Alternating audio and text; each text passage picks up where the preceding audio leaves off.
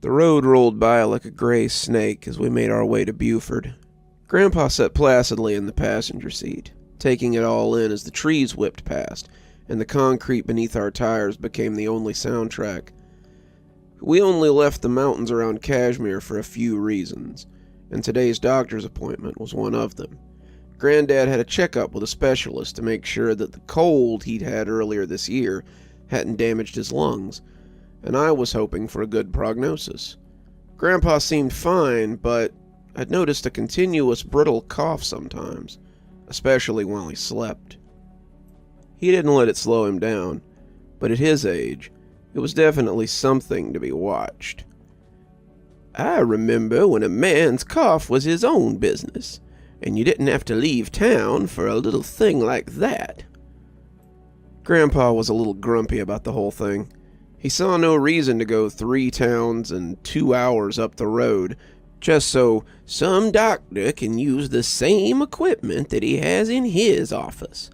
This fellow was a specialist too, he kept reminding me, and specialists always came at a premium.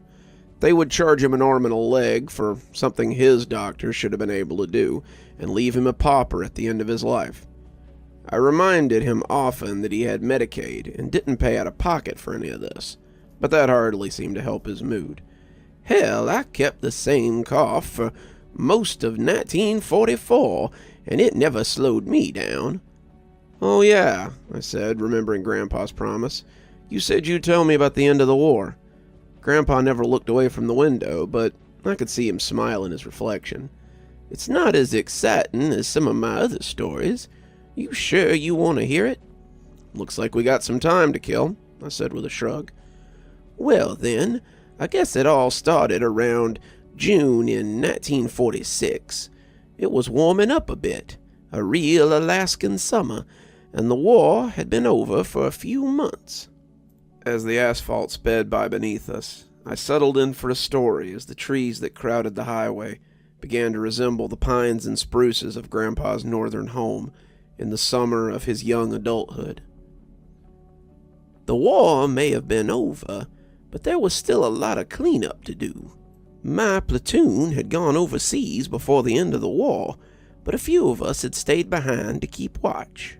We were supposed to be watching for incursions by Japanese or Russians, but both fronts had been pretty quiet at the end of the war. Our brass was just starting to foster the paranoia that would take us into the Cold War, but Alaska was experiencing one of the warmest summers in a while.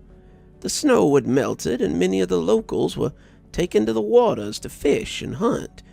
We were seeing more small crafts than military fleet vessels these days. John and I had been selected to stay with the small unit they had stationed here, and we were about 30 in all at the base. Our days were spent keeping watch and keeping the place ship-shape, and there were some of the most comfortable times I'd ever experienced in the military. It had been about 4 years since I'd left home, and my tour was coming to an end. I could re-enlist, but with the war over, many of us were being discharged and sent home. The need for a large standing military, especially in a place like Alaska, was minimal, and John figured we wouldn't be in the barracks for much longer.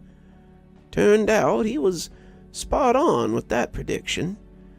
It was Wednesday when the trucks came in, and the major called our unit to the flagpole for reassignment. He called us last, and it seemed we were in for a surprise. "Smith and Register, you're being discharged. The United States would like to thank you for your service and wish you luck in your future pursuits." He handed each of us a manila envelope and nodded before leaving us to contemplate our turn of events. And just like that, it seemed my time in the army was over. John and I cleaned out our footlockers, and as we waited for his sister to come pick us up, John asked me what I would do now. I thought about it for a few minutes, but couldn't answer him right away, as it turned out. After some thought, I told him I guessed I'd go back to Georgia.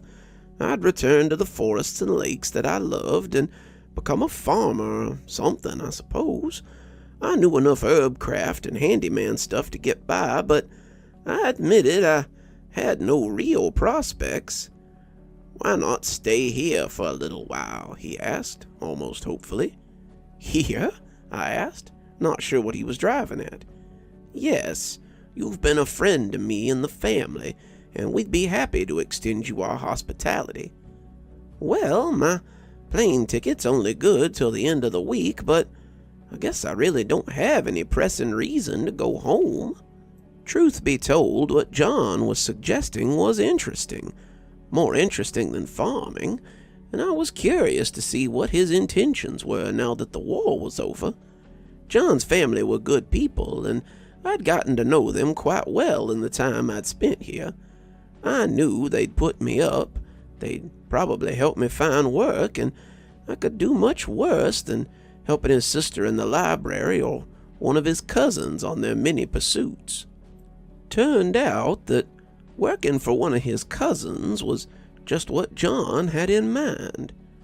John's family had a farm on the reservation, and it reminded me a lot of the house I grew up in. It was a long building with a lot of little rooms worked into it, and John lived there with his mother and father and their 3 remaining children. The other 3 were off on their own, but they came to visit pretty regularly. Sundays were usually busy as siblings and cousins and grandkids came to eat with the family, and I was welcome at their table just like any other relation. John's father had held me in high regard after I saved his grandson, and his daughter and I had become fast friends after the incident with the ruin. So I called my parents and told them I'd be spending some time in Alaska, and they said that sounded fine, but to be sure to keep in touch. John and I spent about a week on vacation before one day he took me to see one of his cousins. You know I drove truck after the war, but I bet you never guess how it started. John's cousin owned a small construction company before the war. The company had a reputation for working fast, efficiently, and not cutting corners when it counted. As such, he'd gotten a lot of military contracts when they started renovating a lot of the old military bases in Alaska so they could make them livable for soldiers. He'd come out of the war rather well off and was ready for a new challenge. He had used his trucks to help with the transport of goods sometimes, and he'd seen the merit in the transportation business and export line. He was starting a trucking company, something that was a little trickier in Alaska than it was in Georgia. His cousin Wayne was a beefy guy without much neck, and he looked at me without much confidence. "You ever drive truck before?" "Transport trucks in the military, sometimes regular trucks back home to help someone move or help pick something up. These are big trucks. Some of our routes take us over treacherous terrain. Can you handle yourself?" "I believe I can." He nodded, not really looking impressed, but clearly willing to give me a shot. He took me around and showed me the truck he had, introduced me to a guy named Doc who looked like a Yukon prospector more than a mechanic, and told me to show up Wednesday morning for my first delivery. "We'll start you off local so we can see how you work out and break you in slowly." These trucks weren't the huge 18-wheeled giants that have become so common these days. These trucks were more like troop transports I had driven sometimes for the military, and I could already feel the gears sticking and hear the brakes squealing any time I touched them. The loads we carried wouldn't be massive, likely only a few 100 pounds at a time, but a job was a job, and I was happy to be employed. John's father was glad to hear I was employed too, and said he'd rent me a room once I started making a steady wage. It's not fancy, and it's certainly not quiet, but it's a space to keep your things and a bed to sleep in. Room and board gets your meals as well, and we'll be happy to have a man like you under our roof." I thanked him, shaking his hand, and went to settle into my new place in the world. I would spend the next 6 years in Alaska, and sometimes I regret ever leaving. Alaska was where I learned to trade, where I met the best friend I ever had. and where I met your grandma. In a lot of ways, my life would have been very different if it weren't for Alaska. We might not even be having this conversation if they'd sent me to the front lines instead of sticking me in a frozen backwater. I'm pretty thankful now, but there were days I definitely questioned what I was doing there. Driving truck proved pretty easy, and I spent my days mostly hauling Wayne's equipment from one job site to the other. Wayne had about 20 guys in his outfit, and most mornings started by taking them to the job site, unloading their gear, and then taking some more to a second job site and repeating the process. Sometimes I helped them on the site.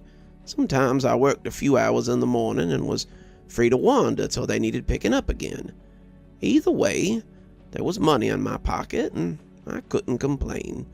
John spent his days on the farm, helping his parents and siblings bring in the harvest or tending to the livestock, and we spent our evenings on the front porch drinking beer and talking about old times more often than not. Sometimes his siblings would join us. Sometimes we'd sit with each other for company. But I believe that John and I started the tradition that the two of us keep to this day. John had stories about his youth, and I had stories about Grandma and Glimmer and the oddities that I'd encountered in North Georgia. In John I found a kindred spirit, and his childhood seemed to be as fraught as mine. "It's nice to have someone to talk to about these kinds of things," he said one night after finishing a story about saving his cousin from one of the otter people who was supposed to live near the coast. "Even some of my own people don't believe in these things, and the ones that do don't often like to talk about it.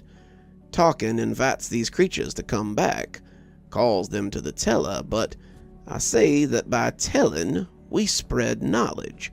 People should know that things like this are out there and that they can be dangerous if they aren't careful."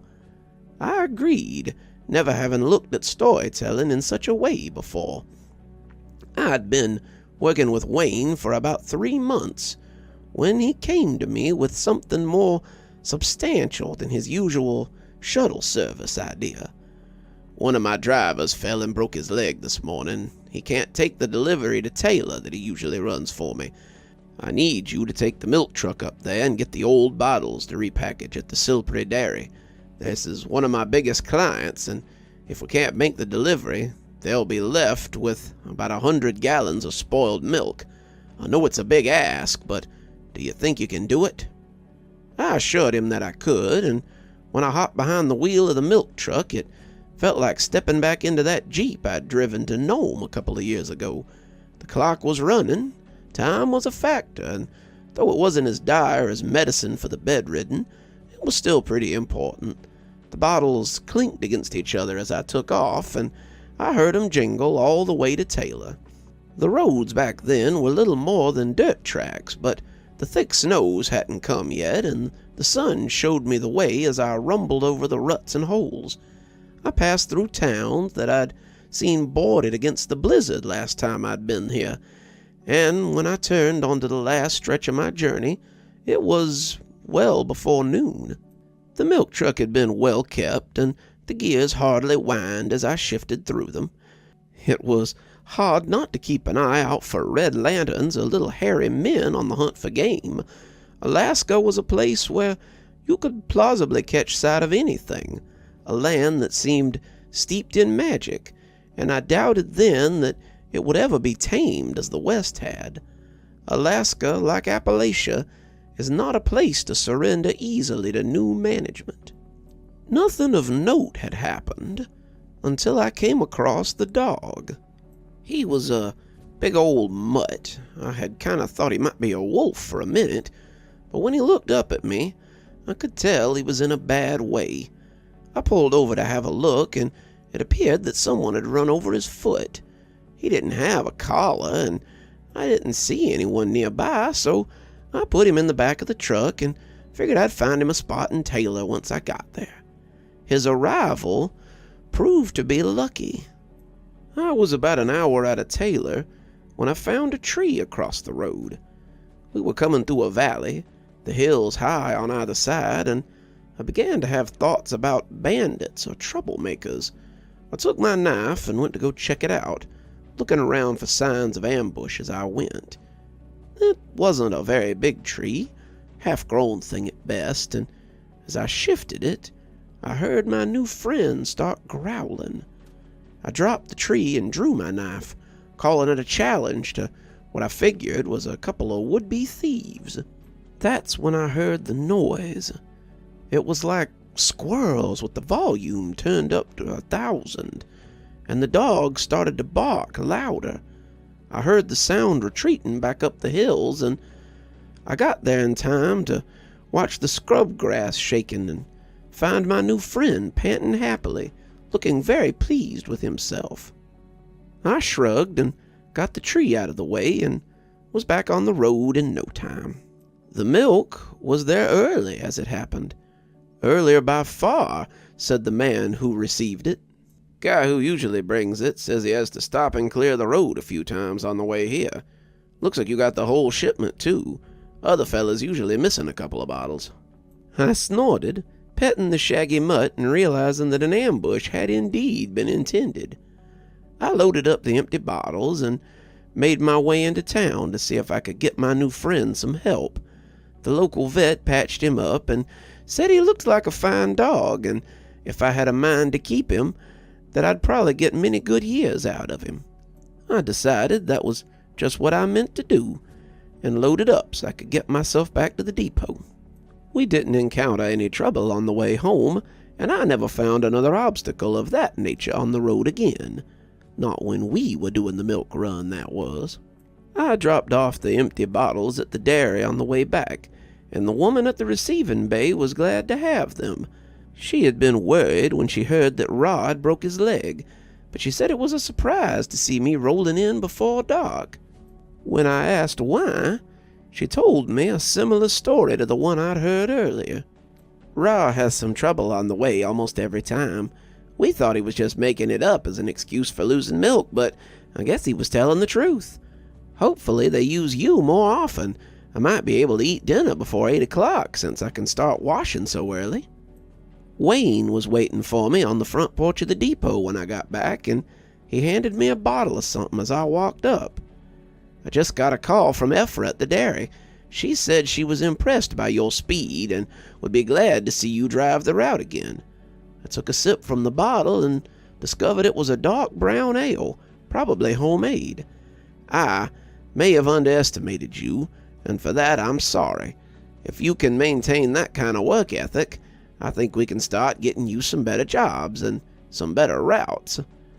We clinked our bottles together, and it was the start of a fruitful period for me. I drove the milk run twice a week. I ran mail to the distribution centers sometimes. I drove to Nome and Bethel and even Anchorage a few times to take one thing or another. Wayne hadn't sugarcoated it. The roads were often dangerous, but I was careful and rarely missed a deadline. I did have one stipulation if I was to drive for him, and that was that the dog be allowed to live at the depot and accompany me when I made runs. Wayne said he'd been looking for a good dog, and Scrap became a familiar face in my cab and around the shop. When I finally left Alaska, Wayne said he would write me a recommendation for any trucking outfit I wanted, and he was sorry to lose such a good driver. I had many adventures on the open tracks, and they all started with that first milk run from Willowbrook to Taylor. We had entered the outskirts of Beaufort as Grandpa wrapped up his story, and I looked at him appreciatively as we rumbled along. "Sounds like you were one of the first ice road truckers," I joked, and Grandpa scoffed. "Pure silliness. Most of those guys play it up for the network. I definitely had some harrowing times and some tricky deliveries, but if every day had been like that, I'd have likely never made it all the 6 years. I did run up on a bear once, a big brown fella but we were pulling into the parking lot, and Grandpa shook his head. Looks like we'll have to save that one for another time." I couldn't help but feel a little cheated. Grandpa's stories sometimes seemed as constant as the old man was, and I prayed they never ended.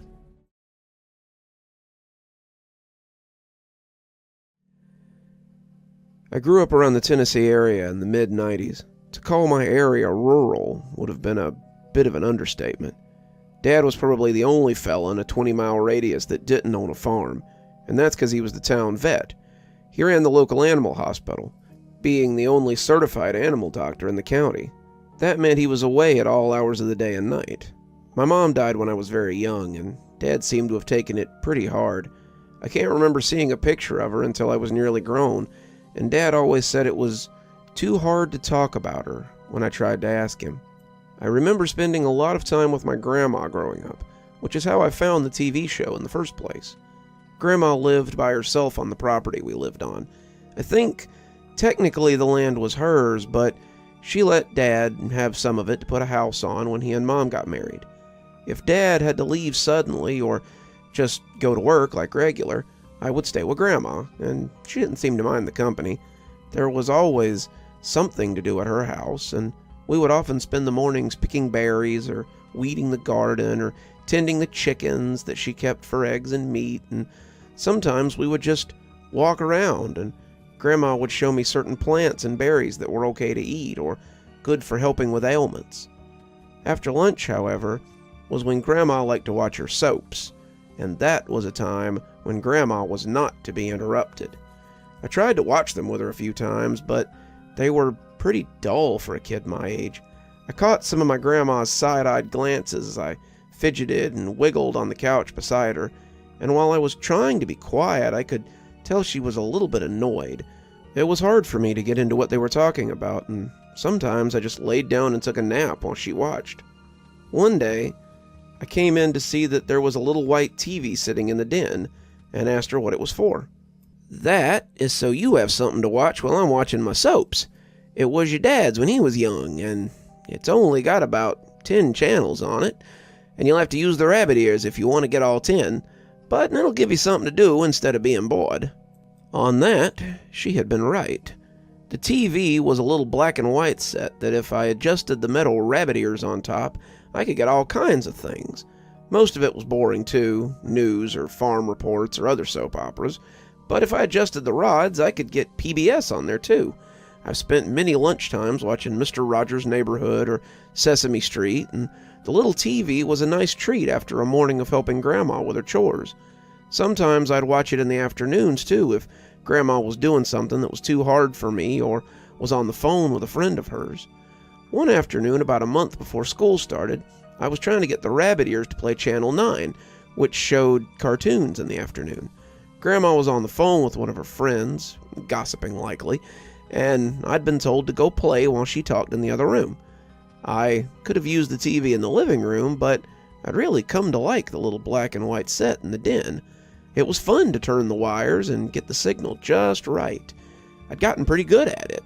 I was trying to get it right on that day, hoping I hadn't missed too much of Thundercats, when something came through that I'd never seen before. It was a show with puppets, and it was definitely different from what I usually found on Channel 8. The puppets were singing a song about the sun and how its brightness was so good, and I decided to watch for a few minutes before trying to find my usual cartoons. I'd grown up in the South and knew a religious puppet show when I saw one. I'd grown up in the era of Gospel Bill Show and Colby's Clubhouse. Public access usually could be counted on to have a few others that were less fancy, and this one appeared to be in that vein. All the puppets looked like someone had bought them second-hand and dressed them in homemade clothes. They were interspersed with real kids and adults, and the host seemed to be a man in overalls with a wide-brimmed hat and a piece of straw in the corner of his mouth. He looked like he was running a country store, and as he wiped the counter, puppets and people came in looking for things. As the song about the sun ended, the camera opened back on the man wiping the counter, humming the same tune the kids had been singing. He looked up, surprised, and seemingly greeted me as if I'd walked in. "Well, hello! Welcome to Bright Farm. I'm Thomas. Welcome to my store. You look like you might be looking for something specific. I knew a man who was looking for something particular once. He found it in the Wonder Barn, where many miracles happen. His name was Joe, and here's his story of finding the light." I watched as a sad puppet cried over a gravestone. His son had died, and the puppet man fell into despair as he grieved for his lost boy. Over time, he found the farm and found that his son had been there. In the end, the puppet had embraced the floating ball of light that seemed to hover over the farm, and his frown had become a smile. The longer I watched, the less this seemed like your typical kid's puppet show. Usually the subject of Jesus or God would come up at least once, and the ball of bright light seemed to be what they were all talking about. As the story ended, Joe's wife came to visit them as her sad frown was also replaced by a smile. That's when all the puppets began to sing about embracing the light and surrendering to the bright. They all threw their hands up as they sang, the bright light showering them in constant aura, and in that light, their smiles looked weird. The thread they had used was red, and it made their faces look pained, like they might be bleeding. Their eyes still appeared sad, and the duality gave them a manic look that I couldn't shake. It wasn't until later that I wondered how I'd seen the thread at all. The TV set was black and white. The thread, the sun, everything should have been monotone. As the story ended, Thomas came back and said how wonderful it was to embrace the bright. You could embrace the bright too, you know? It's easy. You just have to accept the bright into your home, your community, your world, and it will come to you. Let the bright shine through you so that it might discover your friends and neighbors. Let the bright bring joyful warmth to your community and discover what it's like to live in its warmth. The way he stared at me through the TV set was starting to make me feel uncomfortable, and when I reached out to turn the knob, I could swear his eyes followed my hand. The knob clicked over to 8, and I found the end credits for the Thundercats. I wasn't sure how I had come to somehow be between Channel 7 and Channel 8, but it appeared that I had. I wasn't sure how I felt about the show, a show I just called The Bright Show in my mind, but it wasn't the last time I saw it.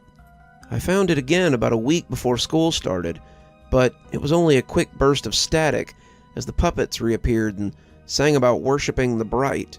They were raising their felt hands to the sky as a painted background of a placid field set behind them. Their eyes looked crazy, and their smiles seemed to stretch across their faces like jokers from Batman. Words repeated again and again, the tempo increasing. The whole thing just seemed surreal after a while. I finally turned the channel after some undeterminable amount of time, and the ensuing static made me feel less crazy. After that, I didn't see it again for a while. I'd started kindergarten in the fall, and my days were a little more organized after that. Grandma had kept me on a routine, but it was always one that matched what she was doing. Suddenly there was schoolwork and recess and new friends and a big playground, and I came home every day with a backpack of artwork and a body that was ready to drop. I napped some afternoons, but if I wasn't napping, I was probably watching TV in Grandma's living room. She hadn't usually used the TV in the afternoon, not until Wheel of Fortune came on, and I was free to watch whatever I wanted. My arms were too tired to fiddle with the rabbit ears, so I lay on the couch and watched my cartoons in color for a change. Then one afternoon, I came home to find Grandma watching something on the news. An oil tanker had gotten into an accident near our town and set some of the woods on fire. Grandma wanted to make sure that none of her friends or family were in danger, and she told me to go watch TV on the little set instead. She was on the phone with one of her gossip friends as she said it, and the two were chatting animatedly as I slunk off to the den. I was trying to find cartoons again, adjusting the wires so I could get the right channels, but when the singing began to crackle over the speakers, I knew I'd found that strange puppet show again. This time, as the static cleared and the picture came into focus, I saw the little card for Bright Farms appear from between some clouds before becoming the inside of the shop again. This time, however, there was a woman in a long dress wiping the counter instead of Thomas. She looked up as the camera panned in, and her face seemed to possess recognition, as if she knew the person approaching. "It's you!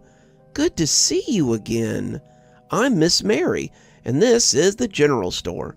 Thomas is out handling some things, so I'm in charge for a little bit. Sometimes we aren't sure we can handle things on our own, but with the Bright, all things are possible. Let's take a look at Micah, who isn't sure that she can handle her workload, until discovering her true calling with the Bright." The story was about a woman with a struggling business, but I was finding it hard to concentrate on the story. The woman presenting the tale was familiar somehow, though I didn't think I'd ever seen her. Her hair was pulled back into a bun of dark chestnut locks, and her smile reminded me of the puppets I sometimes saw after their smiles had been attached. The skin around the corners of her mouth was red and angry looking, but her smile was huge and inviting. The puppets and the stories suddenly meant very little, and I found myself waiting for the time I could see Miss Mary and hear her talk to me. I started tuning in more often after that, and I found Miss Mary behind the counter of the general store more often than not. Whatever business Thomas was on seemed to keep him away from the shop more and more.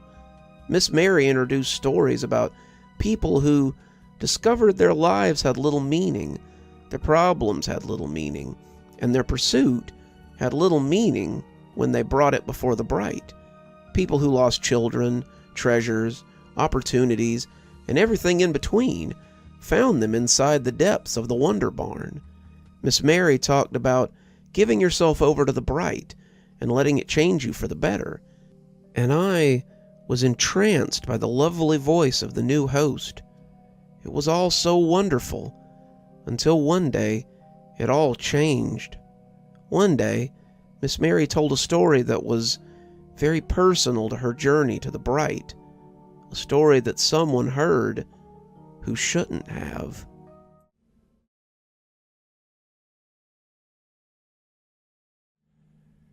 Hey guys, I'm back again with an update. It's been a couple of days, and the food is just about gone. Luckily there's a sink in the corner, so I don't have to worry about water. It tastes a little metally, but it hasn't made me puke, so I guess it's fine. For some reason, there's a bag of cat food in the corner too, so I guess if it comes down to it, I can eat that. Okay, now on to what you're really interested in. The little potato dude is okay.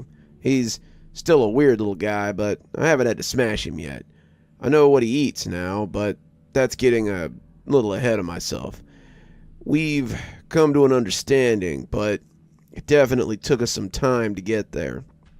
The first day was definitely the worst. As I tried to find a way out of the little room, the little guy just kept screaming to be let out. The longer he screamed, the more he started to sound like a baby crying for food. I swear I could hear him through my headphones, and after they died, I was stuck with just the sound of him crying. I alternated between charging my phone and charging my earbud case, but sometimes I still was left listening to the little guy scream. He cried till about midnight, and that's when I kind of snapped. I picked up the tank, now more like a fish tank and less like a jar, and stared through the glass at him. It must have been pretty scary, because he stopped yelling and just stared back at me with his multiple eyes. He had so many. They were all over his body, and he had a little staring contest with me before I finally told him to shut up, or else I'll smash your little tank and squish you like a bug. He seemed to think about it, and when he nodded, it was like his whole body nodding. We had some silence after that as the two of us sat and made our little plans. Thought about calling campus security again, but when I tried, they just thought I was goofing. I tried to explain to them where I was and what was going on, but they just told me not to play games and hung up on me. I tried 911 too, but they said the same thing. Heck, the lady at 911 threatened to call the police if I kept calling. And I told her to go right ahead. Maybe the police could find me better than the campus security. But since they haven't broke down the door yet, I guess not. It was about 3 a.m. the next day when I finally thought to look at the tank and found him watching me. "Well, you got any ideas?" I said, making the little guy jump. He seemed to think about it, but before he could say it, I cut him off. "And don't say I let you out of the tank." "Fair enough. In that case, I have nothing to add yet." "Terrific," I said, putting my head in my hands and staring at the floor. "Have you perhaps thought about the vents or the drains?"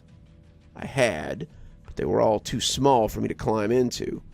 There was a drain in the floor, but I couldn't even put a foot in there.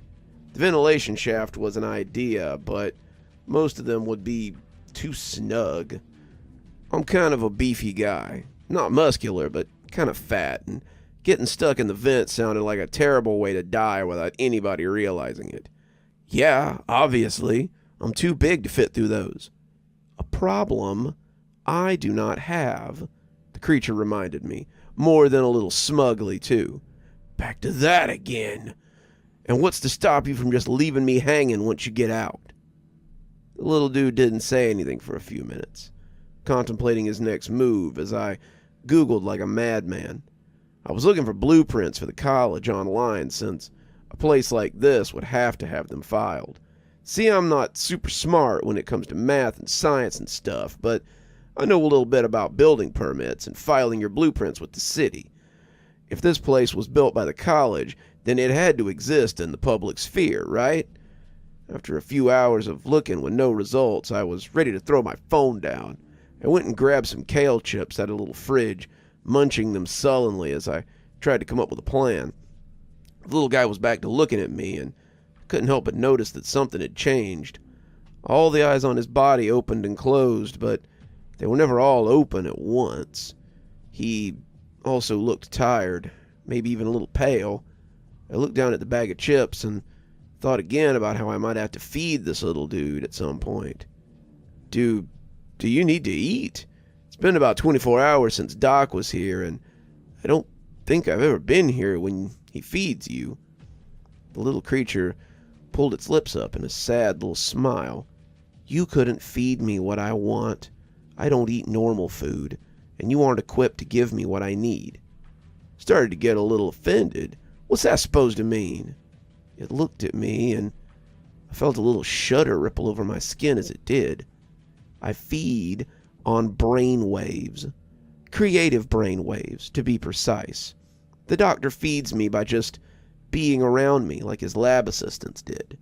You, however, don't seem to create the same way he did. You look at your little device all the time and it makes your brain waves taste bland and unappetizing. That's why the doctor's assistants kept getting headaches. The more they created, the more I fed. The doctor doesn't get them because his mind is like a wellspring. You, on the other hand, are incapable of nourishing me. You simply don't think the same." I sat back, not sure whether to be happy that I couldn't feed him or offended that he was saying I was too dumb. In the end, I guess I just decided to roll with it. "Well, I guess we're both stuck then. You need to eat brainwaves and I need to eat food. We can't get either here, so what do we do about it?" "Is there anything in here you can use to break open the door?" the creature asked hopefully. "Checked already. There's some lab equipment in the fridge, the table you're on, a chair I'm sitting in. Other than that, not much. There's books, but none of them are going to get us out of here." I kept searching my phone for something that looked familiar in the blueprints, but it was getting frustrating. Ugh, if only I knew where we were. If I knew the name of the building, I could find the right map or tell security where to find us. "Wait, is that all you need to get us out of here?" it asked, floating close to the side of the tank so it could look at me. "Well, yeah, if I knew where we were, then I could tell security where we're stuck." "I know where we are," it said, and it sounded a little less smug and a little more sinister when it said it. I stared back at it for a few minutes, waiting for it to fill me in. It sat there for a few seconds, waiting for me to ask the question. "Well, you gonna tell me or what?" "Why should I?" it said. "If I tell you, then you'll just leave, and I'll be stuck here. What guarantee do I have that you won't just leave me once you've gained your freedom?" The little son of a bitch had me there. There would be nothing to stop me from just leaving him here to die in that tank. Without any brain waves to gobble, he'd shrivel up and die. Maybe that's what he deserved, but I just couldn't bring myself to hate him like that. Little dude had never done me wrong, and I couldn't mess up my karma by shafting him like that. I promise that if we get that door open, I'll take you with me. "And release me?" he asked, hedging. "Dude, if you get us out of here, I'll take you to SeaWorld and release you, if that's what you want. The kale chips are going to run out soon, and if I starve, you are SOL, little bud. You might not be able to eat my brainwaves, but you can't open your tank either, or dial my cell phone with those little baby fingers. Whether we like it or not, we kind of need each other right now." The creature nodded, bumping its little head against the side of the tank. "Agreed. I will have to trust in your honor, I suppose." "Bruh, I'm chock full of honor. I've never welched on a promise, and I'm not going to start now." "Very well, then," it said with a little smile. "The building is called Rashley Laboratories. At least, that's what the assistants always thought of when they thought about it at all. One of them thought it was spooky when they walked through it to get here, and the image led me to believe that it might be abandoned."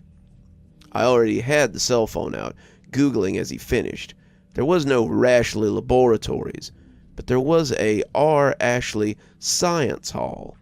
It had been abandoned in the 90s after an explosion in the science wing, but the campus had never torn it down for some reason.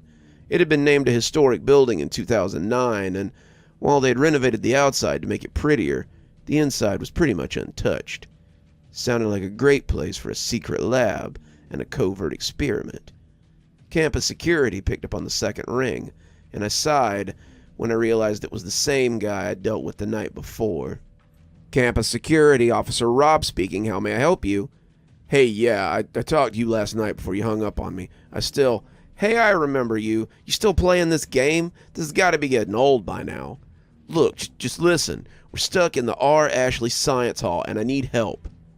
There was silence as he digested that. "Okay, nice try, but that building's been closed for years. Pretty sure the door's never even open. How exactly did you get in there, if you are actually stuck in there?" It's hard to explain," I said, looking at the little potato dude as I thought about how to start. "I got time. Let's hear the whole story," he said, pretending to be interested. To hell with it. I decided I might as well lay it all on the line. "I'm sitting down here with Dr. Cranler's experiment, the one he got arrested for buying stuff to make. He pays me to sit down here and watch it at night, but the door's locked, and I need someone to let me out." The line was quiet for a few seconds. Then Officer Rob started to laugh. "Wow, great story. I love the little name drop, but I'm kind of busy to be going down to an abandoned building and tromping through dust right now. Why don't you call back when—" "Fine," I said, deciding to take another direction. "Maybe I'll just call the feds and let them know that I have a highly illegal experiment that Dr. Cranler was working on and that the college was probably helping to fund it. Then, when they ask why campus security didn't take the call, you can tell them how you thought it was a big joke and didn't look into it. That's probably going to make you look real great, buddy." There was silence for a minute, then a big sigh from Rob. "Okay, kid, it's at least worth a look, I guess. Give me your cell phone number so I can call you from my security phone when I get there. You can help me find you since you're so lost." I looked at the potato dude, putting my hand over the phone as I whispered, "Got any other ideas about how to find us?" He looked like he was thinking before nodding and saying he could probably guide him to us. "So that's where we're at now. Help seems to be on the way, and I'm updating you guys as I wait for the security dude to call back. I'll post again when I have an update, so stay tuned for more news. Wish me luck. Hopefully we make it out of here pretty soon, 'cause one more kale chip and I might need a barf bucket."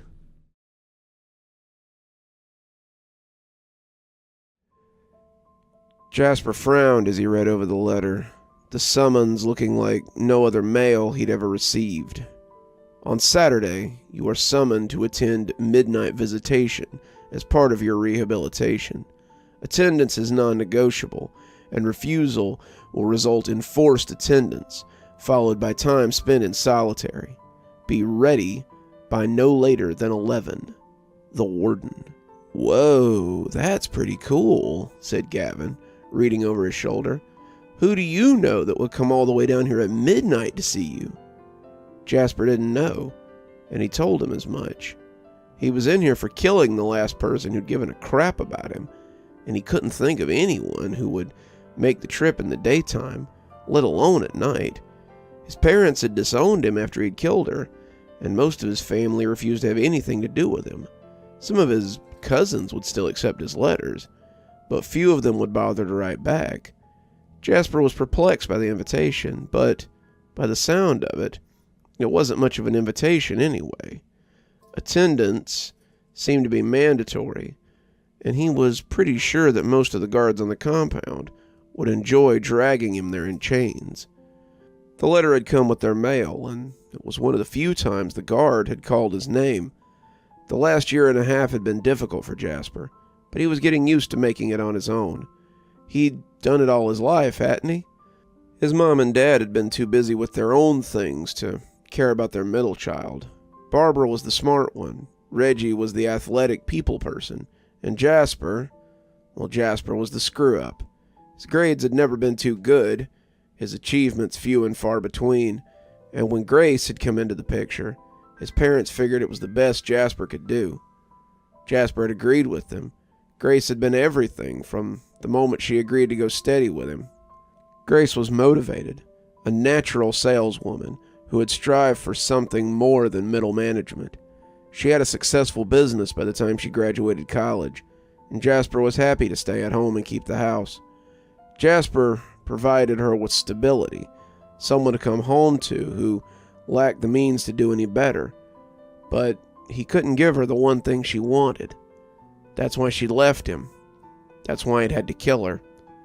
He couldn't stand to be apart from her, couldn't stand for her to be with somebody else. And now, he was stuck in Stragview for his lapse in judgment. That's what made the note so cryptic, and the longer he thought about it, the shorter the list of people who would come all the way here at night became. He did a little more than wait, he supposed. Jasper asked around about the midnight visitation, but no one seemed to know much about it. The younger guys all shook their heads, and the older guys clammed up when you asked about it. It was like a magic spell had been cast over the whole thing, and when you asked some of these guys, it seemed to sap the life right out of them before your eyes. Garth, one of the more gregarious murderers on Jasper's block, had looked downright scared when he'd asked him about the visitation. "I can't say nothing," Garth said, "and neither will you once you go. It's a secret that you keep after that. It's something that changes you, and you keep going back till it does." What changes you?" Jasper had asked, but Garth wouldn't say any more. "Get away from me. Get away before he thinks I told you." He left in a hurry then, their chess game only 4 moves in, and Jasper found he had more questions than before. He supposed that all would be answered on Saturday, and as the days passed, he found himself a little excited about the whole idea of the thing. When Saturday night arrived, Officer Gage found him in his bunk, his best uniform still looking ragged as he waited for whatever might come. Gage held out a pair of cuffs, telling Jasper that he'd have to cuff him before he left. Jasper nodded, putting his hands behind his back, but Gage told him it was in the front this time. Jasper shrugged. It was his show, and let him cuff him in the front.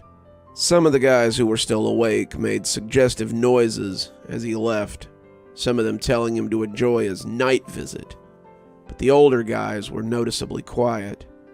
Gage led him to the visitation area, a little spot behind staff check-in, and when Jasper shook the cuffs at him, Gage told him to sit down and put his hands on the eye hook on the table. There were a few guys in here, some of them Jasper knew, but most he didn't. and they all seemed to be cuffed to the protruding hook in the center of the table. Jasper started to buck, but realized it wouldn't do any good. Whatever this was, they'd have him, one way or another. He set his hands on the table, and Gage pulled a lock out of his pocket. He secured Jasper to the spot before leaving him in an all-fired hurry. Whatever was about to happen, Gage clearly didn't want any part of it. Jasper glanced around the room, taking in the men that sat around him. There were about 12 in all of them shackled to the table, and they were all spaced so that at least 3 chairs separated them from one another. Most of them looked confused or unsure, but a couple of them looked like they knew what was coming, knew and weren't looking forward to it. One of them, a big bald bruiser named Dennis, had his head against the table as he cried nakedly between his elbows. Another, who Jasper didn't know, was praying in fast Spanish. A third, Jasper thought his name might be Conroy, was thrashing around as he pulled at his bonds. His eyes were roving like a scared horse, and he kept pulling at his cuffs until he heard a lock click near the back of the room. Then he went still, and Jasper thought he saw him listening for something.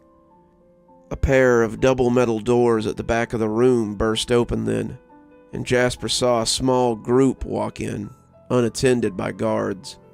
2 of them were children, a pair of twins who looked ghostly under the dim fluorescent. One was a dark woman who sat down in front of the man who prayed.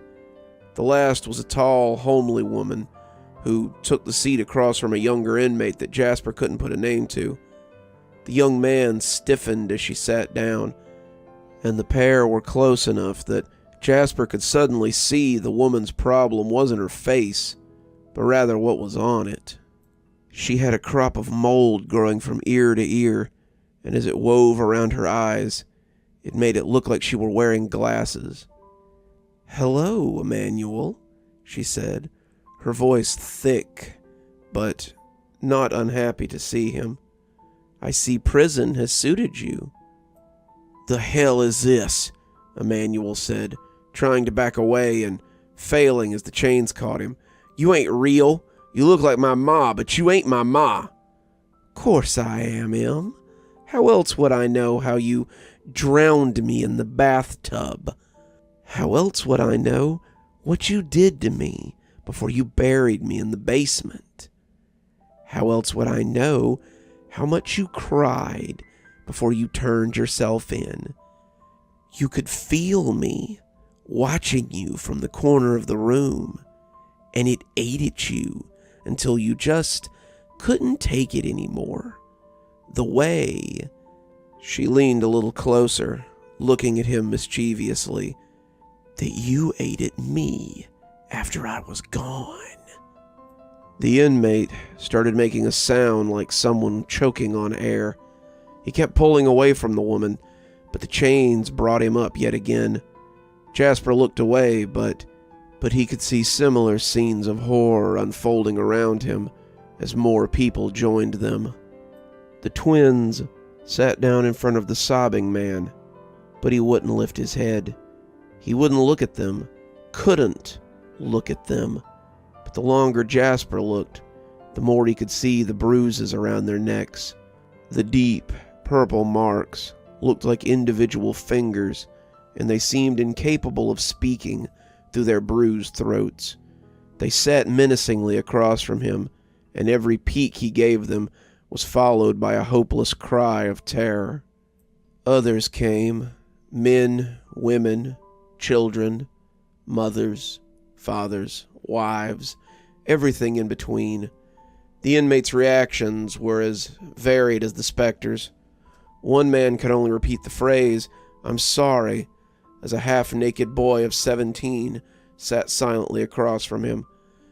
The mother and son he had seen first were now sitting with her hands on his as he rocked and shook his head in negation.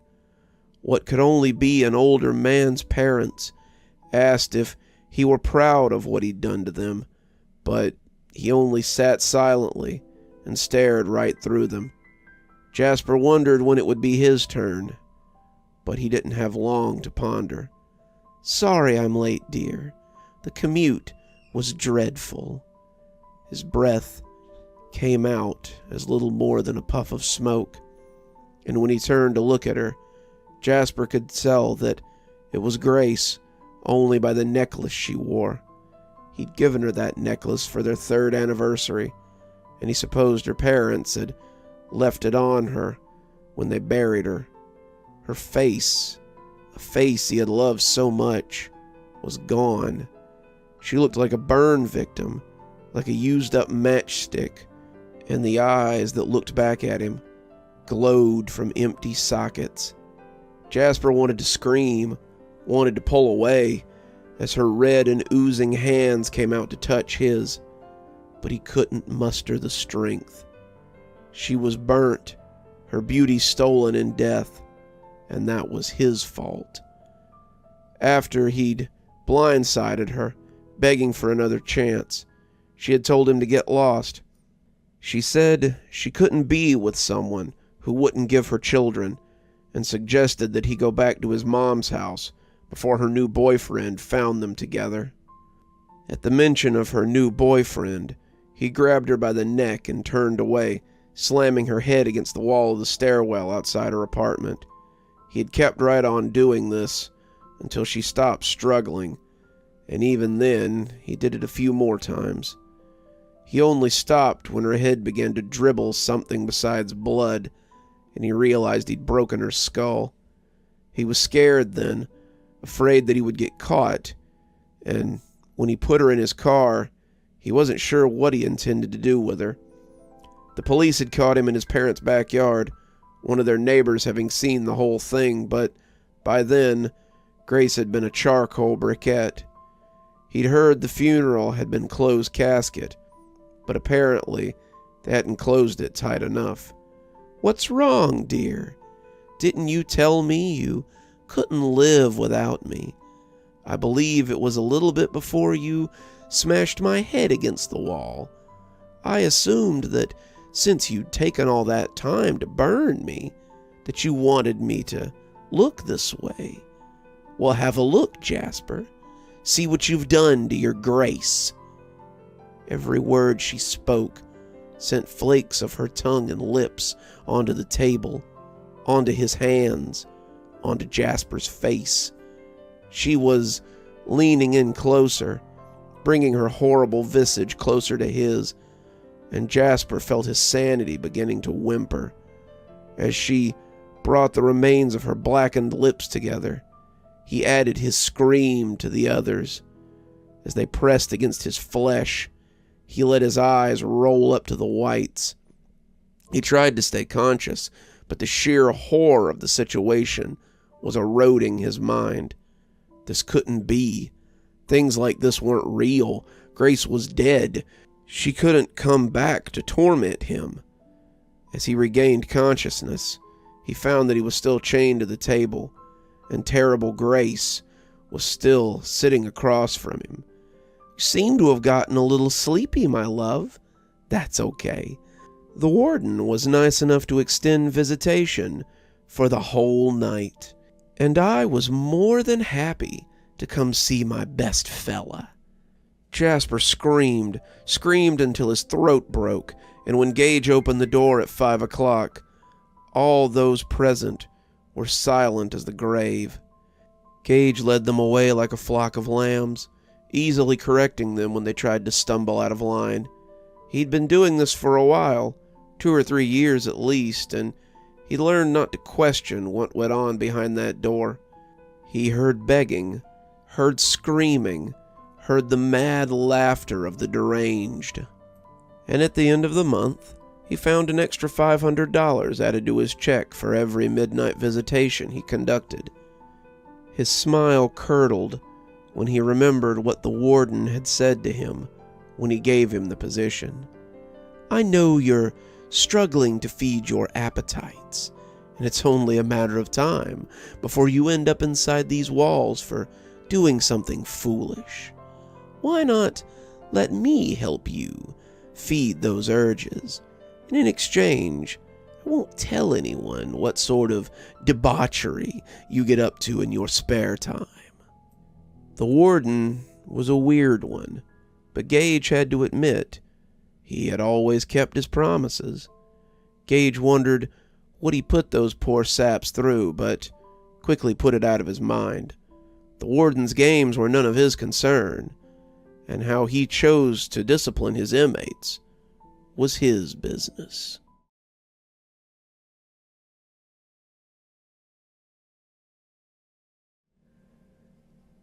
Killian checked the address as he walked up the steps to 1313 West Oak.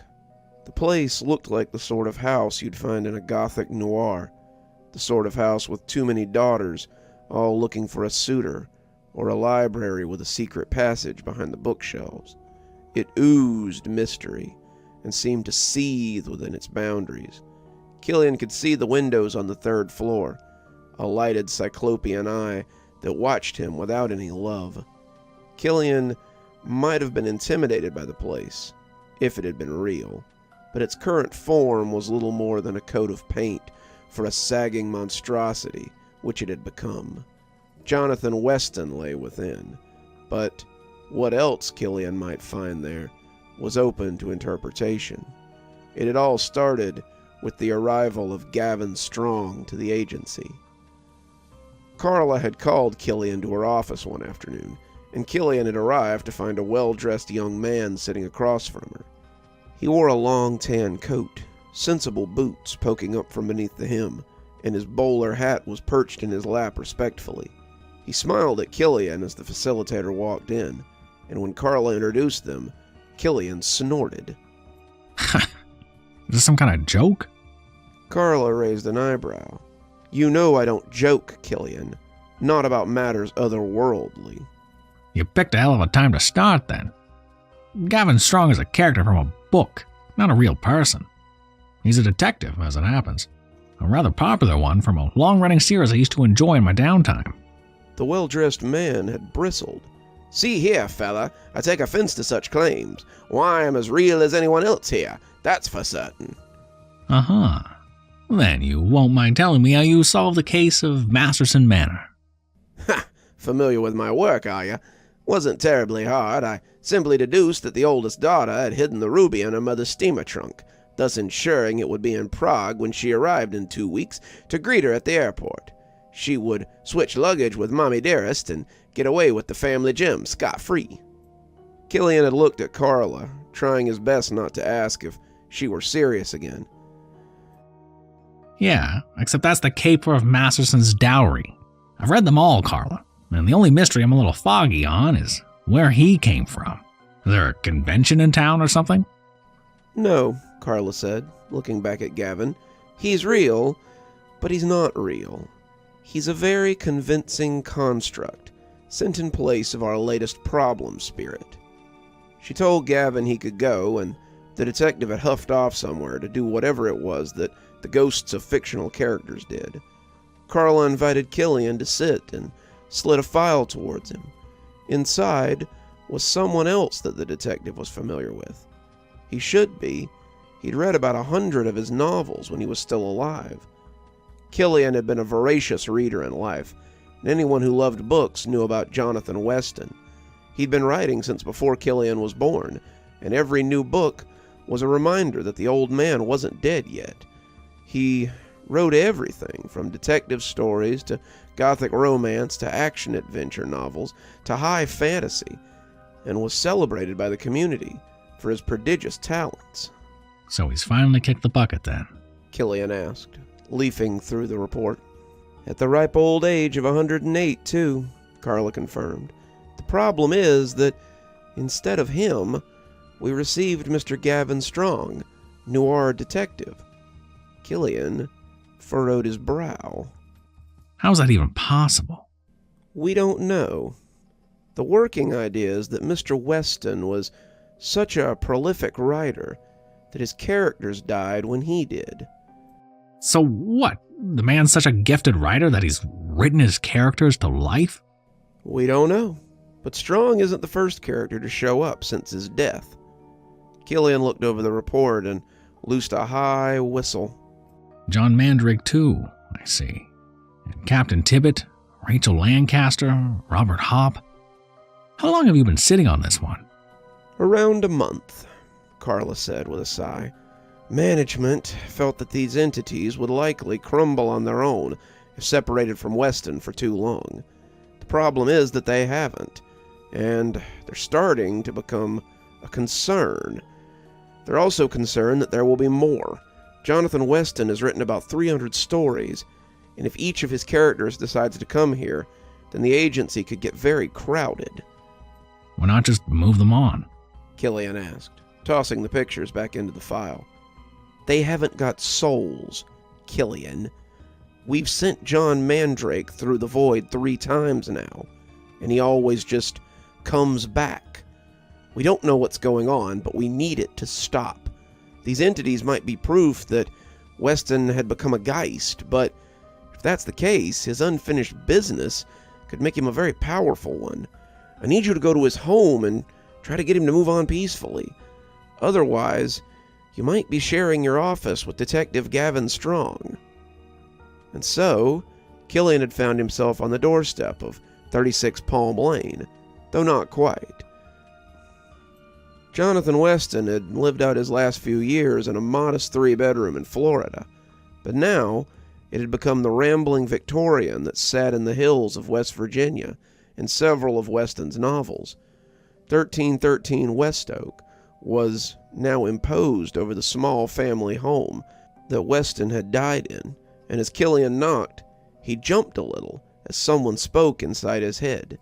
Detective Killian Barger approaches the door and knocks with some trepidation. He had solved many cases in his day, but this one would be the strangest yet. The house before him would prove to be his greatest challenge, as would its owner, the reclusive Johnathan Weston.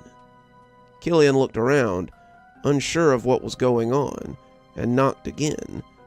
Knocking a second time, Mr. Barger was again greeted by little more than the silent reproach of the ancient Victorian. He should have known that the door to such a lavish manor would be unlocked, and would offer no resistance if he just walked right in. Seemed a bit rude to just come in without being invited, Killian mumbled. But the door proved to be unlocked, just as the voice had said. Stepping through the door of 1313 West Oak, Killian was greeted by... Killian ducked an instant before the sword sliced the air over his head. The blade of Admiral Roger Starley, a seasoned veteran of the Spanish Navy and the footman of House Weston. Jesus! Killian ejaculated, reaching into his coat to grab his gun. Easy, fella. The door was open, so I just came in like a thief in the night? Well, I dare say it's a choice you will come to regret. He was dressed in the finery of a Navy man of the 17th century, and the whalebone coat he wore seemed to hinder his swordplay not at all. Killian ducked and dodged, staying just beyond the killing blade as he maneuvered around the foyer. The dark-haired man was quick, light on his feet in a way that Killian found hard to match, but as the .38 came out of his coat, Killian felt a grin stretch his face. Pistol beats sword, buddy. Believe it. The crash of the revolver startled the Admiral, and as he fell back, Killian heard the voice in his head huff in irritation. Killian Barger, hardly a gentleman at all, disposed of his enemy with the great gouting revolver he had tucked in his coat. Would that all his foes might be so easily dispatched. He could surely reach the top floor and put an end to the meddlesome rider. But alas, he would find the other obstacles less easy to contend with. Says you, buddy. Killian breathed, moving into the house's receiving room. The room had many doors, but what Killian was after was the grand staircase that led up to the second floor. The sooner he got to the top of the stairs and found this mad rider, the better. Killian had enjoyed Weston's novels, but he was quickly getting tired of being in one. The whole house was written like some sort of death trap, and Killian wasn't in any hurry to be the next ghost to traverse the agency's threshold. The grand staircase seemed to ripple before our would-be pursuer. How many debutantes had made their debuts as they walked down that very staircase? How many men had stood at the bottom and tossed a forget-me-not to their sweetheart before leaving for the war? How many declarations of love had been exchanged on those stairs that our dear Mr. Barger now meant to assail? Would they allow such a climb? Or would they Killian had already turned to the door that led to the catacombs he was certain the house would be. He chose the one directly behind the staircase, hoping it would lead towards the kitchen. Old houses like this almost always had a servant's stairs in the cavernous kitchens, so their masters could enjoy their meals without clogging the main staircase with tromping feet. The door led not to a warm and steamy kitchen, though, but a receiving room, done all in reds and velvets. Our dear Mr. Barger, in his haste to meet the creator of such extravagant luxuries, had stumbled into the boudoir of Elizabeth Feynman. From the red fainting couch in the center of the room, a woman in gauzy repose seemed to materialize. Her dress seemed barely capable of containing her, Killian gulped, sizable dowries, and as she turned, he saw the smolder in her gold-flaked eyes. She propped herself on an elbow, drinking him in with real thirst. Killian was torn between whether to go along with this shameless nonsense or stuff the barrel of his gun into his eager mouth. He wasn't even sure it would help, but it was certainly something different than this. "Let's not mince words, Mr. Barger," Elizabeth said as she rose from the small sofa. "I know the desire that lives within you. I feel it too. But you know my heart belongs to Gregor. We must stop this torrid affair before it goes too far. We must part before my betrothed becomes the end of us both." As she spoke, she had moved very close to Killian, and the detective had retreated with uncertainty. Look, lady, I don't know what game you're playing at, but all I'm interested in is getting to the top floor so I can get to the bottom of this. I need... But there was an angry gasp behind him, and both Killian and Elizabeth spun to find a burly man in a crushed velvet suit. His hair was swooped back like some kind of dandy, but the way his muscles bulged at the suit was enough to tell Killian he could be trouble.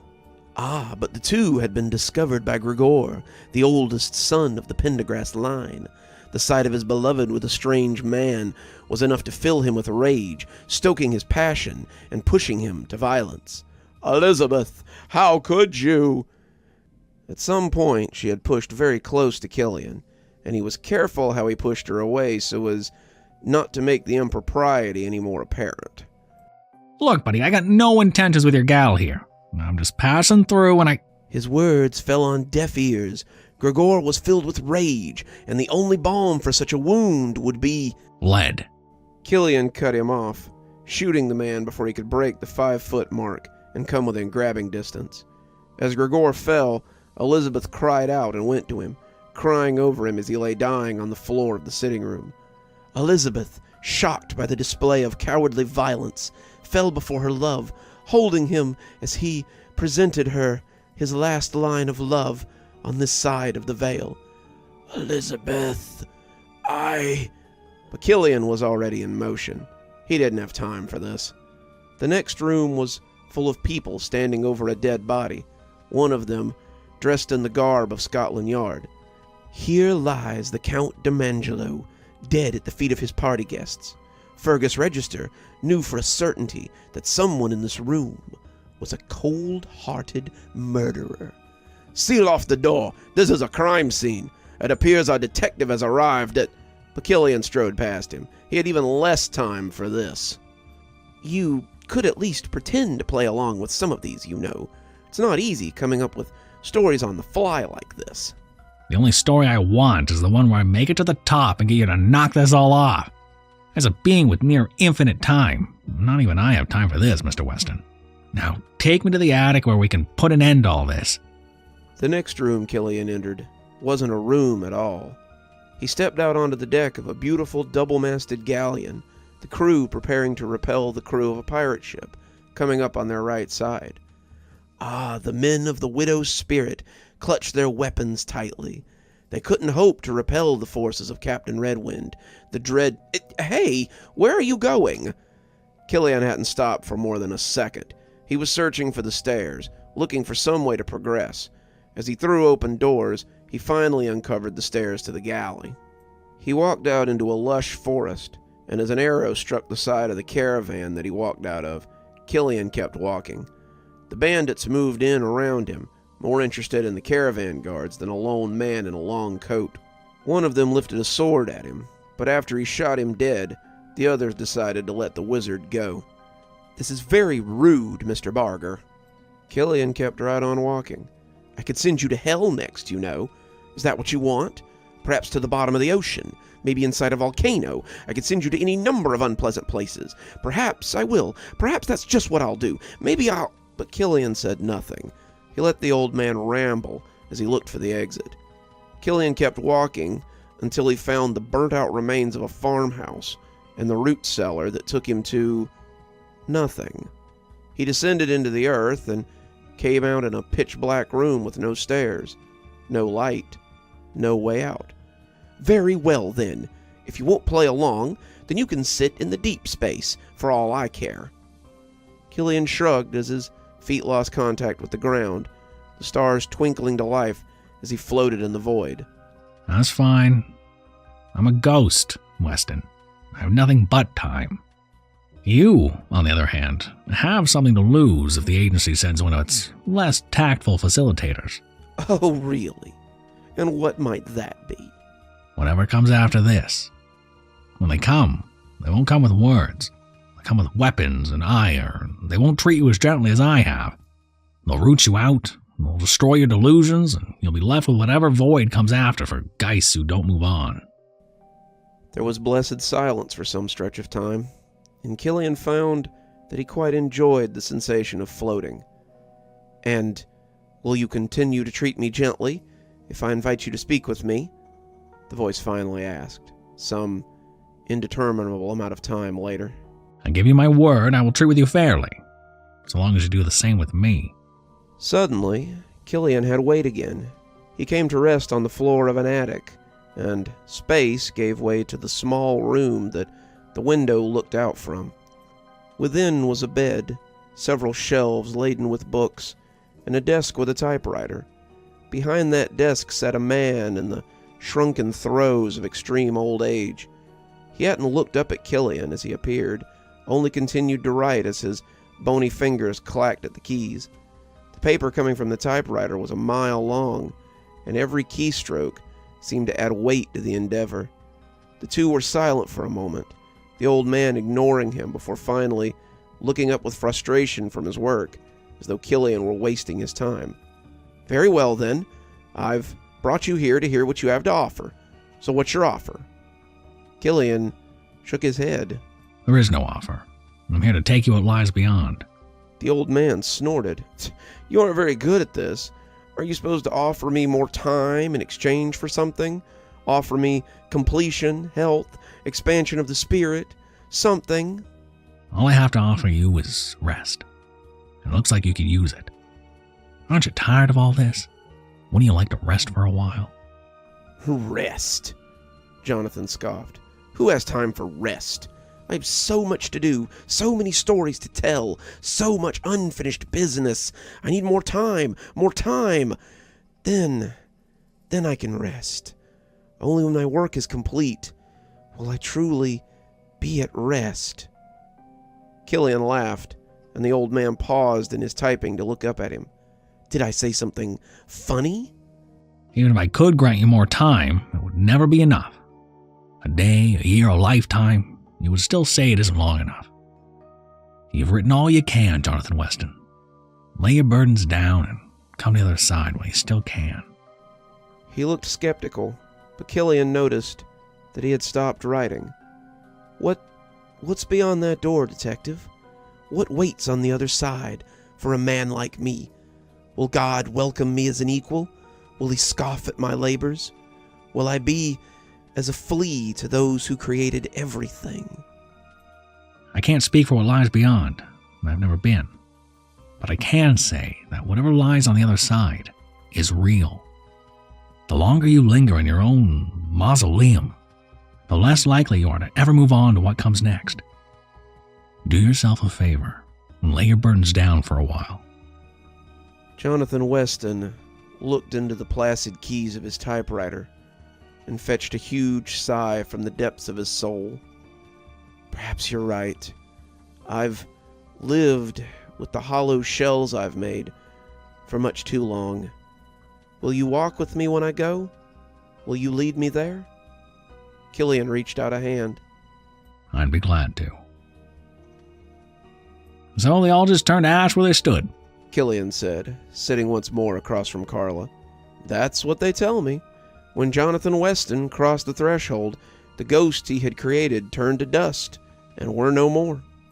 Killian thought about that for a moment, before getting up and taking his leave. "Where are you off to in such a hurry?" "The asylum. It's been a long day, and I think I'd like to visit someone who's happy to see me, for a change."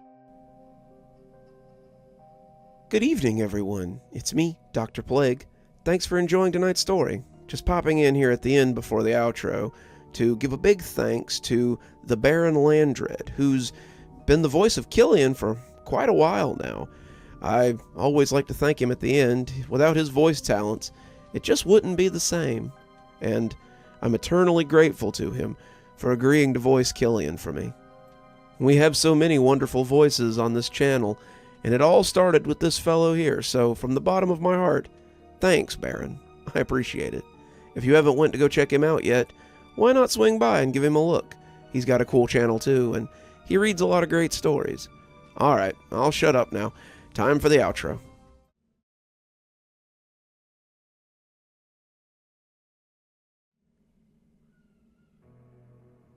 I'm an avid hiker.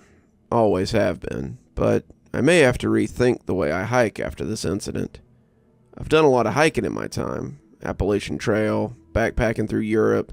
I've hiked trails in Mexico on the border and watched the lights of coyotes as they come to drop off their cargo. And in that time, I've never really felt like I was in danger. I've had some close calls, don't get me wrong, but at no time did I ever wonder if I was going to live through these times or not.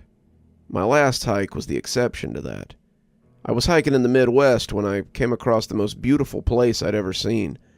I can't say exactly where I was. I was somewhere near the Kansas-Oklahoma border, though. What I was doing could easily have been classified as vagrancy, but I had the appropriate credentials, so any big-bellied Midwestern cop who stopped me knew I was out here shooting photos for Natural World, a magazine that had requested some travel shots. It was pretty cool to get paid for what was essentially professional homelessness, and when I stumbled upon the little dell and saw the grass fields, I knew I'd found my photo op. The grass sat at the bottom of the little dip, and I thought at first that I'd found a bog or a marsh. When the ground turned out to be solid, I made my careful way through it as I basked in the smell of wild hay and timothy. It was tall, the tips coming up over my head, and I let my hands slide delicately over the stalks as I walked through it. I was careful to keep my eyes peeled for snakes or any of the other biting or stinging insects that made a place like this their home.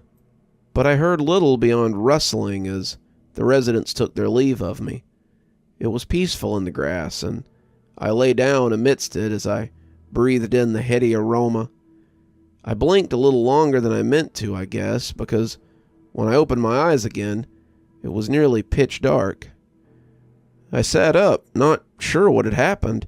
I'd never just fallen asleep like that before, and I was glad when I reached for my bag and found it was where I had left it. The flashlight showed me still within the womb of grass, and as I tried to orient myself, I found I had no clue which way I'd come in. The grass went from inviting by day to an aromatic trap by night, and the wind played games with my senses as it rustled the thick sheaves. I made my careful way through the thicket, the moon smiling at me from overhead in its grinning halfness.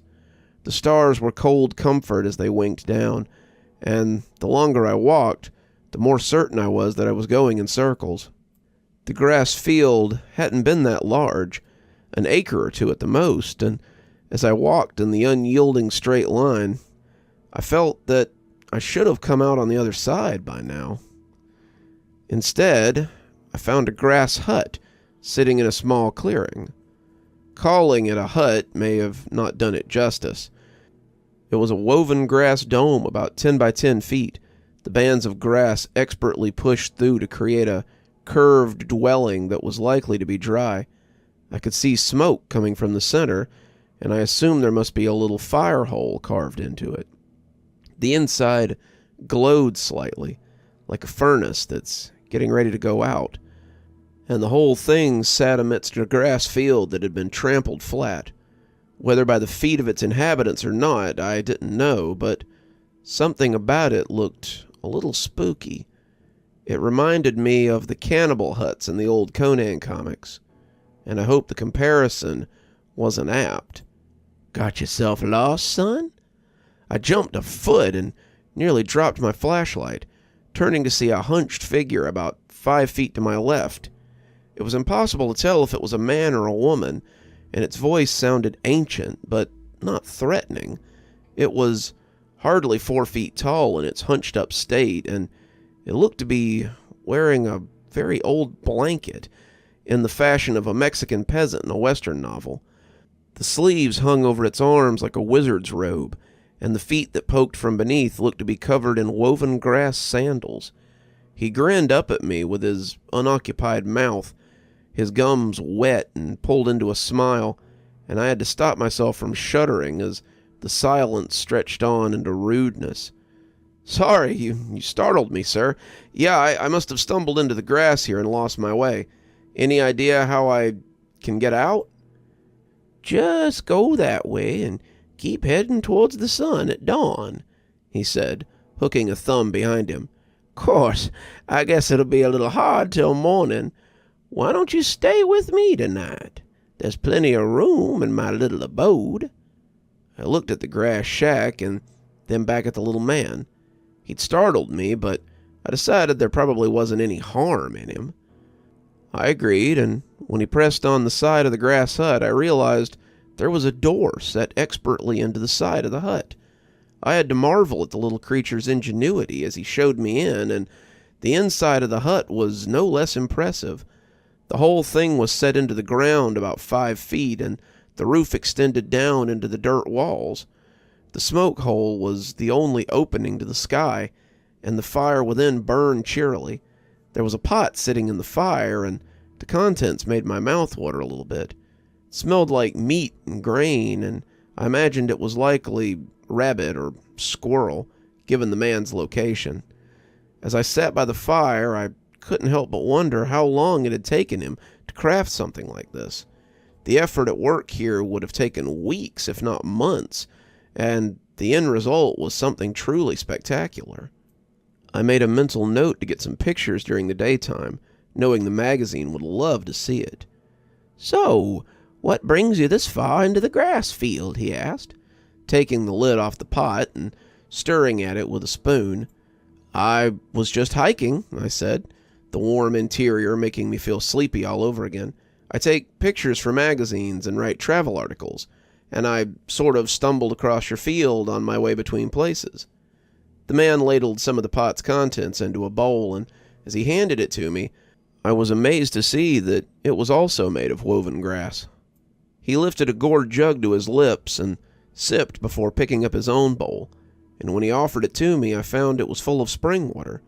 The bowl was full of stew. The meat went well with the roots and things he had mixed with it. It was a little bland, but filling, and he seemed to chew over what I had said as much as the meal. "Taking pictures, eh?" he finally said, the words a little muffled as he chewed at the gristle. "Are you some sort of reporter?"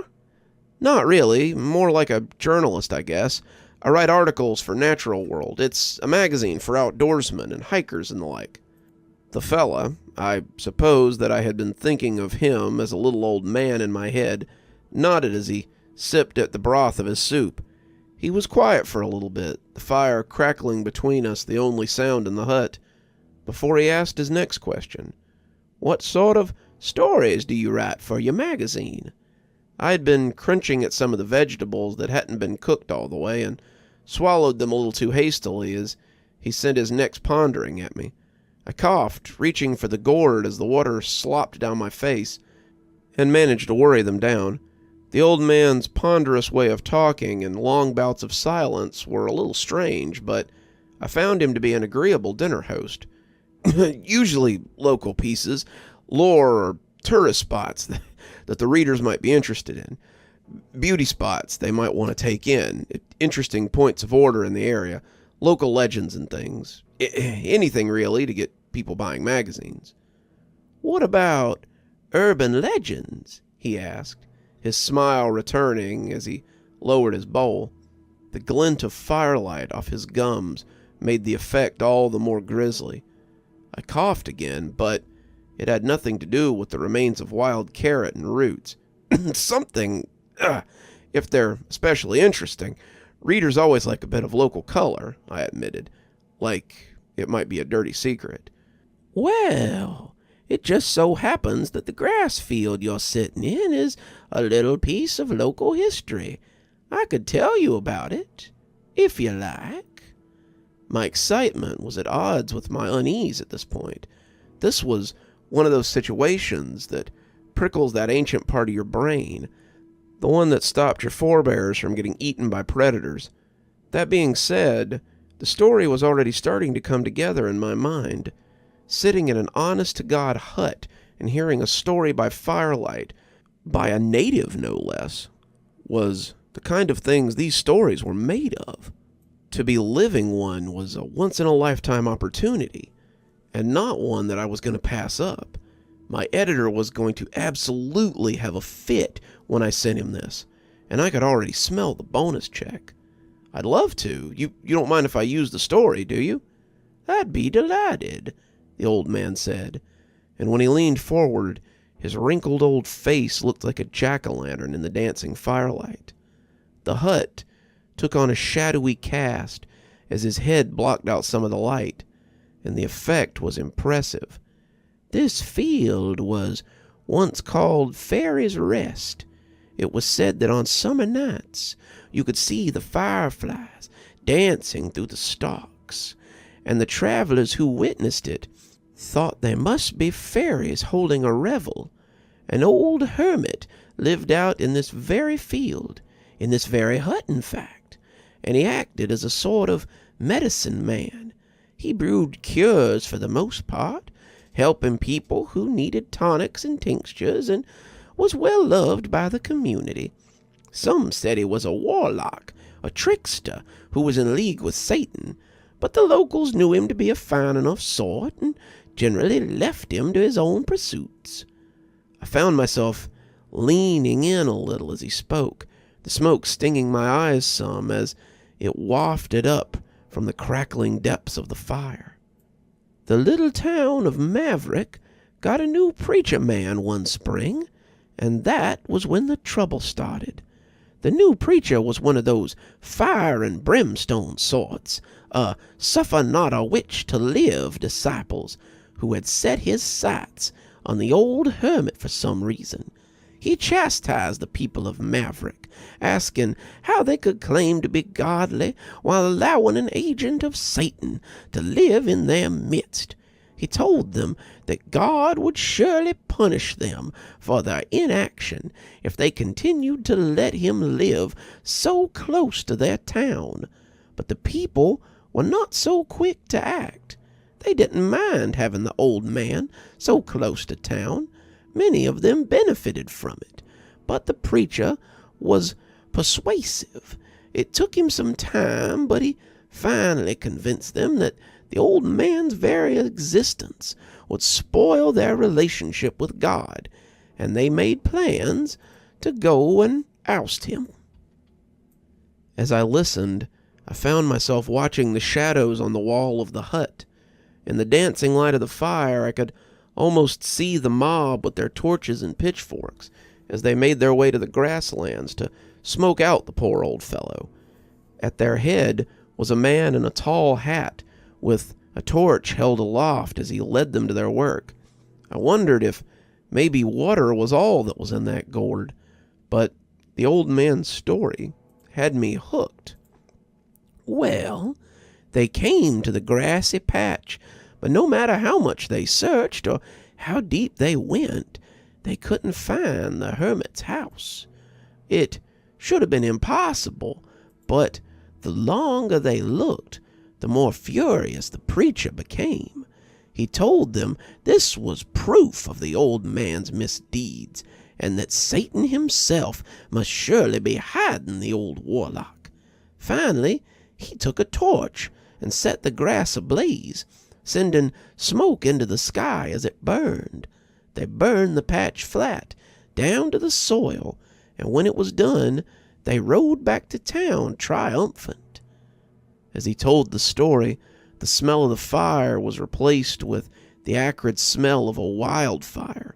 I could just imagine someone trapped in that hellish blaze, their house burning around them as they sat inside, knowing there was no escape. Had the hermit tried to run through the burning grass? Had the smoke gotten him before the flames did? I coughed, reaching for the gourd again, and the old man seemed to revel in my discomfort. Well, imagine their surprise when the spot was reported to have returned a week later. They never found the old man, but it was said that smoke could be seen coming from the grass field. It was said that people had started going missing, too. Anyone who was involved in the burning either went missing themselves or saw a member of their family disappear. Most of the time, it was children, but sometimes a spouse or a cousin would suffice. Eventually, the people of Maverick told the preacher he wasn't welcome anymore and forced him out of town in the hopes the old man's spirit would be appeased. He sat back from the fire then, watching me as I leaned in closer, the fire hot against my face as I fell deeper into the tale. After that, they called this place Ghost Grass, and those who venture in sometimes never come out again. Travelers, hikers, local kids who don't heed their parents' warnings, they all fall victim to the ghost grass and the vengeful old soul who resides there. He doesn't take them all, though. He still leaves a few, the ones he let live so they might spread the story. Those who come here without invitation, however, learn better than to meddle with things outside their kin. The people of Maverick still remember, and they always will. I leaned back as he finished, letting the implications sink in. Was he claiming to be the vengeful spirit of the grassy field? Or was he just messing with me? Suddenly, I had never felt less tired in my life, but when he suggested that we turn in for the night, I agreed without argument. Where would I go, after all? The people who had come to find the old hermit had never discovered the place. What were the odds of me stumbling out again with only the moon to guide me? I lay in the shadows of the hut, the fire burning low as the old man lay on the opposite side. He never snuffled or tossed, just lay there like a stone as I shivered beneath my blanket. I didn't want to sleep, didn't want to drop off with this thing so close to me. But I felt my long day of hiking catching up with me.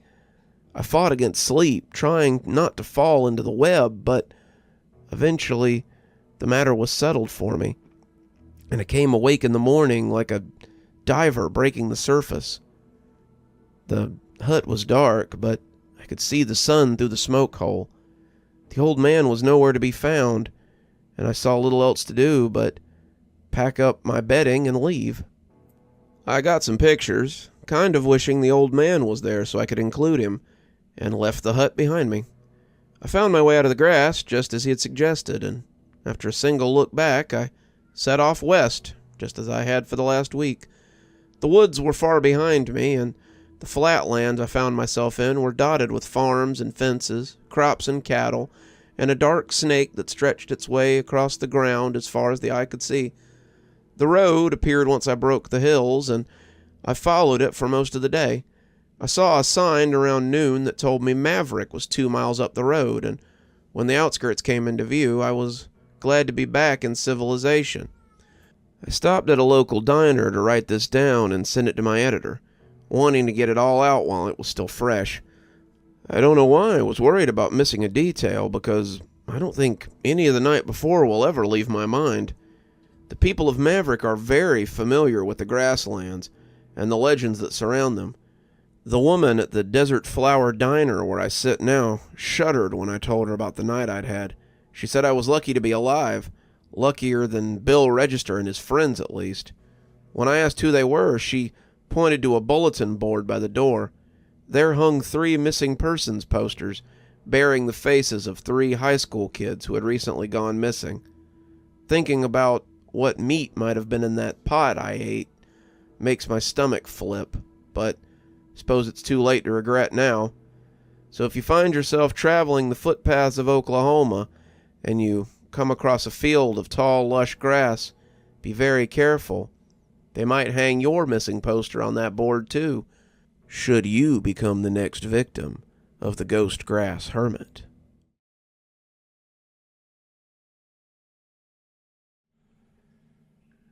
Dex went over the plan again in his head, covering all the angles. He'd be taking his life into his hands when he went to go steal from Gino's, and he knew it. Even with his special talent, he knew things could go south pretty quick. Gino's was a big family-owned grocery store, but most everybody understood that the family in question was the mob. Unlike most of their washing operations, Gino was old blood, and this was as close to retirement as he was likely to get. He didn't like kids, especially not black kids, and Dex was already taking a chance by even trying it. But what he did know was that Gino was going to be busy when he went to go get his bread.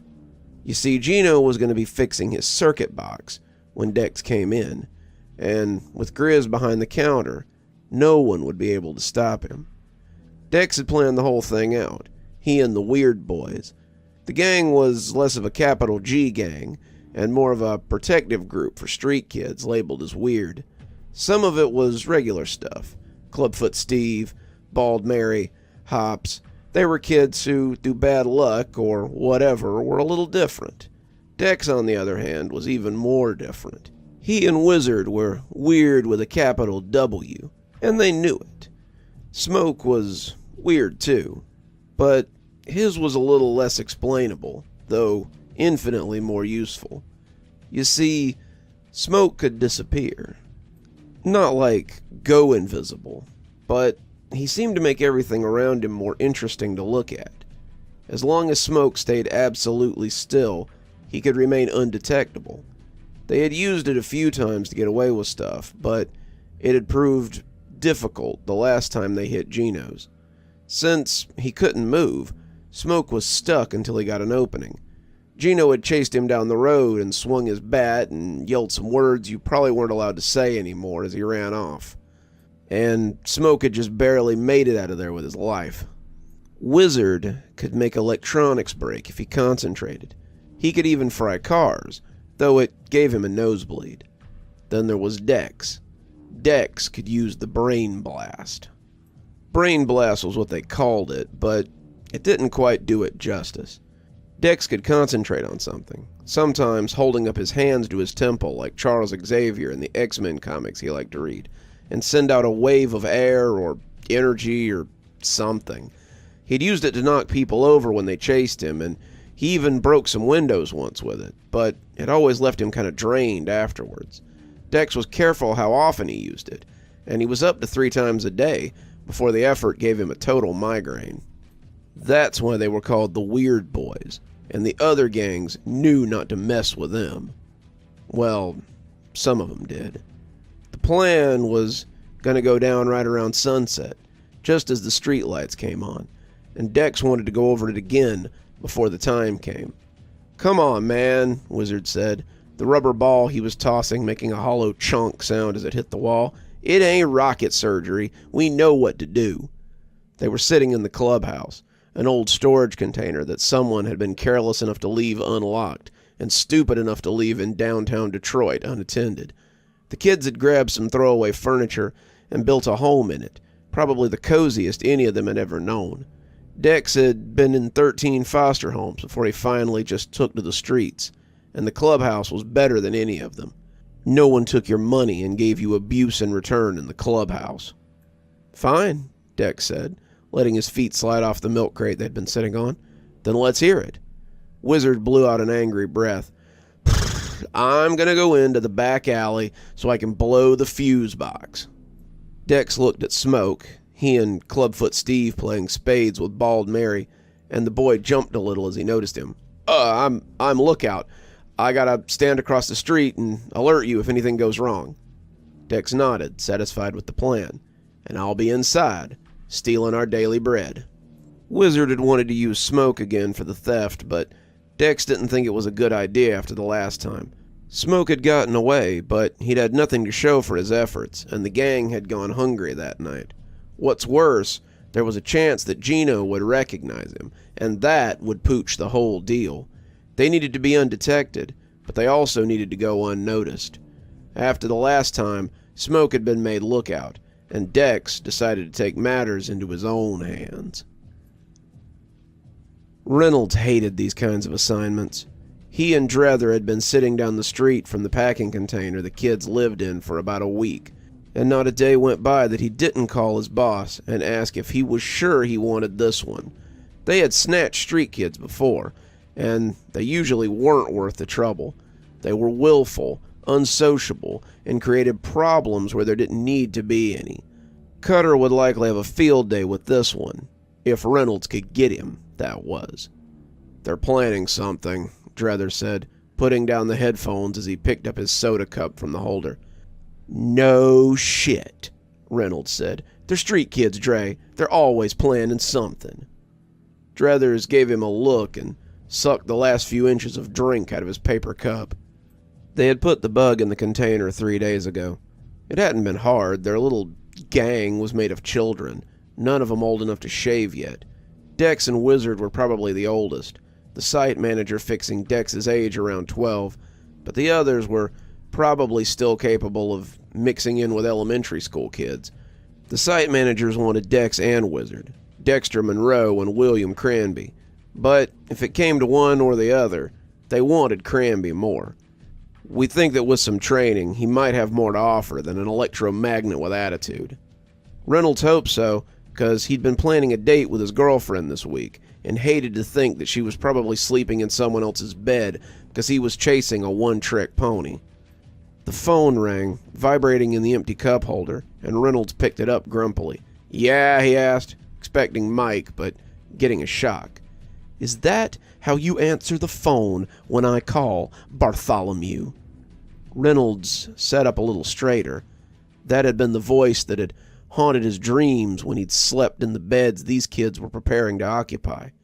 Reynolds could remember the taste of this man's fingers as they split his lip when he was 7, the crack of thunder as he beat him senseless at 11, and the disappointment when it had all been for naught and Reynolds had washed out. He could still hear him saying how much he regretted wasting those beatings on him, but that maybe there was something he could do to recoup their trouble. No, sir. Sorry, sir. Agent Reynolds reporting.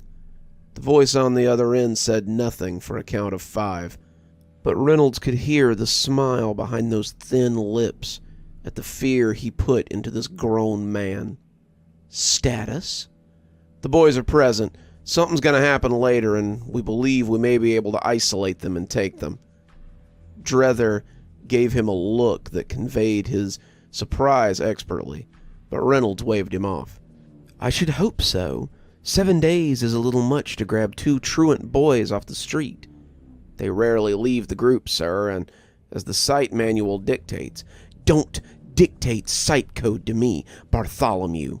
I was writing them while you were still pissing the bed, though I seem to recall that wasn't all that long ago. Reynolds blushed and was glad that he hadn't just put the phone on speaker. Well, sir, if you would like to authorize some extra hands, I'm sure we could get this done without being seen. I would have thought 2 full-grown men could manage a snatch job on 2 half-grown boys. Abilities be damned. Either grab them and return tonight, or just return tonight and wear your incompetence.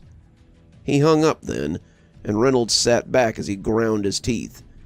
I'm guessing that wasn't Mike, said Drether, earning him a dark look from Reynolds. Nope. Change of plans. Surveillance is over. When these kids leave, we're following them.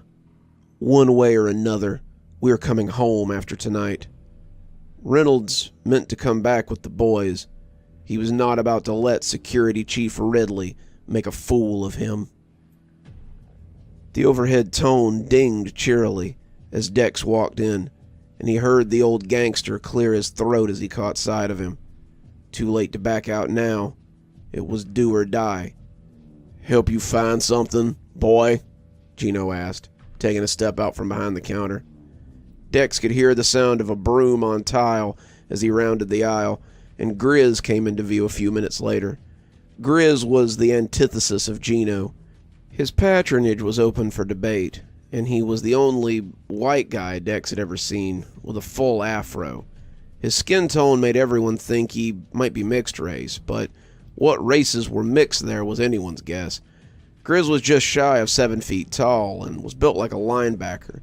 Supposedly, Grizz was somebody's nephew, and Gino hadn't had a lot of choice in hiring him. Despite his size, Grizz was just about the nicest guy you'd ever meet, and he sometimes gave the out-of-date food he pulled off the shelves to the homeless guys, despite Gino's orders to stop feeding the vags. He smiled when he saw Dex, but the smile curdled when he saw the top of Gino's shiny head coming their way. What remained of Gino's hair was scooped into a little ponytail at the nape of his neck. He was dressed in a butcher's apron, a pair of eldritch jeans gracing his small legs.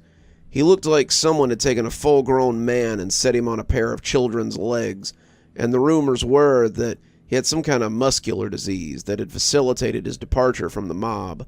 Whatever was wrong with his legs, it didn't stop his big scarred hands from being very adept at violence. As Dex pretended to peruse the chip selection, one of those big hands found its way onto his shoulder, and he looked up to see Gino leaning down to talk in his ear.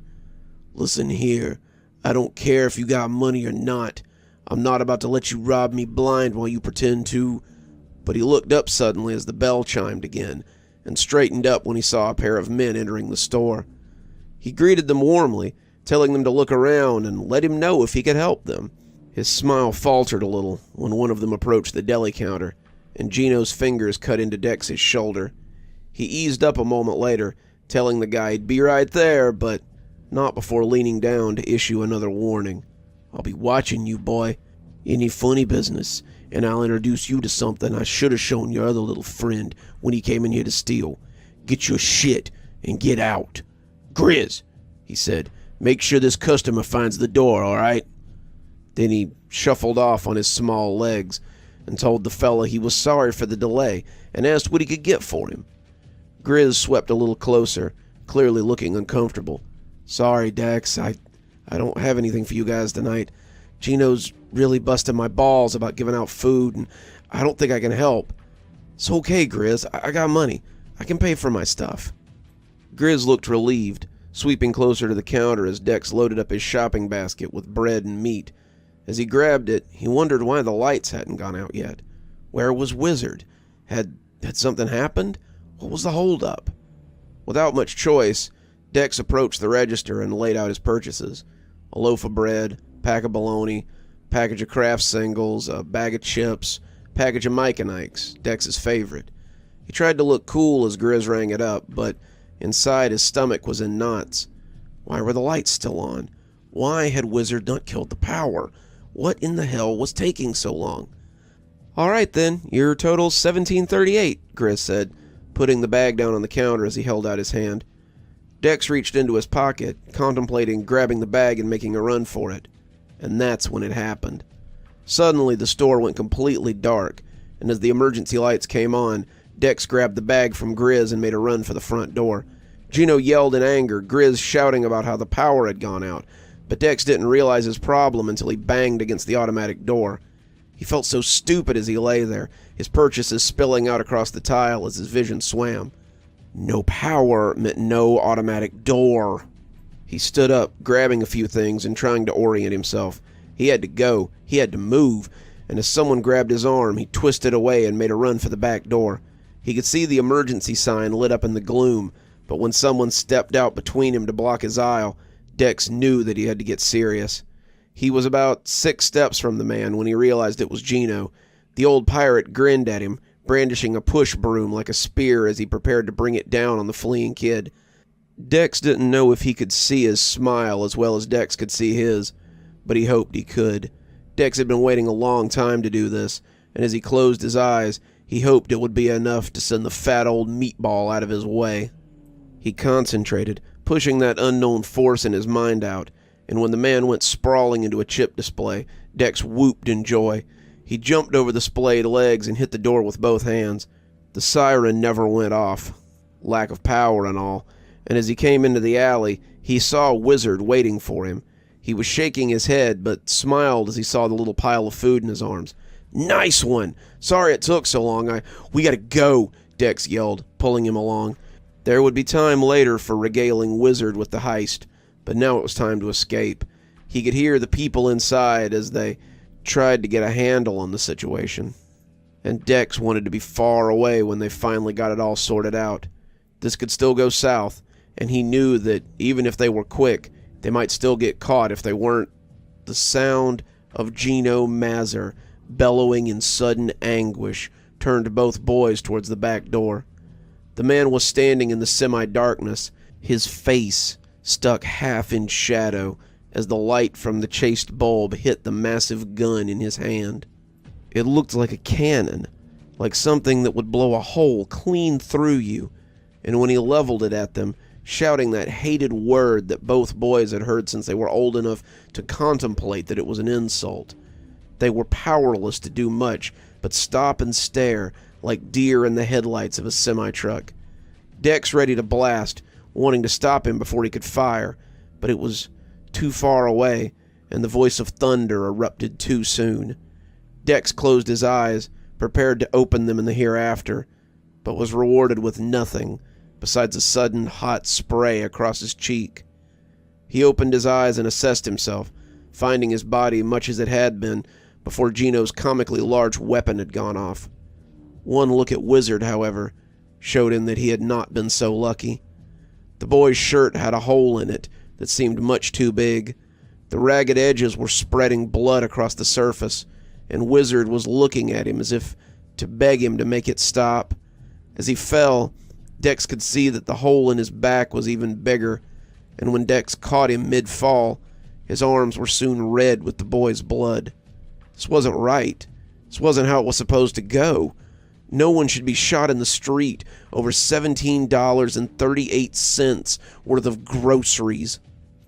Dex knew he should go, but as Wizard lay there panting his life out, he was helpless to do much more than kneel there and watch his friend die.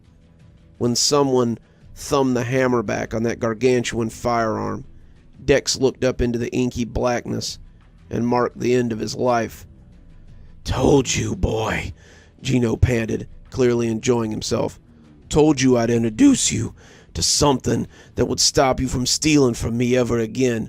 Bet the cops give me a medal when they get here. They'll probably thank me for cleaning up the streets." Dex closed his eyes again, preparing to hit the murderous bastard with the biggest brain blast yet. But he never got the chance. He jumped when a shot rang out, but when something clattered to the ground beside him, he opened his eyes and found Gino's gun beside him. He looked up to find the fat old greaseball wobbling on his suddenly unsteady legs. There was an impressive stink in the air as his bowels let go, but that wasn't what caught Dex's eye as he scuttled out of the way of the falling man. He pulled Wizard along with him, and the man missed them by inches as he collapsed onto the filthy ground beside his own garbage cans. Dex had seen the hole where his left eye had been, and one look at Wizard showed him that the boy had only outlived his killer by seconds. He was sitting in an abattoir now, keeping company with the dead. "Shit, Reynolds!" someone yelled, and Dex jumped as he saw the two men from inside the shop coming into the alley. "What the hell did you have to kill him for?" "He was about to off both of them," the man said, taking a handkerchief out of his pocket before wiping down the gun. "Site management was pretty clear that we needed at least one of them." Dex had dropped Wizard and was backpedaling nimbly as he could. This whole thing had gotten out of control, and now he wasn't sure what was happening. Wizard was dead. Gino was dead. These guys were talking about him like he was something they'd been prepared to pick up at the store. Just like groceries. A little shopping before home. That was Dex. The man stooped when he came to Wizard and put the gun in his hand. Besides, I didn't shoot him. Kid killed him about a second after he shot him. A botched robbery, thwarted assault. Who cares what they call it? Dex grunted when his back came up against the big green dumpster that took up half the alleyway. He was trapped. The man sighed as he slid something out of his pocket. This gun much smaller and delicate looking than the one he had put in Wizard's hand. Well, kid, you're not the one they wanted, but you'll do.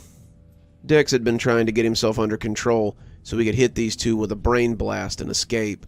But when the little gun barked and a dart suddenly sprouted from his shoulder, he forgot to be afraid as a feeling of warmth washed through him.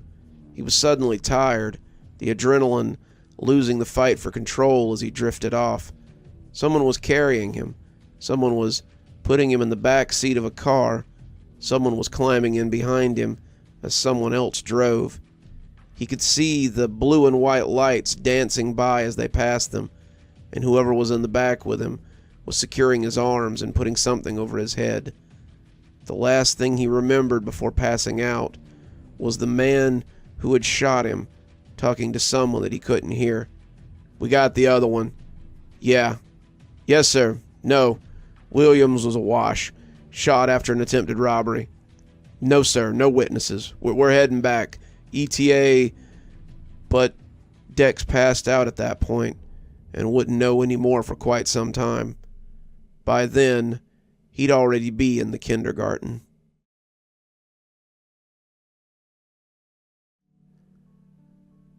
I just don't think I can live with this. I need it gone, or it'll drive me to drink. Dr. Winter tapped the edge of a spoon against the teacup, and the sound it made was like a clarion bell. She brought the cup over to the man sitting across from her, taking him in with a studied glance. He was different than her usual clientele. The man looked as if his demons were far behind him, all save this one thing that he couldn't quite exercise. He wore a crisp, white button-up shirt. He was clean-shaven, and looked as though he had a handle on his life.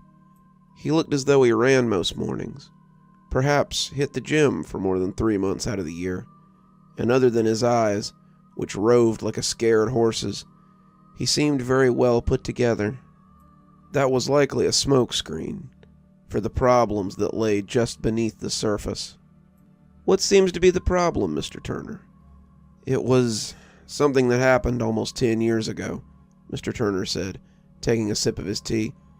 Ooh, that's good. I was wrapped up in something with someone who was very close to me, someone I thought of as a brother. We'd been through a lot, but we couldn't both make it out of this one, it seemed. Why don't you tell me all about it? Sometimes talking about it is the best way to get it off your chest. Mr. Turner nodded, taking another sip of tea, before letting the cup sit under his nose as he contemplated. I guess it all started with Tommy. I'm an alcoholic. Just because I haven't had a drink in 10 years doesn't change the fact. They say in AA that once you're an alcoholic, you're always an alcoholic. It's just a matter of time before you either slip up or you die. Well, I guess I'm waiting for eternity, because I'll never take a drink again for as long as I live. Not after what I saw. Me and Tommy, we were in the service together. We met in the Army, crawled through the sandbox together for years, and I don't know very many of them that didn't come out of that war zone with a burgeoning drinking problem.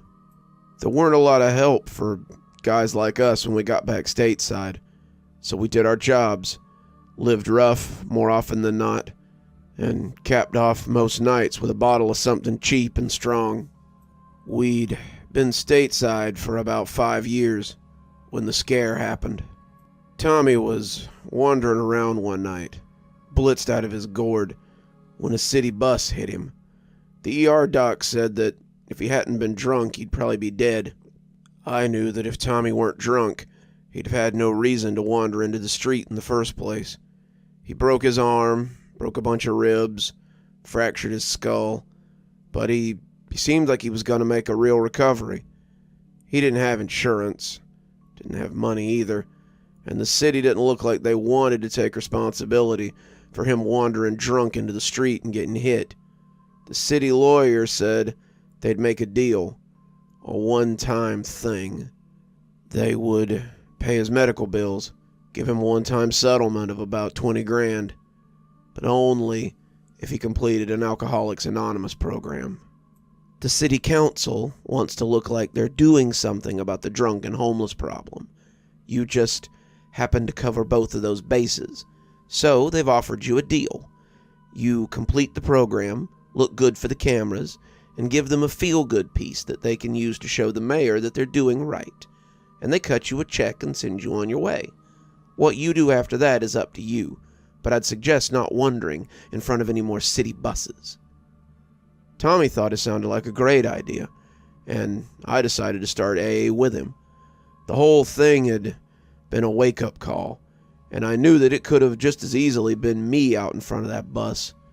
I thought it might help if he had someone to go through it with, too, and Tommy swore that once he got the money, he'd help make both our lives better. I won't forget you, Derek. You helped me come out on the other side of this, and I'll help us both get back on our feet.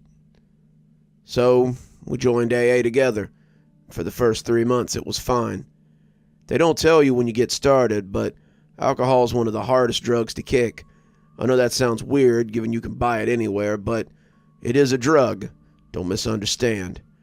Tommy and I spent the first couple of weeks shaking on the couch together, going through the DTs with a handful of pills they gave us at the free clinic.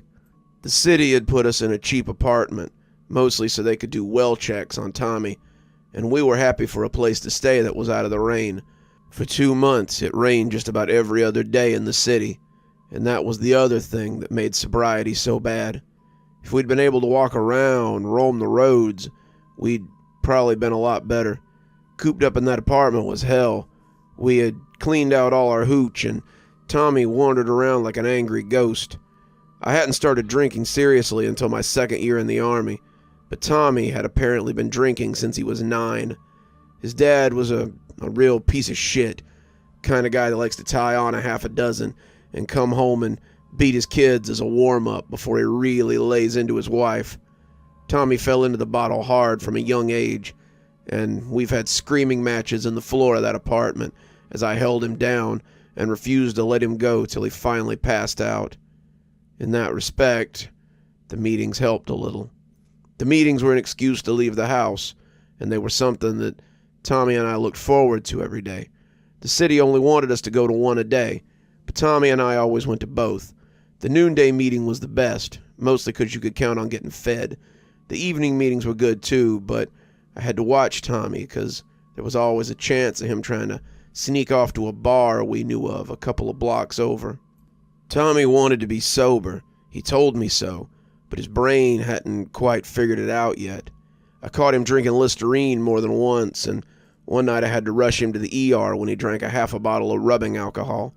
He was always apologetic afterwards, swearing that he'd never do it again, but I think we both knew Tommy was a relapse waiting to happen.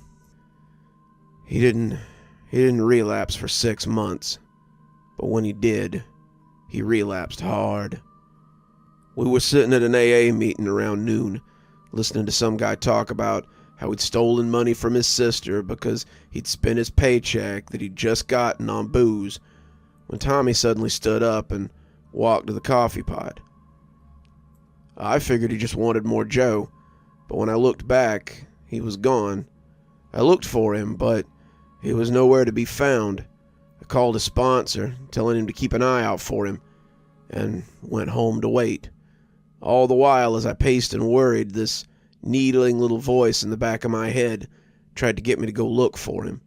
It told me just where I'd find him, but I squashed it. I knew what it wanted, knew where it wanted me to go look for him, and I knew where that would lead me. It wanted the same thing for 6 months. It wanted me to go look at a bar, but not for Tommy, for my first drink. I sat in the apartment and watched TV instead, and that was where I was when the Broken Stool called me. The Broken Stool was a dive bar, plain and simple. It was a kind of place that guys like me and Tommy went when money was tight. We could drink their watered-down booze for damn near nothing. The bar owner was a lifetime alcoholic, too.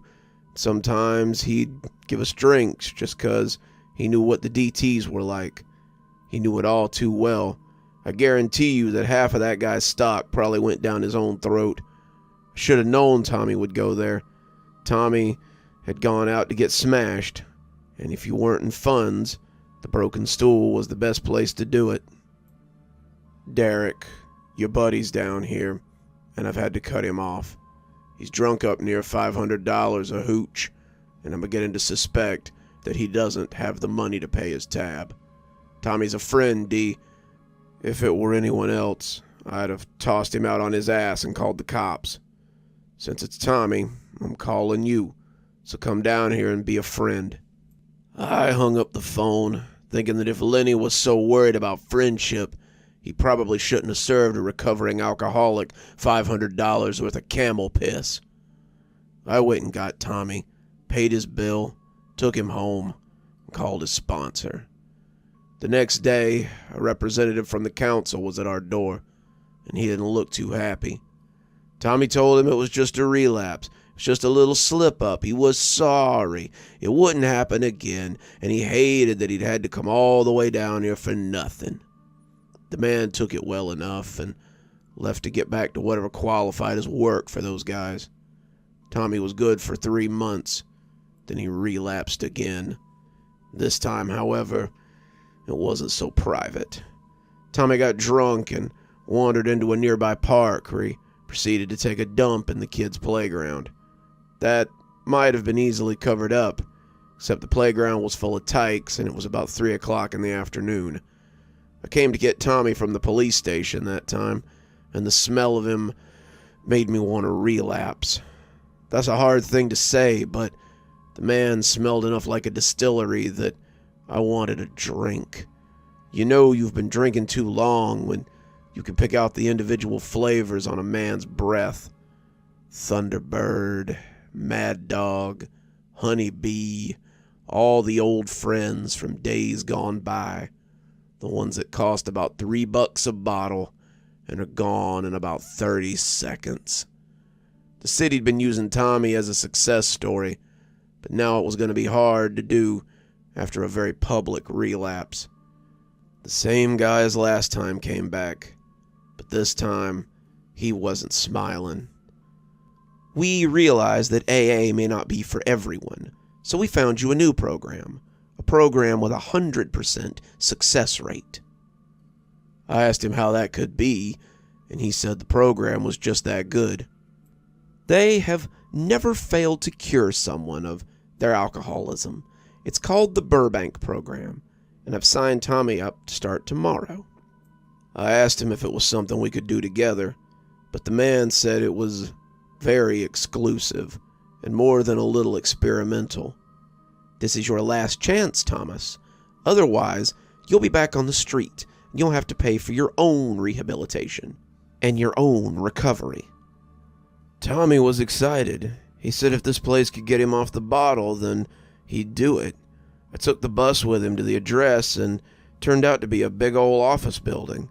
The program was sponsored by a brewery, kind of a give-back sort of outfit, and I watched Tommy walk in before I headed off to my morning AA meeting.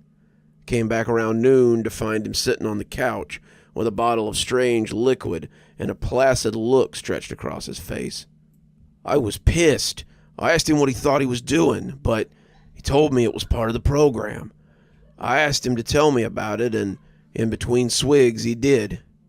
That's great, Derek. They gave me this bottle and they tell me to drink as much as I want. It tastes terrible, but it always refills itself, and it kind of keeps you sociably drunk. It won't get you falling down drunk, but it keeps you buzzed, and it always refills itself. Did I mention that last part? 'Cause it's kind of important." Tommy kept on drinking from the bottle, and as long as he had it, he never went back to the hard stuff. The man from the city was happy. Tommy was happy. And I had to admit that I was kind of glad that I didn't have to fight him every night to get him to not go to the bars. It seemed like a great solution, but I guess it couldn't last forever. About 6 months into the program, Tommy comes home and says they want him to give up the bottle. Some of the other guys in the program have already done it, but most of us don't want to give it up. It's stupid. Why should we give up something that makes us feel good?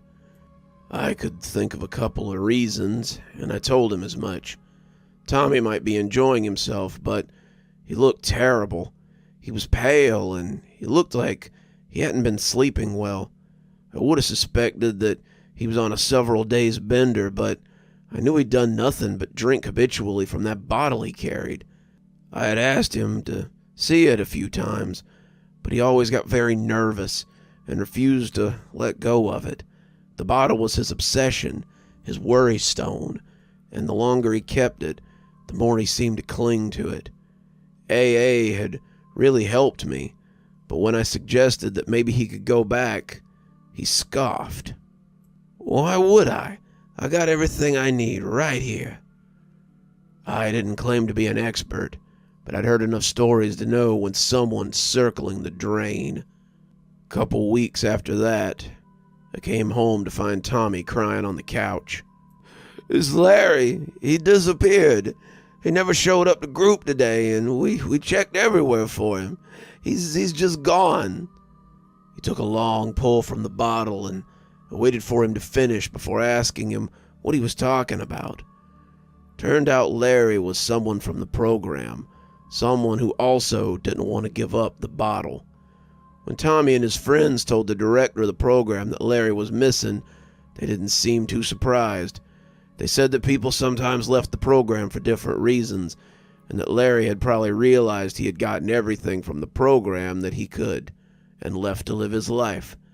Tommy said that, yeah, that's how many of them did it, but they always said goodbye first and had a little graduation ceremony. They continued to look, but when Cecil went missing, Tommy got scared. Cecil was another one from the back of the room club, as we used to call it in AA. The kind of guys who sit in the back row so you don't smell the stale booze on them. The kind of guys who joke and cut up and don't make it a year and eventually drop off. In other words, guys like Tommy. He had gone missing about a week after Larry, and he wasn't the only one. Tommy said that a few of them that wouldn't give up the bottle had also gone missing, just stopped showing up like Larry did, gone without a trace. Tommy and 3 of his close friends from the program were all a little scared now, not sure what was going on. They weren't sure what to do either, but it seemed that Tommy had come up with a plan. When I came home to find 2 new guys sitting in our apartment, I had some serious questions. "They're gonna stay with us for a little bit," Tommy said, "just till all this blows over." They introduced themselves as Chuck and Ferris, and they looked like the kind of guys that Tommy and I had hung out with on the street. They both had scraggly beards, faces just coming back from being wind-burnt, clothes that looked like they were from a rag bag, and shifty eyes that didn't quite trust what they saw. These guys were getting back on their feet, in other words, and I told them to stay as long as they needed to. That didn't stop me from moving everything I didn't want to disappear out of the living room to my room. Sometimes drunks take it in their heads to steal, and these 3 were no different. I noticed little things missing sometimes, but mostly it was just the food from the pantry. They had tremendous appetites, something I had failed to notice when it was just Tommy, and I found myself making frequent trips to the store. Besides eat, all they seemed to do was go to the program activities and sip from those endless bottles. It wasn't till they were all together that I started noticing how Tommy wasn't the palest of them either. They all looked ragged, all looked haggard, and all of them seemed utterly attached to those damn bottles. The weirdest part was how they drank from them. Each sip seemed to drag their lips into the neck, making their faces look long and stretched before they were released with a loud pop. The effect was a little sickening.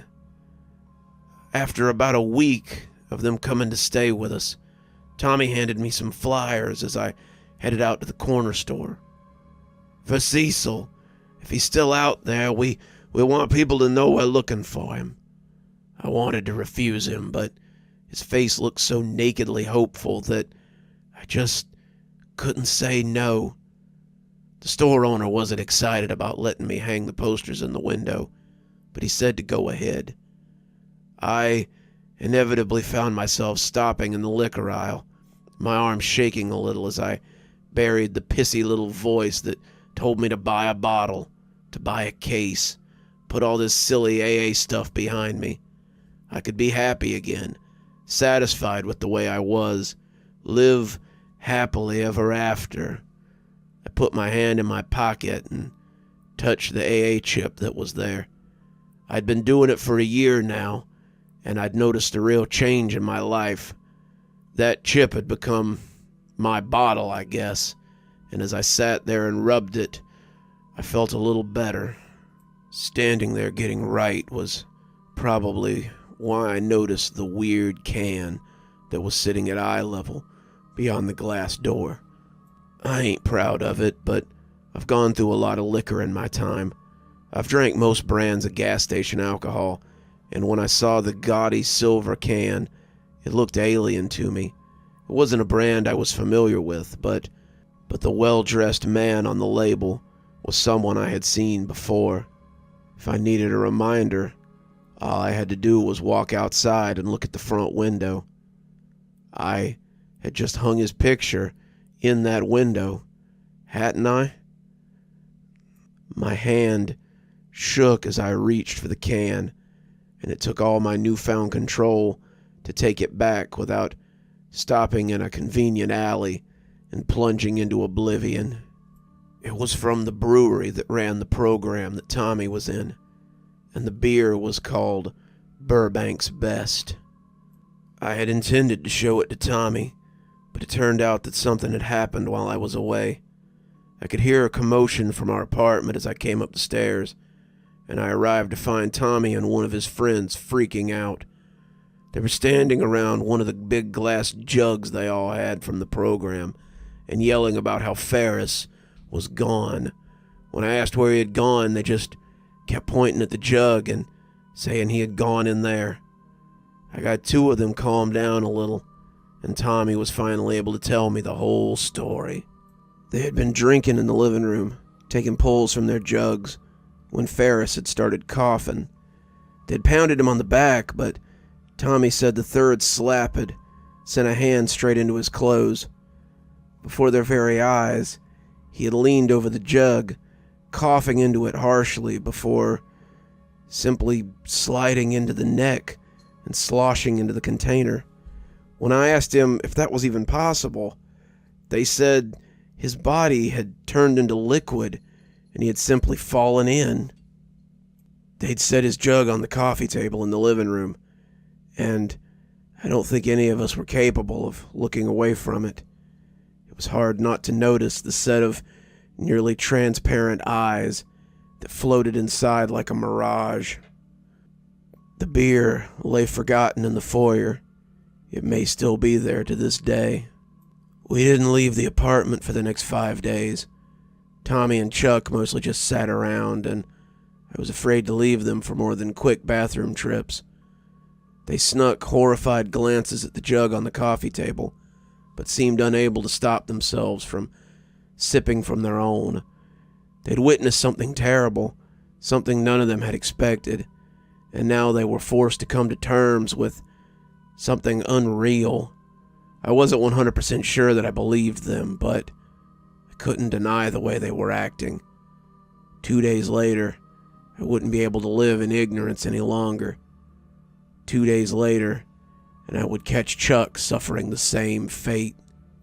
It was raining again as I cooked them breakfast, and I'd already decided to skip today's AA meeting like I had yesterday.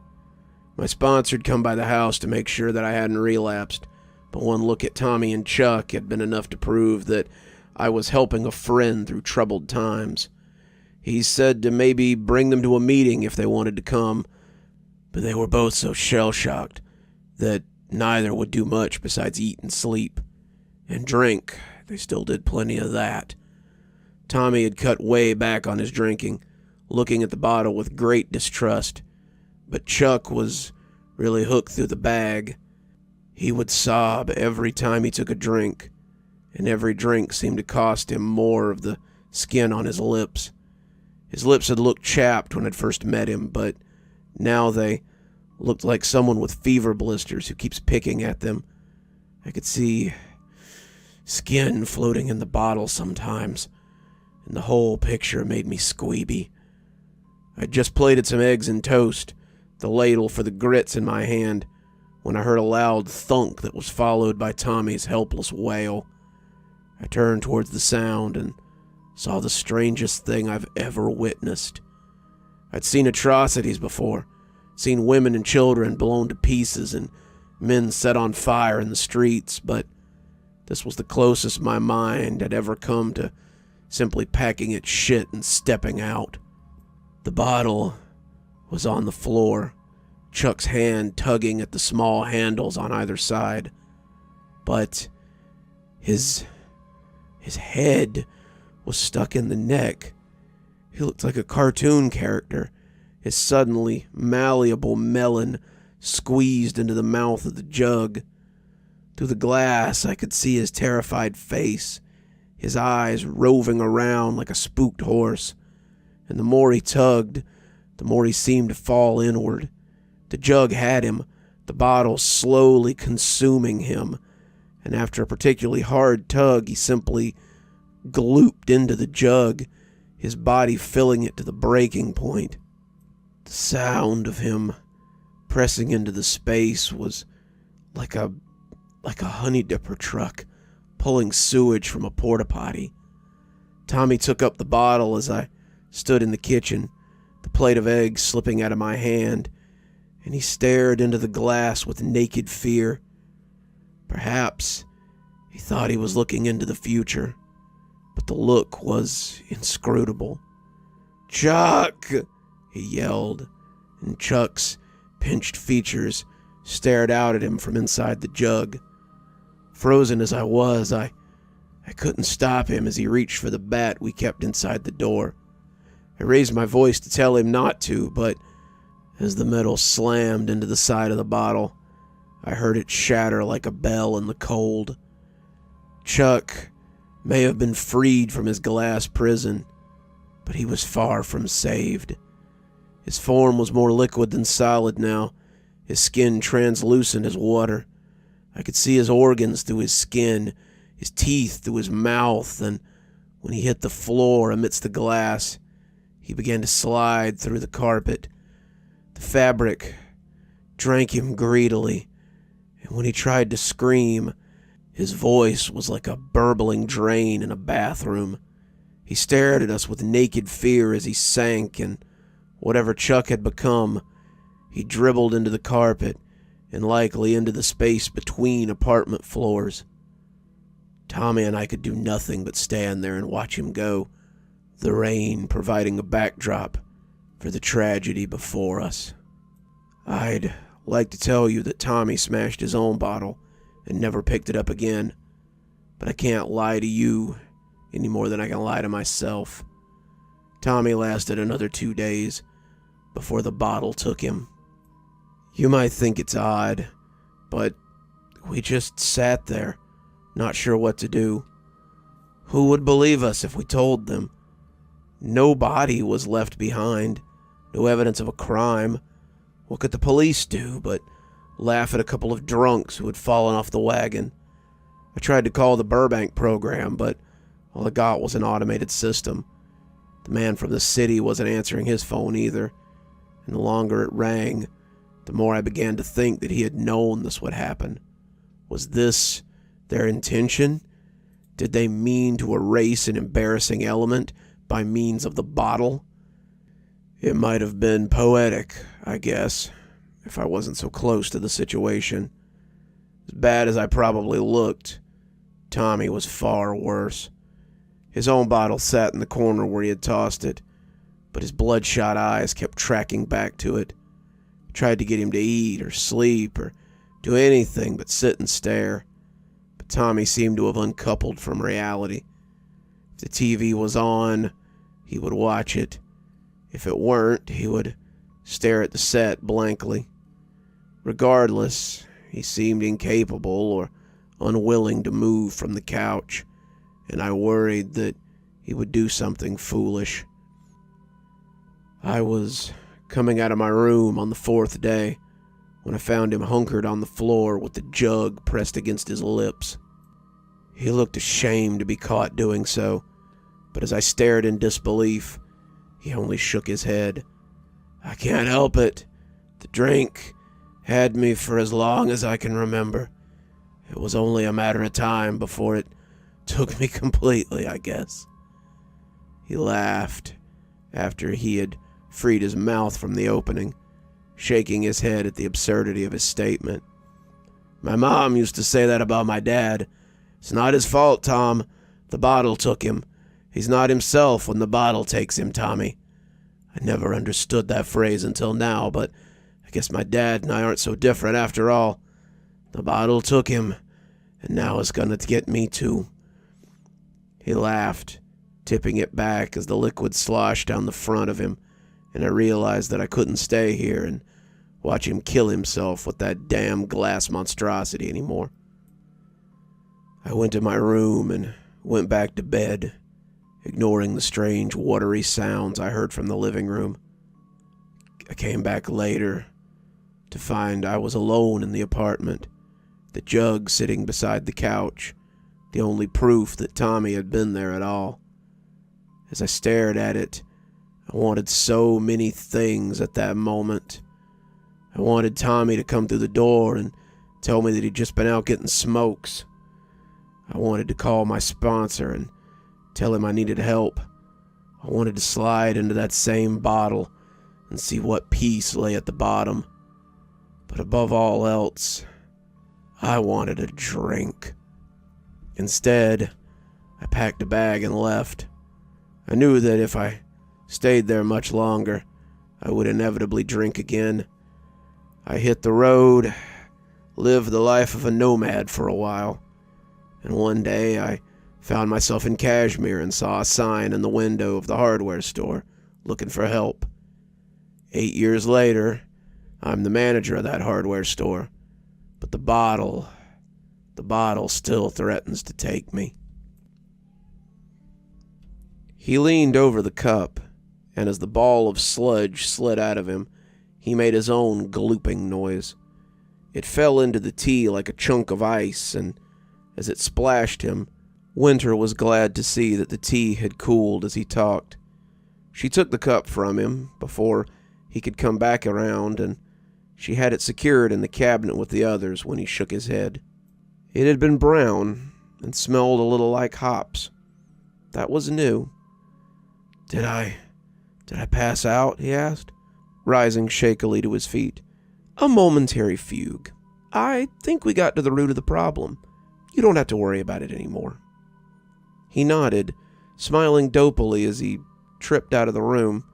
She knew that he would feel a little hollow for the next few days, but he would ultimately forget that he'd been here at all.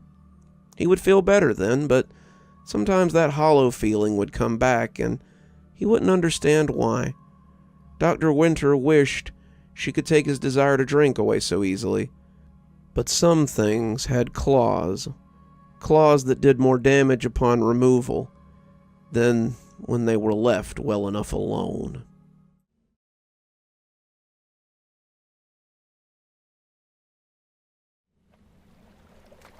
Liz couldn't really say she didn't know why she was here, but she could question why. Why a wise and just God would leave her here was beyond her, and if this was his plan, she wasn't sure of his wisdom. She could see him standing in the shadow of the palm trees, eyes red like a dog caught in the flash of a camera. All it did was stare, but she felt as if it wasn't all it intended to do. The trip had been one they'd planned for years, a girls' trip to the Bahamas, just her and her old sorority sisters, on a cruise for 5 sun-soaked days. Liz had been looking forward to it. It'd be nice to get out of the house for a while. Her BA in administration had mostly made a great dust catcher in the last 8 years since her graduation. Between the kids, the house, and her husband, and her call center job that she did to bring in a little spending money, she had little time for anything else. Well, that wasn't entirely true. Liz had contented herself with talking with her old sorority sisters, Janet, Claudia, and Maria, about their lives and what they'd all been up to. Janet wrote for a food blog, she and her husband jet-setting around as he ran his export business, and Liz loved to hear about all the foreign places she found herself in. Claudia was a lawyer, always the brains of the bunch, and Liz often celebrated with her over the computer about her courtroom victories. Maria was a designer in New York, and Liz would be lying if she didn't admit that she grudgingly lived vicariously through her bestie. Maria lived like one of the girls on Sex and the City, with a constant diet of different men, different gigs, and different problems that seemed to fix themselves before they got out of hand. Liz's life, in contrast, was pretty mundane. Her friends gushed appreciatively over the pictures of her kids, none of them having any, but it was clear that their admiration was mostly lip service. They were out living spectacular lives, while Liz was stuck in the gilded cage with her eggs. She was comfortable. Harold was a good man who took care of the bills and gave her whatever she wanted. She loved her kids dearly, but watching her friends as they went about their lives made her feel like hers was going nowhere. As she sat beside the fire, alone and watching the red-eyed creature, she now wished that she had stayed in her comfortable rut. When she had told Harold about the trip, his only real concern had been who would watch the kids. Harold was a dutiful husband, but he reminded her of an old song her mother had liked. She couldn't remember the name, but her mother had played it on cassette as she cleaned the house. Harold reminded her of a line from the song, one her mother always sang in tones of deepest disgust, a line that embodied Harold as much as it embodied her own father. "I'll raise the children while you go have a beer. Where is my John Wayne? Where is his shining gun? Where's my lonely ranger? Where have all the cowboys gone?" It was a good line. It had encompassed her life so well. Harold was not the owner of an export business. He wasn't a model or a defense attorney who might be moved to sleep with her after a trial. Harold was an assistant manager in a company that made oil drilling equipment. He was nice enough. He was stable. But his interest in her had clearly waned. It had happened sometime after their second child. She saw his eyes began to wonder, and if he wasn't already having an affair, that his impending midlife crisis would surely drive him into one. She had assured him that her sister would watch the kids while he was at work, but that he might have to miss his after-work bar trips this week. "I'm sure she'll watch them on Saturday, though, so you can meet your associates at the links for your golf game." In retrospect, she thought he might have been a little too glad to hear how her sister, 19 and home from college, would be coming to sit with the kids. But that might just be in her head. The news that he could still golf on the weekends had softened his mood a bit. He even slipped her a few extra hundreds so she could fly to Orlando instead of driving. The idea that she might be stuck in traffic and miss her cruise was comforting now. But as she thought about the reunion with her friends, it brought a smile to her cracked lips. They had all met at the airport. First Liz and Maria, with Janet and Claudia flying in an hour later. The four had gone to dinner, drinking and talking about what they'd been doing, and finally boarded the boat at nightfall. They'd had a grand send-off with fireworks and champagne, and the four of them had talked excitedly about what they would do once they arrived in the Bahamas. "Hope your husbands gave you a day pass, ladies," Maria joked with Janet and Liz, "'cause you never know who you might meet on this trip." As Liz stared at the man-shaped thing, its unblinking eyes focused on her like twin beams. She wasn't sure that this was the someone that Maria had meant. It had all been smooth sailing until the second night. The four of them had drank at the bar, dined in the main hall, watched a few of the floor shows, and gone to bed thoroughly pleased. Maria had come in a little later, after leaving with a fella from the bar, and Liz wondered if she might pick up a fling of her own. She had turned red at the thought. Did she dare do such a thing? She didn't think she could, but who knew what a trip might bring? The second day had been spent around the pool. Liz was a little more self-conscious than the other three. She'd never quite gotten her figure back after her second child, but that didn't stop the eyes from finding her. They soaked up the sun, pretending to ignore the ogling eyes of those who looked, and Liz felt desired in a way that she hadn't since college. Harold did his duty at least once a week, but she'd come to suspect that that was out of habit. The men who looked at her and her friends seemed willing to do far more than their duty, and the thought made her smile as she watched them from behind her sunglasses. They had dressed in their best that night, their reservations at the captain's table being semi-formal, and Liz thought she might find herself in someone else's bed besides her own later. She was feeling confident in a way that she hadn't since she had met Harold, and as they laughed over drinks and appetizers, she wished the night would never end. When the ship stopped suddenly, groaning as if it had hit something, and lurching like a wild animal, she hoped she was asleep in her bunk still, her afternoon nap still ongoing. Now she knew better. As she felt her eyes getting heavy and heard the strange singing that had marked every evening after the first, she knew that the nightmare never ended. They started to evacuate soon after the sudden stop. The ship had run up against something, and it had shredded the side. Liz and her friends were shoved into a lifeboat with about a dozen others. They bobbed out into the night as the boat rode low in the water, its guts filling with the balmy island sea. Liz reflected that at least there had been enough boats for everyone, as the crewmen rowed them towards a collection of islands nearby. As Liz sat beside her friends, the adrenaline starting to ebb and the ocean rocking her amidst the warm bodies, she felt herself starting to drift off. You'd have said that such a thing was impossible, but she could hear others yawning and one particularly loud snorer behind her. She leaned her head against Maria and felt the other woman breathing heavily. It appeared Liz wasn't the only one getting tired, and as she drifted off, she thought she heard the first snatches of a song that would become very familiar. When she woke up, she found herself alone. The boat beached as the surf pushed it in and out amongst the sand of some unknown island. Liz had no idea how long she had been there, but the fact that she was alone filled her with a palpable dread. Where had everyone gone? Was she the only one left out of the 20 or so people in the boat? She got up, but immediately sat down as her sleeping legs refused to hold her. She tried to rub some of the feeling back into them, her hands as numb as her legs, and that was when she noticed the thing around her finger. It was a ring, woven from coconut fibers, and she couldn't remember seeing anything like it before. Where had it come from, and who had put it on her? It was tight on her finger, but Liz couldn't call it uncomfortable. It sat flush against her skin, and as she lifted it up to take a better look, she saw the creature for the first time. The island swam with fog, the trees and sand leading her to believe that it must be tropical. She had seen him in the mist, leaning against a palm tree as he stared at her. The two locked eyes, and she felt her skin crawl as he stared silently.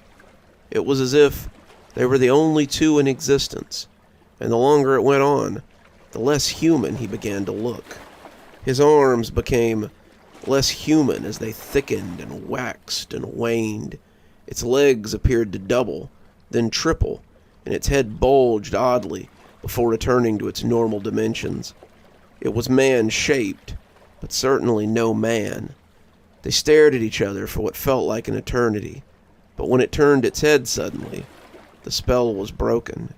She heard Maria calling her through the fog, and when she turned back to look, it was gone. "Glad you're finally awake," Maria said. "We got a little worried when you wouldn't wake up." How long was I out for?" Liz asked. getting shakily to her feet as the pins began to recede. "Nearly a whole day. We left 3 others out here with you. Did all you wake up at the same time?" Liz shook her head as Maria took her arm and led her up the beach through the fog. "We've been trying to make something that will get the attention of ships or planes, but the fog is so thick I'm not sure anyone will see us. The rest of us have been trying to get some shelters up, but it's hard to find materials and all this." As they came through the fog, Liz could see that there were around 15 others milling about. Men, women, even a couple of kids went about their task without much enthusiasm. They looked at Liz disinterestedly as she and Maria approached, and Liz saw Janet and Claudia as they turned rocks into words so a plane might see them. They both waved as they walked over to them. The rest of the day was spent raising lean-tos and setting up fire pits. She met some of the others, her fellow castaways, and they seemed to have quite a mixed bag. There was Ben and his sister Catherine, Angela and her daughter Celeste, Margot, Roger, his boyfriend Francis, Tracy, who carried around a typewriter case with a manuscript inside, Gail, Kathy, and her son Gregory. They feasted on nuts and fruit, coconuts, and some little crabs that Ben and Francis had managed to scare up around dusk, and as they ate, the group discussed what they would do tomorrow. "It might be nice to take stock of the island," Ben said. "Find out if there are any others here." "A source of fresh water might be good too," Maria put in, and Liz couldn't help but notice that she kept looking shyly at the older man as he agreed. Liz tried to keep up, but it was hard to focus on planning. It was hard to focus on anything with the pair of red eyes that stared at her from the nearby palm tree. No one else seemed to have noticed it, and the longer it stared, the more she realized that it was staring only at her. Whatever the creature was, it seemed to have eyes only for Liz, though the attention was far from flattering. Her finger itched, and Liz realized that it was the first time she had thought about the ring in a while. She wondered if it had been given to her while she slept. Why not just take her too, if it had gotten that close? As the others began to get comfortable, Liz watched the creature in the fog as it stood its lonely vigil, which was why she was still awake when the singing began. Liz didn't know where it came from or whether it had anything to do with the mysterious voyeur, but she blinked a little too long and found the red eyes had gone when she was awake. She sat blinking, the sounds of snoring vibrating around her. The night was suddenly split by a heavy baritone. It rolled across the sleeping people, hitting Liz like the warm steam off a cup of tea. As she watched, a few of her fellow survivors staggered up, getting to their feet and walking towards the jungle. They moved like sleepwalkers, their legs taking them shakily into the fog. In the dark, Liz wasn't certain who it had been, but in the morning, there were 2 less than there had been the day before. She hadn't slept that night, but as the sun came up and turned the fog into a blanket of diamonds, she pretended to. The last thing she wanted was to answer questions about missing people. No one seemed to notice at first, but by noon the disappearance of 2 people was hard to ignore. "Any idea where Roger and Francis are?" Catherine asked, looking around like she might have just missed them. "Off doing God knows what, I'm sure," Ben muttered, drawing some dark looks from a few of the others. He had made his displeasure at the pair of them pretty clear to everyone but them, and didn't seem to care about their disappearance too much.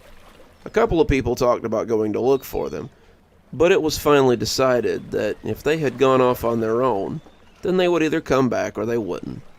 People went about their day, some looking for food, others trying to find planes or boats to hail. As the day spun out, Liz wondered if she should tell someone what she had seen the night before. She hadn't told anyone about the man-shaped thing in the jungle, and if it was the same thing taking people, maybe they needed to know. Her thoughts chased her throughout the day, but as the sun set and the fire cast sparks into the night sky, Liz found herself awake and searching for the creature. She hadn't have far to look. It had been there since dusk, just watching her as she sat by the fire. The fog was still a thick pea soup, and the image within it swelled and distorted as she kept an eye on it. Her head dipped and jittered as she tried to stay awake, but when the singing began tonight, it was like a sweet lullaby. She saw 3 shapes rise around her, the fire turning them into silhouettes against the sparks, and as they stumbled away from the dancing flame, she tried to call out to them, to raise some kind of an alarm. She was fading away as the deep, resonant voice drowned her amidst the crashing waves of the beach, however, and soon she found herself asleep. The camp awoke to find they were 10 now, and Liz discovered that one of the shades had been Claudia. Another had been Angela's daughter, and she was beside herself with grief. "Has anyone seen Celeste? She was right here next to me when I fell asleep last night." "We should go look for them," Maria suggested, looking pleadingly at Liz and Janet as she tried to move the others to go with her. Most didn't seem keen on going off into the mist to hunt for people who'd disappeared, especially if there was something out there taking them. Liz found it impossible not to be moved by Maria's words, though, and Janet seemed to feel the same. Claudia was their friend, and Celeste was just a child. The thought of them lost and scared in a strange place made Liz's heart ache, and the 3 assured Angela that they would try their best to find her daughter. She thanked them tearfully. The disappearance had left her in a state of grief so deep that she could do little but sit and rock as she cried.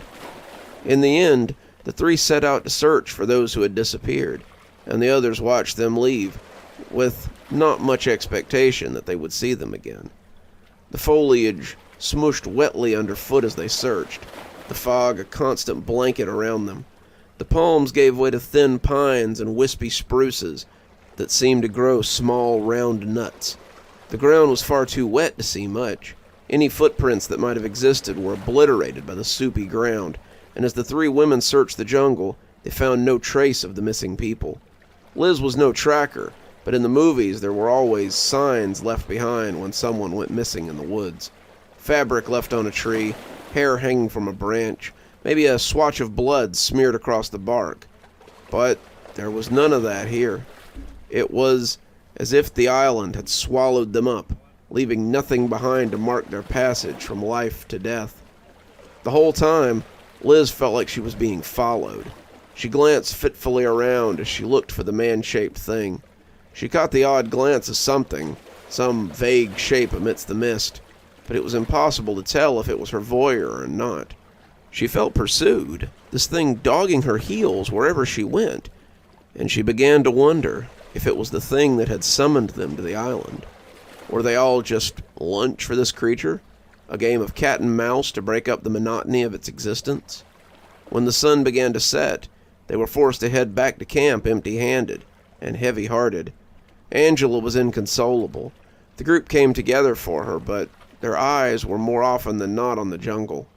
The fires were stoked, and as people began to get comfortable for sleep, Liz found herself too tired to join them. She had collapsed after they'd returned from the search, exhausted from all that walking, and her sleep had been heavy and dreamless. That night, Liz finally got to meet her mysterious watcher, and it likely saved them from another loss. It was late when she jerked awake, unsure how long she'd been asleep. The fire was burning low now, the ashes flickering into the sky as the logs crumbled beneath the assault of the heat. Liz thought at first that the waves had woken her up, but as she glanced into the gathering shadow, she could see those red eyes as they bore into her.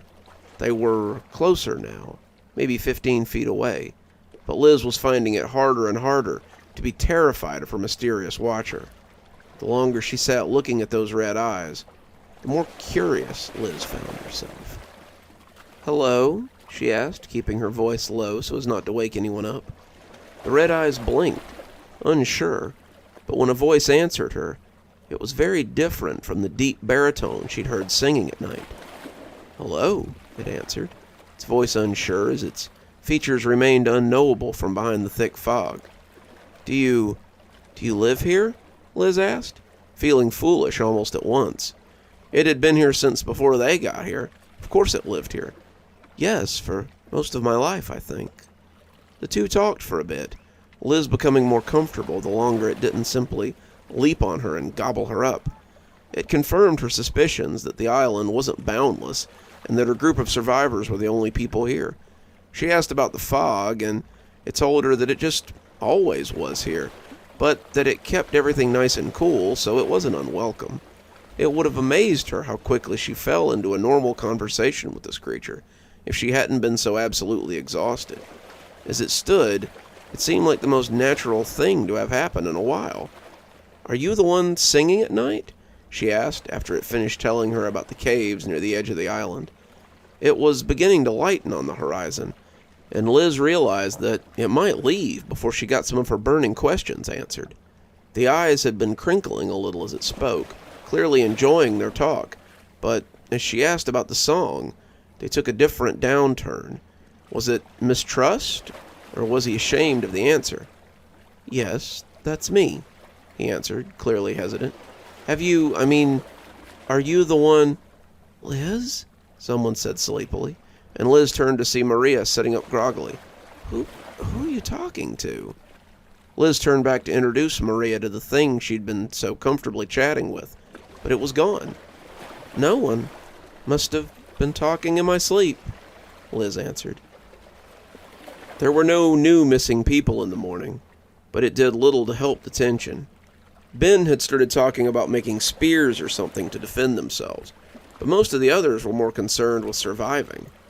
Even so, the foragers took homemade spears he had made when they went to look for food.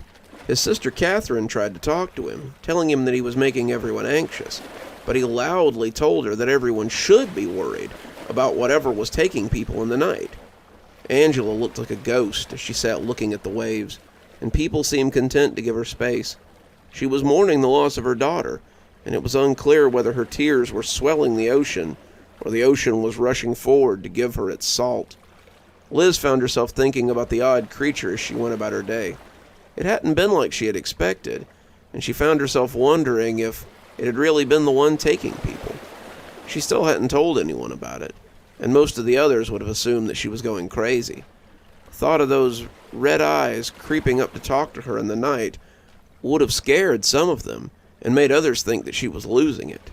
Worse yet, she suspected that Ben would stay up and try to fight it if she told him, so she kept her mysterious new friend to herself. For the next week, she would stay up after the fire burned low and meet with it. She didn't hear the singing on those nights, and the red eyes seemed more than happy to come back night after night so they could learn more about her. Whatever it was, it seemed very interested in Liz and the life she had lived on the mainland. They talked about boats and cars and television, the food she used to eat, the people she'd known, her family, anything else the creature could think of. Liz would find herself watching him as his body did strange things, thickening and shriveling, multiplying and dividing, and the longer she watched it, the less afraid she became. The longer they talked, the less substantial it seemed to become, and that worried her.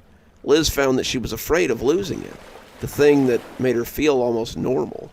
The mist seemed to clutch at it, making its features even less recognizable, and it added a level of unreality to it. It made it seem as if it were fading away. "Can I tell you a secret?" it said suddenly, leaning in close one night and causing Liz to blink as the fog pattered against her face. "Sure," she said, glad for a break in conversation. Liz had been worried that she might run out of things to talk about, and then it would go away. She'd forgotten to be afraid of it, and was glad for the company and the attention this thing showed her after everyone else had gone to sleep. She missed her family and her children most of all, but having it here to talk to made it a little easier, a little more tolerable. "When you first noticed me, I had come to watch you." "Me?" Liz asked, surprised. "Why me?" "I noticed you when your boat came. You were just sitting there, sleeping, and I couldn't take my eyes off you. That's why I gave you the ring." Liz had been struggling with the conflicting nature of being both uncomfortable at the idea of this thing watching her and strangely flattered by its attention. When was the last time anyone had paid that sort of attention to her? Certainly not at home. Certainly not since she left college and started her descent into wedded bliss. She jumped a little when he mentioned the ring, having almost forgotten about it until right then.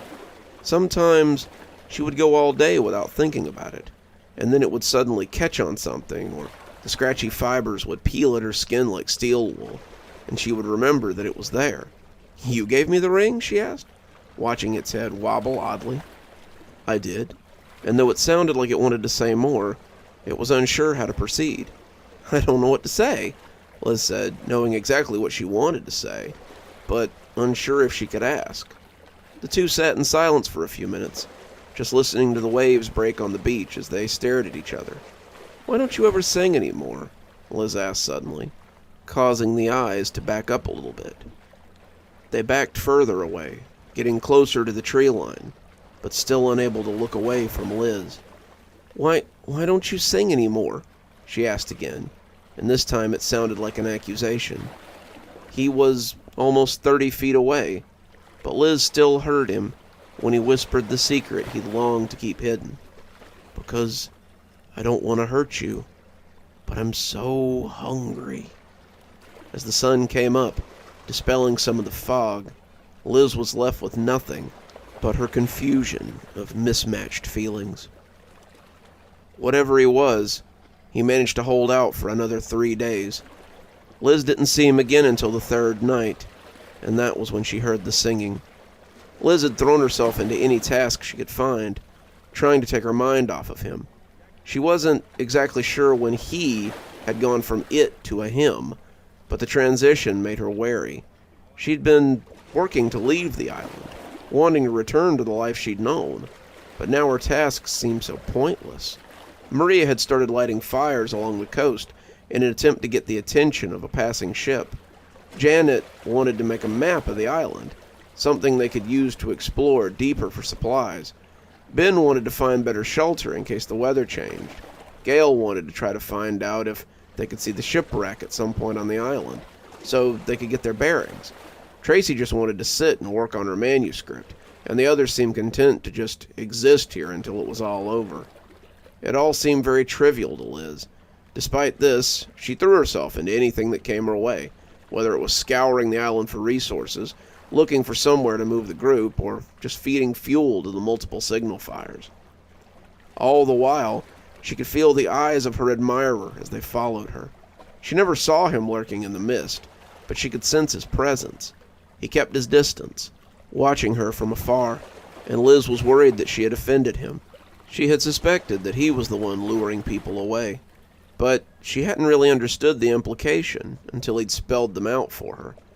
They would never find their fellow survivors, no matter how much they searched, and it was strange to feel so attached to someone who saw you as food. Angela had disappeared on the second day, but Liz doubted that her new friend had anything to do with it. Angela had done little else but weep for 2 days, the sea drinking her tears greedily. She wouldn't eat or drink, wouldn't come to camp no matter what the time, and when they woke up to find her stretch of beach had gone empty, Liz assumed that she had just wandered out into the sea. It might have been the kindest thing for her, but Ben had other ideas. With only 9 of them, Ben and Gail were now carrying clubs and accompanied anyone who left the camp to forage. They had appointed themselves as de facto guardians of the camp, and Ben seemed to have decided that he was their leader. He and Catherine argued often, but his patience for her seemed to be running thin. Kathy and Gregory had taken to sleeping close to Liz and her friends, and Kathy kept a protective arm around her son at all times. Tracy slept with her arms around her typewriter case, holding it like someone might a stuffed animal, but even she had moved closer to the group for protection. When Catherine came to join them on the third night, they all slept in a shallow pile, like rabbits in a warren. Ben and Gail sat around the fire, blinking owlishly as they kept watch. But to Liz, it began to feel more like a prison camp than a group of survivors. Liz woke up on the third night to the sound of singing. She found herself looking for those piercing red eyes amongst the fog, and found his shadowy body not too far away. Dark forms imposed themselves across her vision, and she watched them lumber into the trees before realizing what had actually woken her. It was only Ben by the fire now, Gail having left to go with her mysterious admirer, but now only Tracy's battered typewriter case was left to mark that she had existed at all. Some of the others were beginning to squirm, but instead of lingering, the music began to fade almost at once, making a couple of them jerk quietly as they sat down. One of them had been Janet, all 3 of the women sleeping close enough to each other for some semblance of protection, and as Liz settled back in, she found herself feeling torn about the absence of her mysterious new friend. Ben was upset the next day, enraged by the loss of Gale, and the others stuck close to camp that day. A light rain had blown in, and they seemed content to fix the boat tarp they had taken off the lifeboat to keep the worst of the rain off the fire. They huddled underneath it, shivering as the storm pattered around them. Ben stayed up late, his sleep utterly forgotten, but Liz's visitor didn't come back that night. She supposed he was full after eating so well the night before, but Liz still found her own sleep difficult. She was exhausted, unsure how much longer she could do this, and as she drifted off, she wondered who would be missing in the morning. When Janet's hand slid out of hers, Liz sat up in time to watch her walk out into the rain. The singing was getting farther away already, and when she looked at Ben, she found that he was snoring in the sand after tumbling off the log he'd been sitting on. Liz went after her friend before she could think better of it, and the rain was cold on her face as she moved out into the darkness. It didn't seem to affect Janet at all, and as Liz pulled at her to get her attention, it was like pulling on a stone. She strained at her, looping her legs around her as she tried to trip her up, but Janet's eyes were set as she made her way into the woods. Janet pulled her into the jungle, the two still struggling, and Liz could see those red eyes burning into the depths of her from the woods. "Stop it!" she yelled, tears mingling with the rain and sliding down her face. "Don't take her! She's my friend!" There was silence in the jungle, broken only by the falling of the rain as it hit the thick fronds of the trees. It was almost too loud for her to hear when he spoke, but it was just loud enough to reach her as he slipped into the wet blackness of the surrounding jungle. "Sorry, it's my nature," said the scorpion to the frog. She was left to ponder that as the rain soaked her to the bone, leaving her confused and apprehensive. Maria wrapped Liz in a hug when she came back, the camp awake and holding torches. They had spears too, even Gregory, and Ben pressed one into Liz's hand as Maria let her go. His eyes mistrusted her, but were resolved. He was clearly suspicious of her, but with only 6 of them remaining, he was forced to put his misgivings aside. "We're going after it," he said. And as her eyes grew wide, Ben smiled knowingly. "That's right. I've seen it too. I saw it tonight as you tried to drag your friend back, and I've seen it lurking around the camp more than once. I'm still not sure it's the thing that's taken people, but at this point, I don't much care. We're gonna find it. We're gonna kill it before it kills us." Liz wanted to deny him, wanted to scream at him, wanted to stab the spear into him and make him shut up, but instead, she fell in with Maria and let him lead her into the semi-darkness. She felt claustrophobic as they made their way into the jungle. Ben had no clue where he was going, but as the sun rose over the horizon, he kept them moving as their torches burned low and their clothes clung to them. They had set out with bellies full of fire, determined to find this thing. They crisscrossed the island, the sun dispelling the shadows as they moved, but they never seemed to find anything that would make a good hiding spot for anything bigger than a bird or a badger. The longer they searched, the more frantic Ben seemed to become. "Where are you?" he kept whispering, looking around frantically as he stalked the groves. "It has to be here somewhere." His need to find the creature seemed insatiable, but by noon, Ben was forced to admit that he had no idea what he was doing.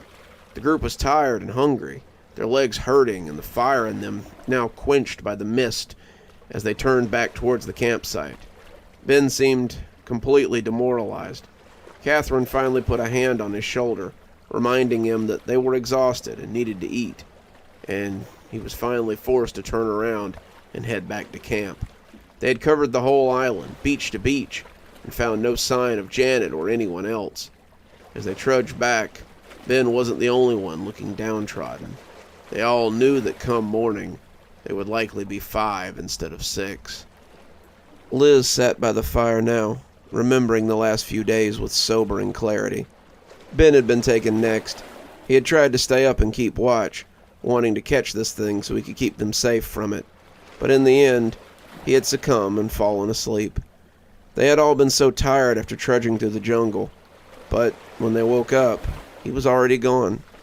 Kathy was next, and Gregory's cries had brought the rest of them around the next morning. By then, the four of them had been frantic. No one wanted to be next, but it seemed inevitable. They were all tired, their meals growing smaller as their numbers dwindled, and they were utterly trapped by the island they now found themselves on. They couldn't fight him. They couldn't escape him. They were nothing but cattle, just waiting for the slaughter. Catherine went next, but by then, Liz already thought she knew what she had to do. When he returned the following night, she was waiting for him. He seemed confused when he found her awake, Maria and Gregory snoring around her, and when she put a finger to her lips, his nod made her stomach churn. "What will you do when they're all gone?"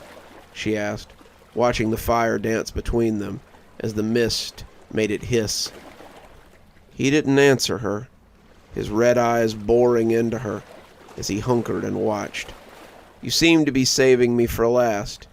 Do you hate me so much that you'd make me watch the people I care about disappear before it's my turn?" "Never," he blurted, and she shushed him as Gregory stirred. "I would never torture you like that. It's only that I can't bring myself to hurt you. I need to eat to survive, but I hate that it must come at the expense of you." They pondered this for a moment, the fire hissing and spitting like an angry cat. "What if I went with you now? Would you let these two go and take me?" He was silent, but his nod was all the answer she needed. "Lift the mist and let them go, and I'll go with you." He seemed startled. I can't promise your safety. It's hard for me to control my hunger, as you've seen. I'm not sure I could forgive myself if I hurt you. I'm sure you'll have no trouble calling more boats here, just like you did to ours, right?" The eyes looked away sheepishly, but he didn't bother to deny it. "How did you know?" "I guessed.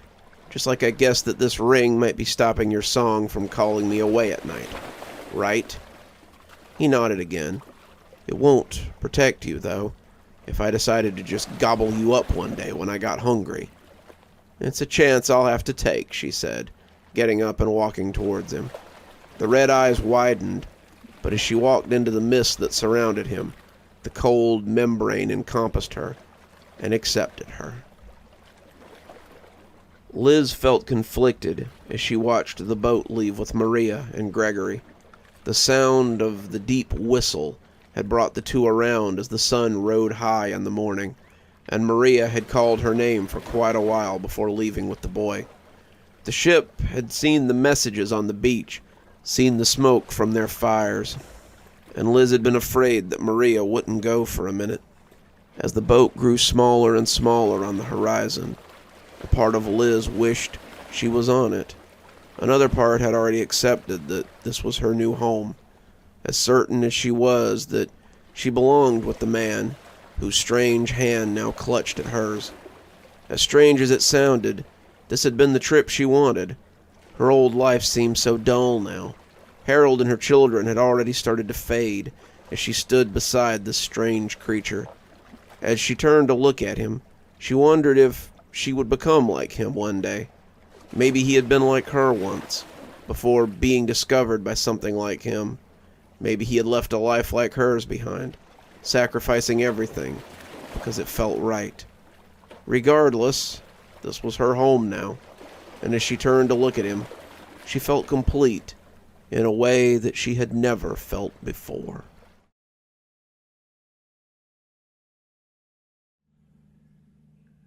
Poor David.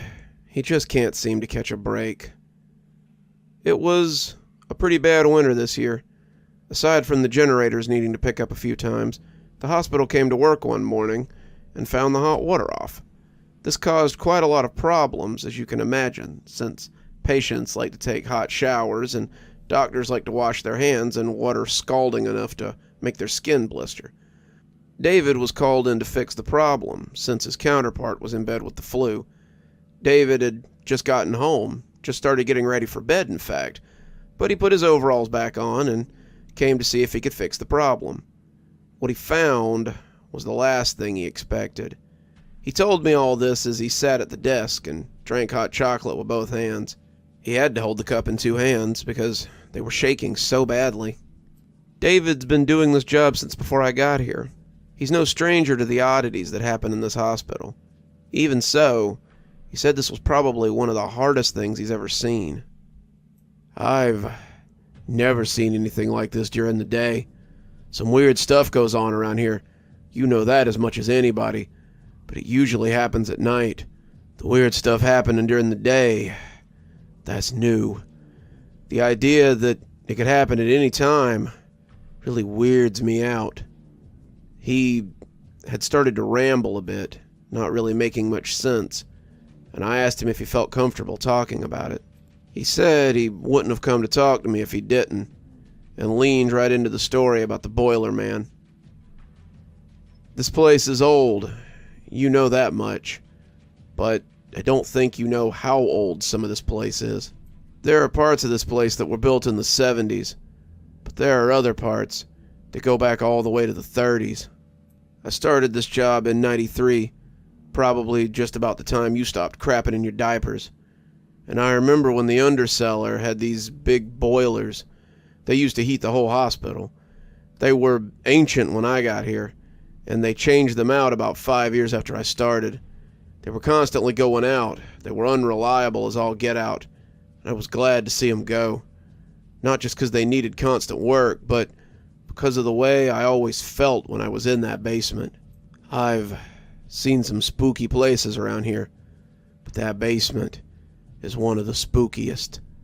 Sometimes you'd be working down there, working on the water heater, or the boiler, or the furnace, and it would sound like somebody dropped a pipe. The basement under the hospital's huge, but you could hear someone drop a pipe down there from a long way back.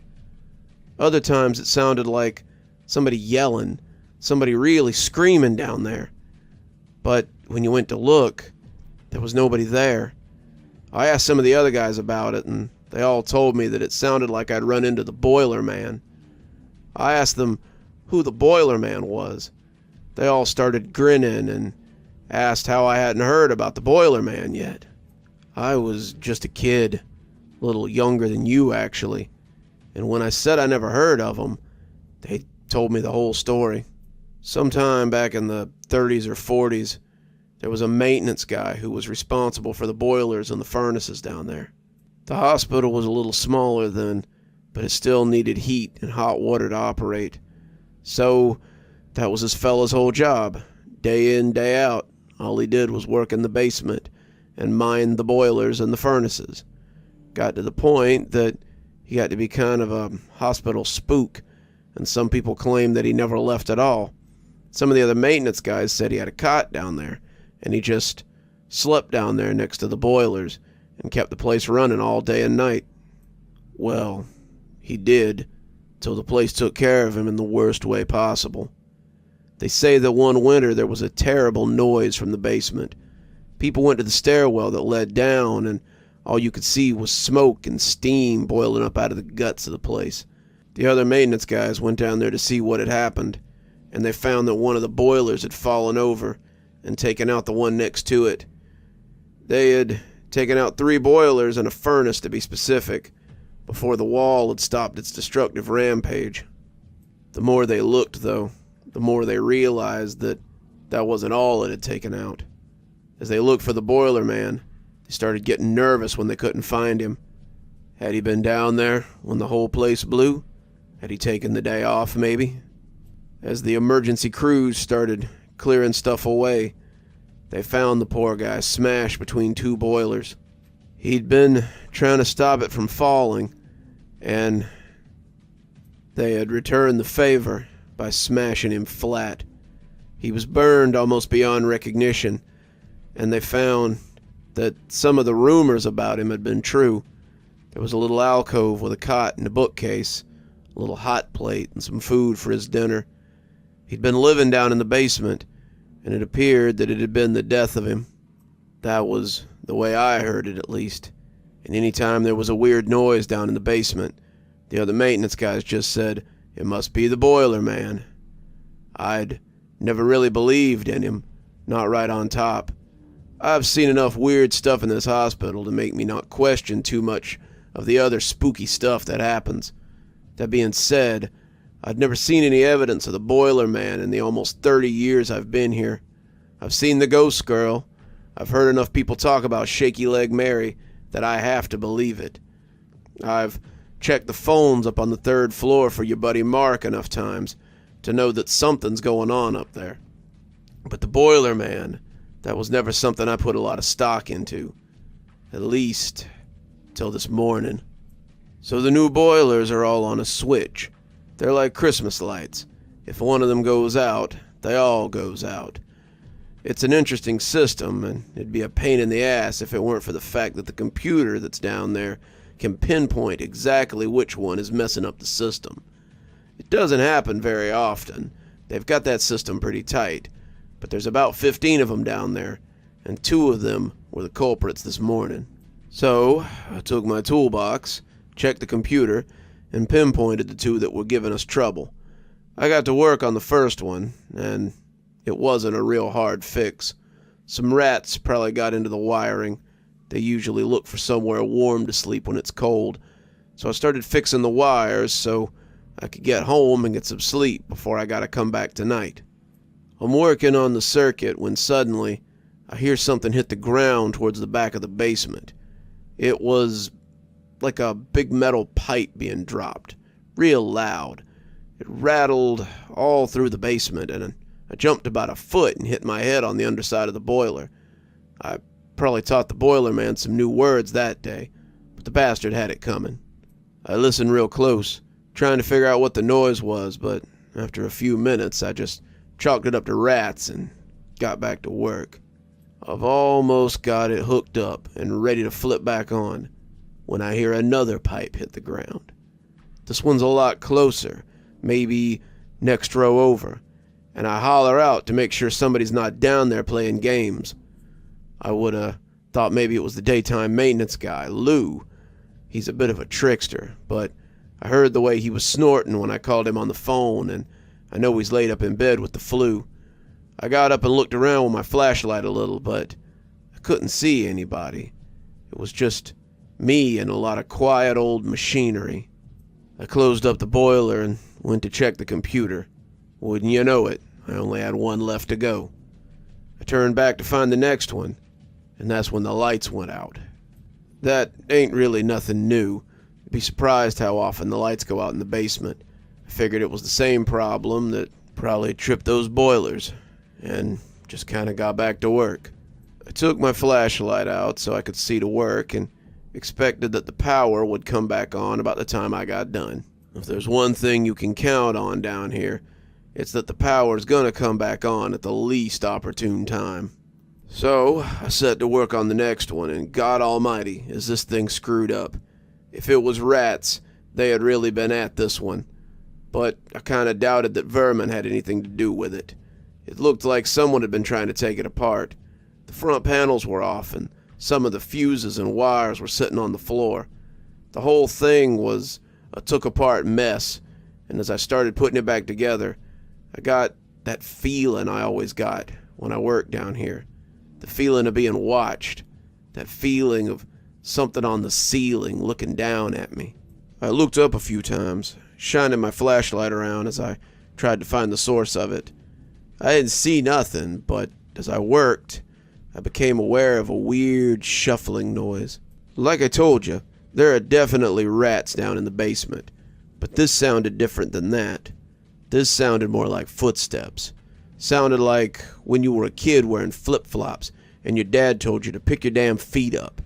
Sounded for all the world like somebody dragging their feet along the ground, and I looked up more than once to see if somebody else was down here. I called out, even got up and walked around the basement to see if I could see anybody, and the lack of anybody to be seen was making my skin crawl. It took me about 2 hours of working in the dark down there, but I finally got it back together. I walked over to the computer, not really expecting it to work, what with the power out, but found that it was still up and running. It told me that everything was operational again, and I turned to leave when I heard the most gut-wrenching scream I'd ever heard. It was like listening to a deer that's gotten caught on a fence. The The kind of scream you know is going to lead you to find something that's been gutted. I should have left. I should have left right then and got security, but I had to prove that I was still a tough guy. The boiler room was my domain, and I wasn't about to let some weirdo roll around down there unchallenged. I picked up a wrench from my toolbox, taking a ball-peen hammer in the other hand for good measure.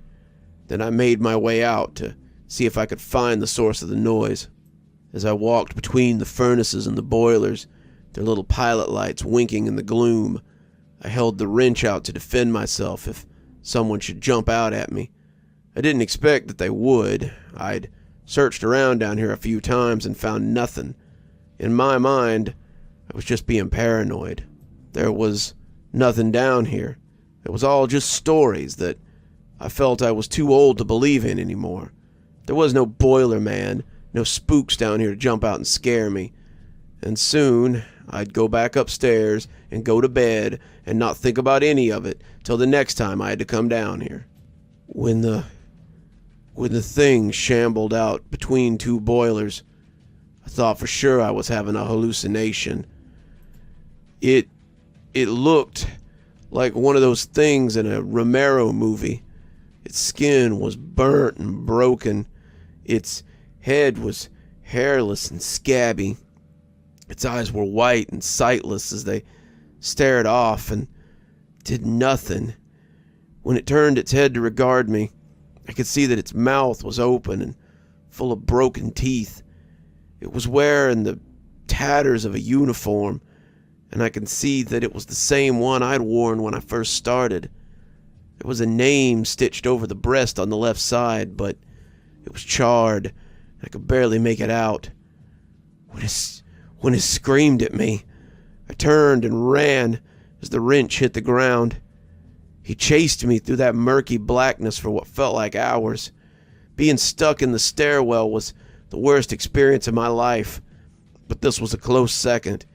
I could hear it right behind me, its bare feet slapping at the concrete, and the longer I ran, the more sure I felt that it would get me. No matter how many turns I took amidst all those boilers and water heaters, I never seemed to find the door. It was tireless in its pursuit, and as I ran, I seemed to be looking for the hole that I would trip in.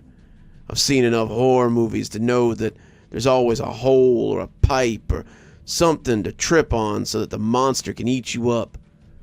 Thankfully, it never came. As I rounded a set of units, I saw the stairs in the beam of my flashlight. I almost couldn't believe they were real, and as I tripped my way up them, I could swear the creature was still right on my heels. My feet clanked harshly on the metal steps, shaking the edifice as I climbed it, and when I got to the top, I pushed through the door and turned to slam it behind me.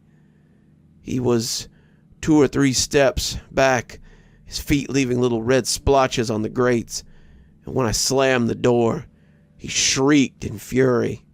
I'll remember that hellish chase for the rest of my life, and I know it'll follow me whenever I close my eyes. David was still shaking as he finished telling his story, and I felt sorry for him as I finished up my notes. It really seemed like this place had it in for him. I've been working at this hospital for 29 years, 30 in October, but this is the strangest it's ever been. I don't feel welcome here no more, kid, and I think when the board brings up retirement again this year, I might just take 'em up on it. I'm getting too old for this shit, and I don't think I have another chase like that left in me. He left shortly thereafter, and I asked Carl about it. He just shook his head. The story he told the cops was that a homeless guy had gotten into the basement and must have escaped before they got there. I stuck by it, but I saw the footprints on the stairs. I'm not sure Custodial will ever manage to get them off, and I know Dave will lose it next time he has to go down there and seize them. I got back to work, but I silently thought that retirement might be the best thing for David. Would that we all got to escape the hospital that easily.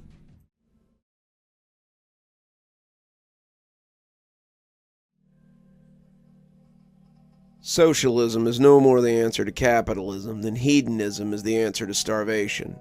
We must look to history for the answer. Socialism has been tried many, many times. It has never succeeded, and has always been little more than a stick to prop up the desires of small, weak men. David looked at Carter from across the stage as if he believed he had won. Carter smiled right back at him, preparing to end that thought. I couldn't agree more. The auditorium went quiet at this revelation. There weren't as many people as there would be next week, but the debate team members made up about 15 in all. The 13 not on stage, 14 if you counted Mr. Markle, sat in the seats of the auditorium and watched these two titans of debate ply their craft. The sudden reverse of Carter's platform, capitalism versus socialism, had them stumped, and even his opponent seemed flabbergasted by the sudden turn. Carter, are you conceding your platform? Mr. Markle asked. Far from it, Carter said. I'm simply saying that just because a perfect form of socialism has never existed, doesn't mean that it should be abandoned. By that logic, since a perfect form of capitalism has never existed, we should shunt it aside as well. We do not throw away concepts in this country simply because they don't bear fruit. Religion, politics, even concepts such as banking or public works are far from perfect. Yet we continue to change them, evolve them, and such is the nature of this country. Just because all of socialism has never worked before, and Carter put air quotes around the word worked, does not mean that some form might not in the future. Capitalism has failed us in many ways, but we continue to cling to that old concept. Why throw the baby out with the bathwater, just because the soap doesn't appear to be cleaning properly? David didn't seem to have an answer for that one, and as the other members of the debate team clapped, Carter smiled and shrugged at him. It had been a filibuster, a dirty trick, and he knew it. But, just like David knew, in debate you either won or you lost. Interesting, to say the least, Mr. Markle said, though technically what you have presented is a non-answer. It is perfectly reasonable, but some of the older judges may find it a poor substitute for fact. Carter smiled. Mr. Markle, I don't believe I'll find anyone at regionals as skilled a debater as David here. He was rewarded by laughter from the rest of the debate club, but Carter saw that David was not among them. He was being mocked, and he knew it.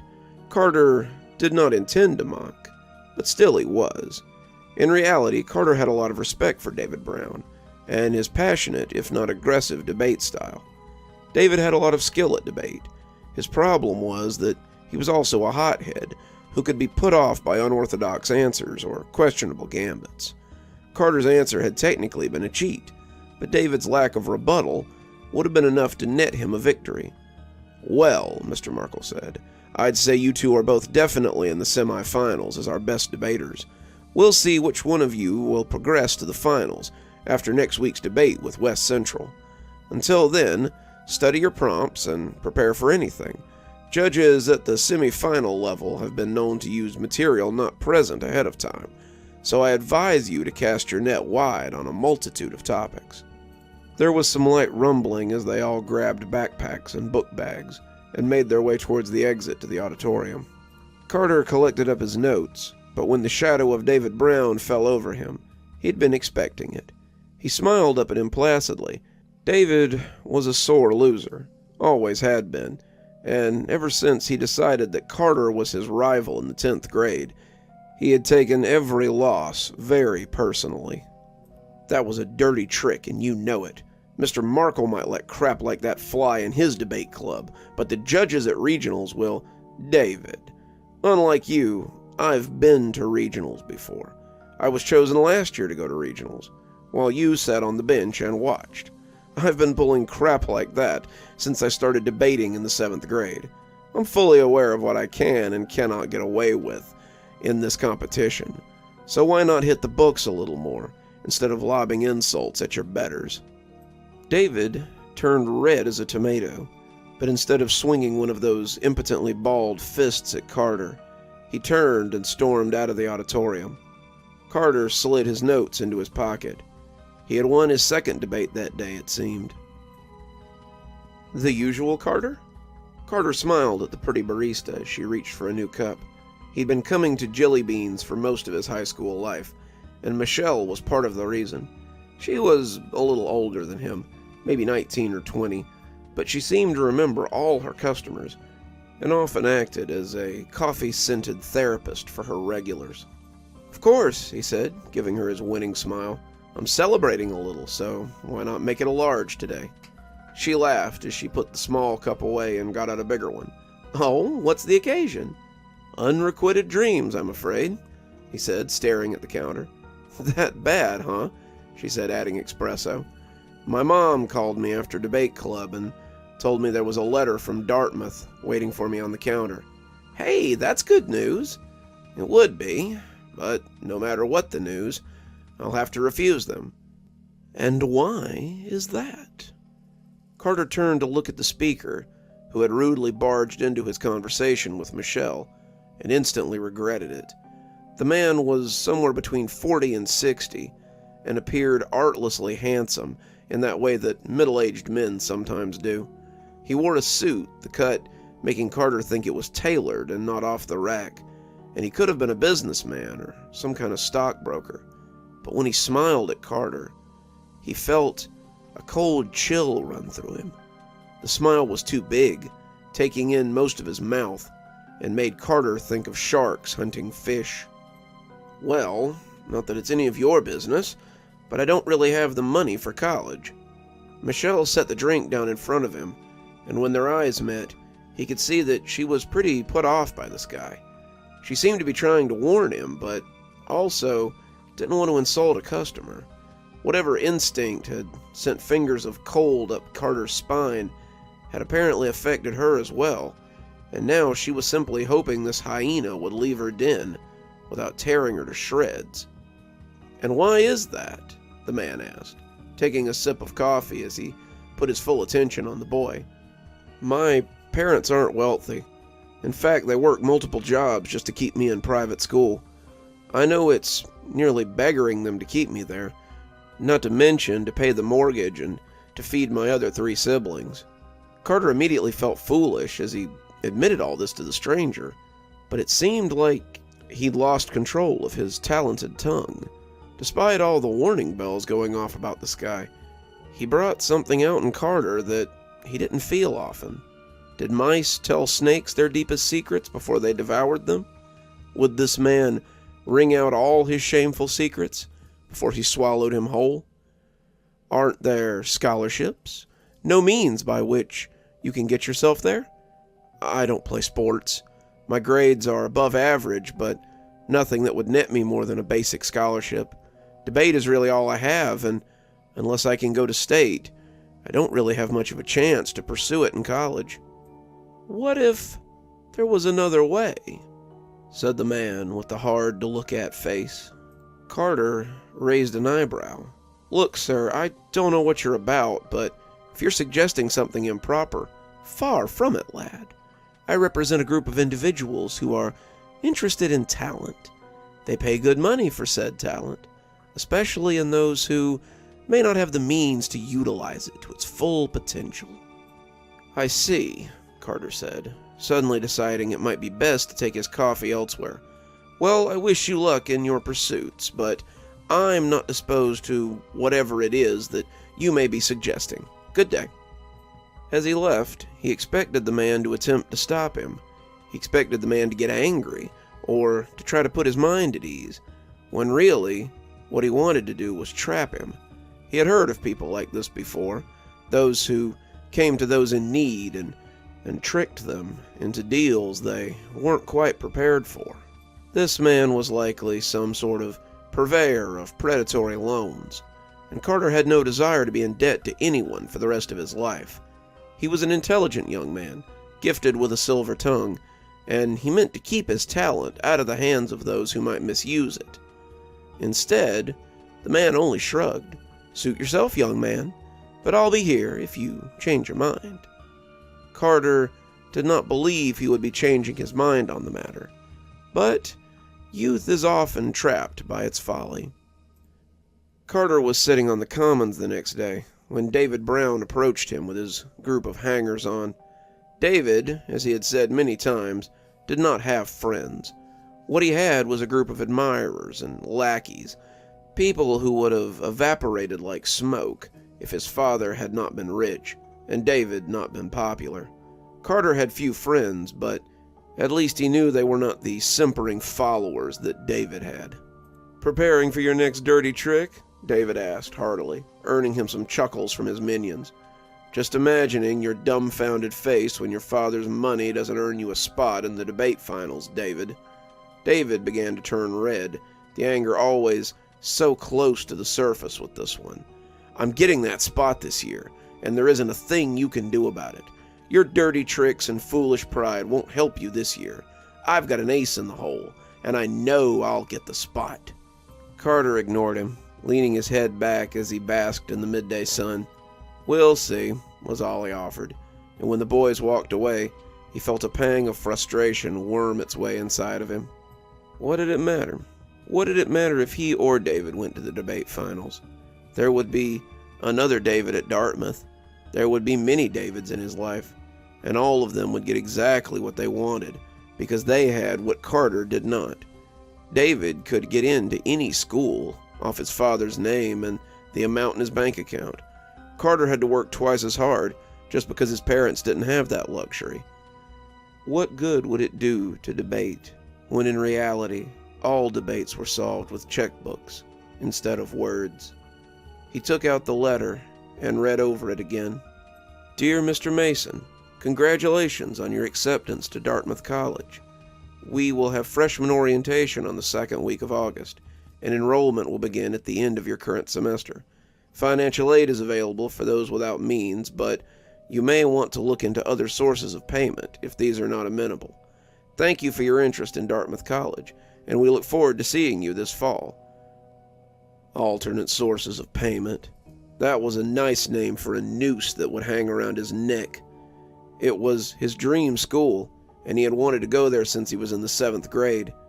The opportunities he could find at a place like Dartmouth would allow him to rise above the problems that his parents faced. The friends he could make there, the connections he could achieve, and the things he could learn would allow him to make a name for himself.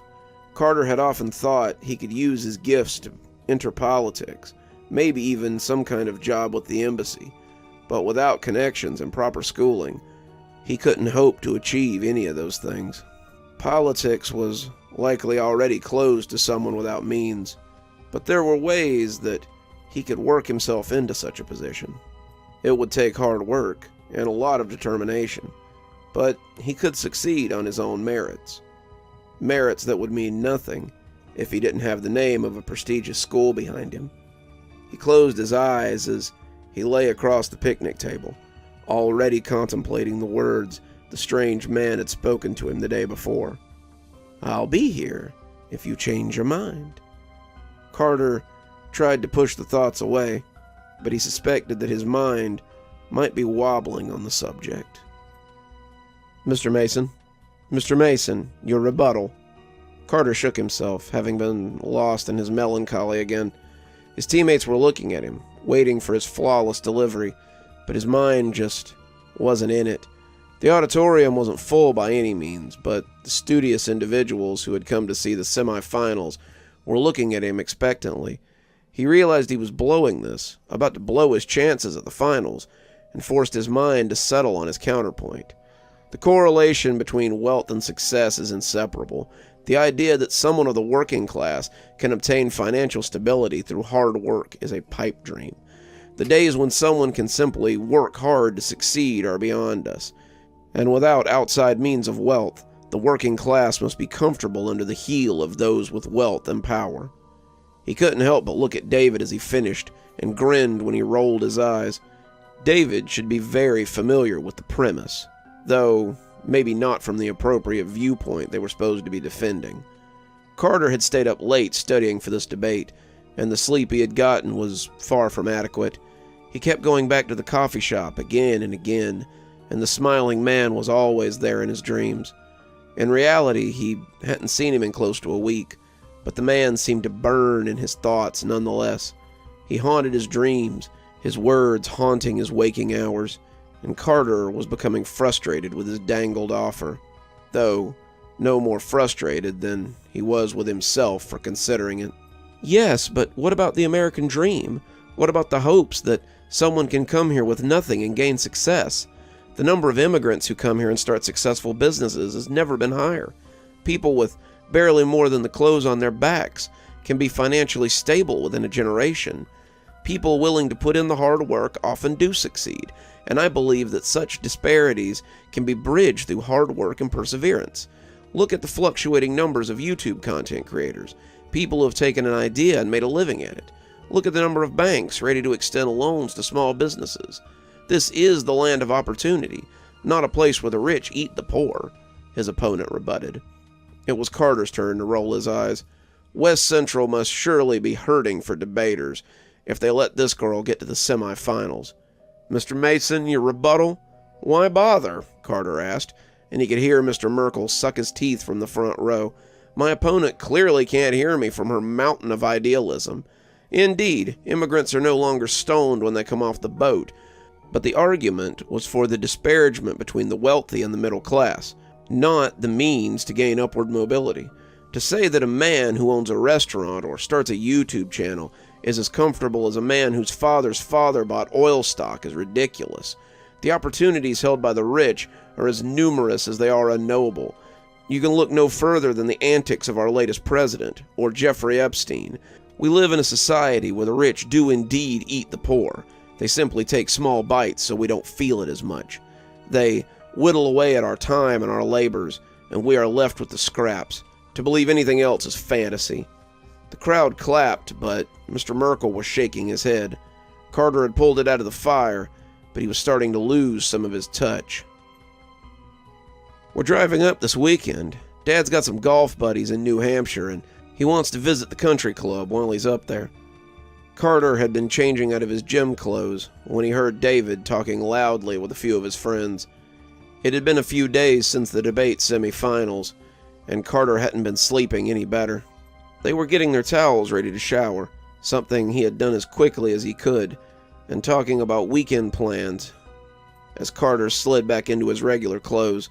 Carter's weekend plans mostly revolved around studying for the debate finals, but he felt pretty secure in his position as lead debater. His ears had pricked up when David said New Hampshire, though, and he leaned in a bit as he eavesdropped. I didn't realize your dad was an alum, Roger said, he and Derek always moving around David like flies on crap. Yeah, he doesn't like to brag about being from a prestigious school. He prefers to let his skills in the courtroom do the talking for him. Still, it'll really help my chances of breaking into politics with a name like Dartmouth behind me. Carter felt his blood run cold. Dartmouth? His Dartmouth? David would be going to the school that he'd wanted to go to for so long, while he was stuck at some college. Worse yet, with his parents' income, he'd be lucky to afford a state college or a community college. David was talking about taking in the sights while they were there, but Carter could barely hear him over the blood pounding in his ears. This wasn't fair. How the hell had David gotten into Dartmouth? His grades were usually barely above a B, and he struggled with anything that wasn't math or extracurricular activities. How would he manage to swing an invitation to a school like Dartmouth? With money. That's how. His dad was an alumni, something that would make David a legacy, and he had likely spread his money around and schmoozed the right people in order to get his idiot son into a school like Dartmouth. They all turned when Carter slammed his locker shut, but he didn't even notice. He had trig next, but he decided to skip it. He strolled right out the front doors and was heading to the coffee shop with strides full of confident rage. If that was the price, then he knew where to get the currency. He knew people too, after all. The man looked up as he entered, smiling like a shark seeing a school of fish. He was leaning in the same spot he had been, waiting for Carter, and the look on Michelle's face told him all he needed to know. Had he been coming back just to see if Carter would change his mind? Why did he care so much? Was Carter's schooling really that important to him? The man made a grisly guardian angel, but Carter supposed that beggars couldn't be choosers. "Why, Mr. Mason, what a delight it is to see you," the man said, holding out a coffee as though he'd expected the boy at 2 o'clock on a school day. Carter accepted the coffee and discovered it was as usual. Had Michelle told this guy, or had he remembered from only a single meeting? "What's so heavy on your mind that you would skip school and come to speak with me?" Carter nodded. Straight to business, then. "You said there was another way," Carter said, careful how he asked. "For me to go to school, I mean." "I did," the man said, taking a sip of his coffee. What did you mean?" "I run a business that trades in a very particular commodity. It's quite lucrative, especially among the wealthy. I deal in talent, Mr. Mason, and business has been so good that I'm considering branching out. We've had a few hiccups, of course, but I think we're ready to push on into other forms of talent acquisition. Your talent for debate is remarkable, and we would like to pay you for it." "I'm not sure I understand. You want to pay me for my talent?" "In the form of a scholarship. For your talent, we will give you a full ride to the school of your dreams. Think about it. A way to attend the school you've always wanted to, without having to place yourself in financial hardships. In 30 years, your own children could be attending as legacies when you use your connections to move mountains." Carter was thinking about it. It all seemed a little too good to be true. They wanted his talent, but what did that mean? They wanted him to speak on their behalf? They wanted him to use his debate skill for their company? Carter had heard of dodgy contracts, even seen a few, but this one seemed to benefit him more than was comfortable. How long would they need to use his talent? Was there a certain expectation? "All your questions and concerns are very normal, but I can assure you there are no hidden barbs. I've been paying people for their talent for a very long time, and I want to add yours to my growing collection. If you agree, then let's shake on it. Seal the deal, as it were." And with that, he extended a hand. Carter looked at the hand, but he didn't dare shake it. There was a trap hidden there, just below the surface, and it was one that had rows of teeth. Carter took a step away, backtracking as he kept the man with the extended hand in sight. The man's smile never wavered. "That's okay, sport. Think on it for a while. A deal like this comes around so infrequently, but don't wait too long, or it might just pass you by." The bell jingled behind him as he ran, but it wasn't the last Carter would see of that smiling devil. "Mr. Mason, your rebuttal." Carter looked at Mr. Markle owlishly, blinking as he tried to focus. This was the most important debate of his life, and he needed to be on his game. If he fumbled the ball here, he could kiss any hope of a scholarship goodbye. If he didn't go to state this year and do flashingly well, Dartmouth would be out of the cards forever. He needed to focus, but he was so tired. Carter hadn't slept well for the past 6 days. It had all caught up with him the day he ran from the coffee shop, and it buzzed in his head like bees in a hurricane. The acceptance letter, the debate, David, Dartmouth, the smiling man's offer, the whole of his life, and the needle that it balanced on. It was all slowly driving him mad, and it kept him from snatching more than a few hours of sleep at a time. He had tried everything from sleep aids to exercise, but every time he closed his eyes, it all just coursed through him like a whirlwind. At the center of that storm was the smiling stranger, and his face took up a lot of space within his anxious mind. As he stood there trying to come up with a response for medieval economics versus Depression-era economics, all he could hear was the wind whistling inside his skull. David grinned triumphantly, and with good reason. He had gotten the upper hand in the last 3 debates, and Carter knew it. Depression-era economics were sounder than medieval economics because they had more to do with a banking system that was less corrupt than banks in debt to the crown and church. Allowed to flower in a freer market, they had less constraints placed on them and were more fruitful than a market under the heel of a monarch. Yes, because a freer market really helped them when it came to the crash. The medieval market was also unpredictable, but I feel that the presence of a monarch often strengthened the economy through war and expansion, something a free market does not often benefit from. Check your facts, Davy. War is good for an economy built on industry, something the medieval market was not always known for. Everything from farmers to tailors benefit when a nation goes to war, while only the monarchs truly benefit from a war and a monarchy. I'll give you that, but the turbulent nature of the medieval environment gave the peasants more chances to thrive, whereas the so-called free market took advantage of the working class in ways that kept them poor and easily exploited. Carter had the argument, but it was like trying to grab something with a slippery hand. He would take hold of it, only for it to slide through his fingers as he tried to catch it. It would slip again and leave him stuttering. He had managed to take hold of something when the little bell rang on Mr. Merkel's desk, and he called time. "Boys, would you mind staying over?" he asked, as the others grabbed their bags and departed. Carter stood in a moody cloud as David shone resplendently. "Carter, you're a skilled debater, but you've been slipping lately. Your arguments are sound, but we need someone whose mind isn't going to slip at the wrong time. I'm recommending David to be our representative this year, but I would like the two of you to help craft his arguments. Perhaps without the fear of limits hanging overhead, you can accomplish something grand together." It all sounded like so much needless blah blah, and Carter nodded as he packed his things away. He was angry and embarrassed, and when he strode silently from the hall, he could feel David watching him go in all his smugness. He had won, he had bested his enemy, and now he had achieved what he always wanted. He had a clear playing field, and Carter would be resigned to mediocrity for all time.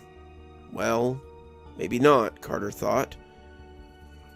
As his feet took him inexorably towards the coffee shop, he could already see the man as he sat by the window. He watched Carter approach, smiling in unknowing glee, and when Carter came through the door and approached him, he tried to look surprised to see him.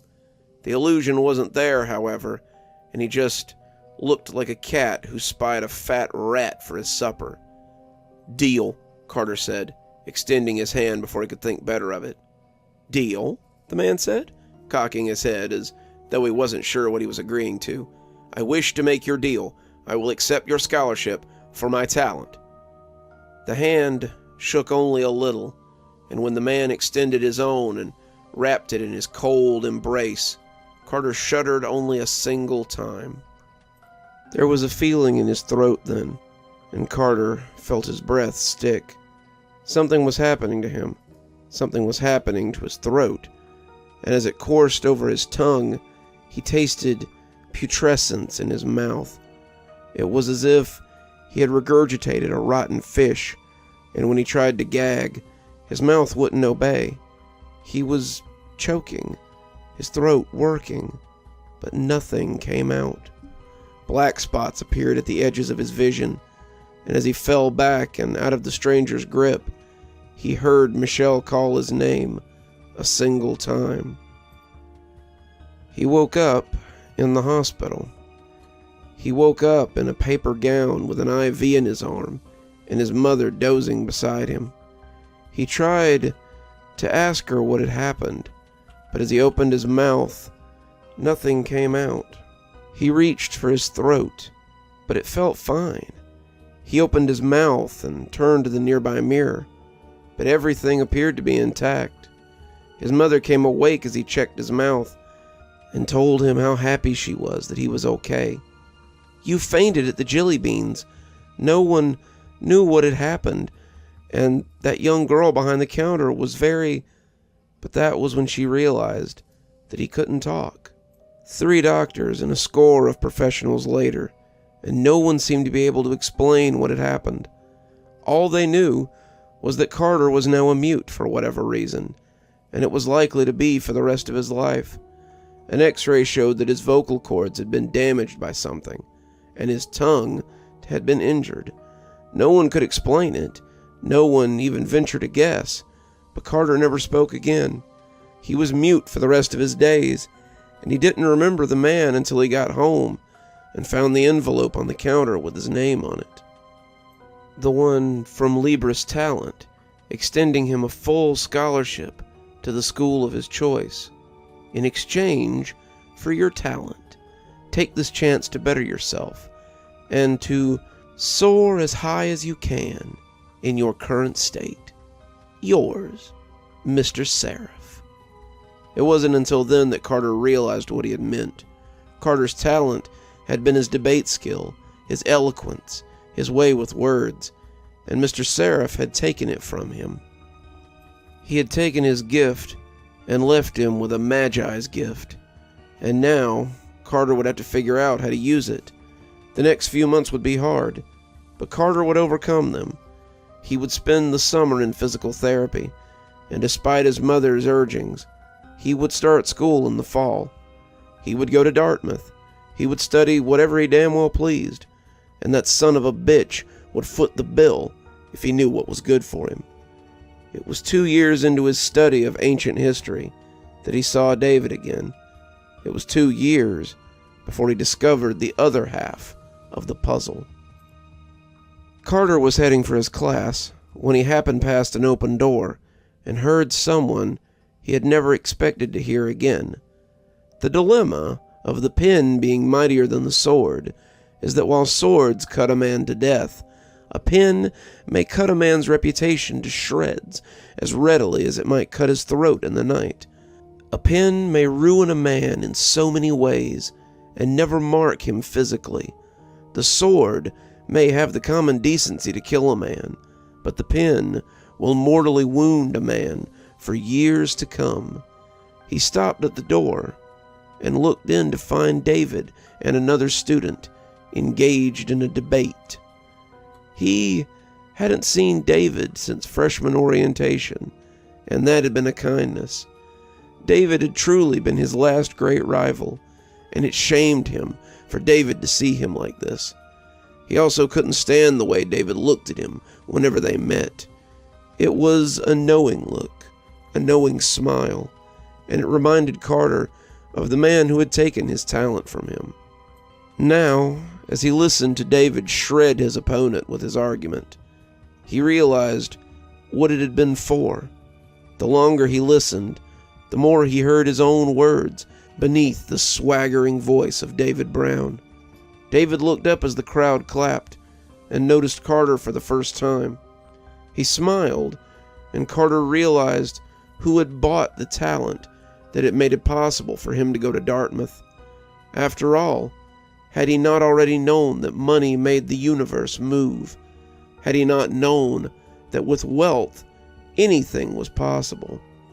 It could get you into the halls of learning, catapult you into the most prestigious offices in the land, and even, it seems, silence your opponents and give you the words you couldn't find yourself. Carter hoped that David had paid a pretty penny for his silver tongue, because it had cost him so much in the long run.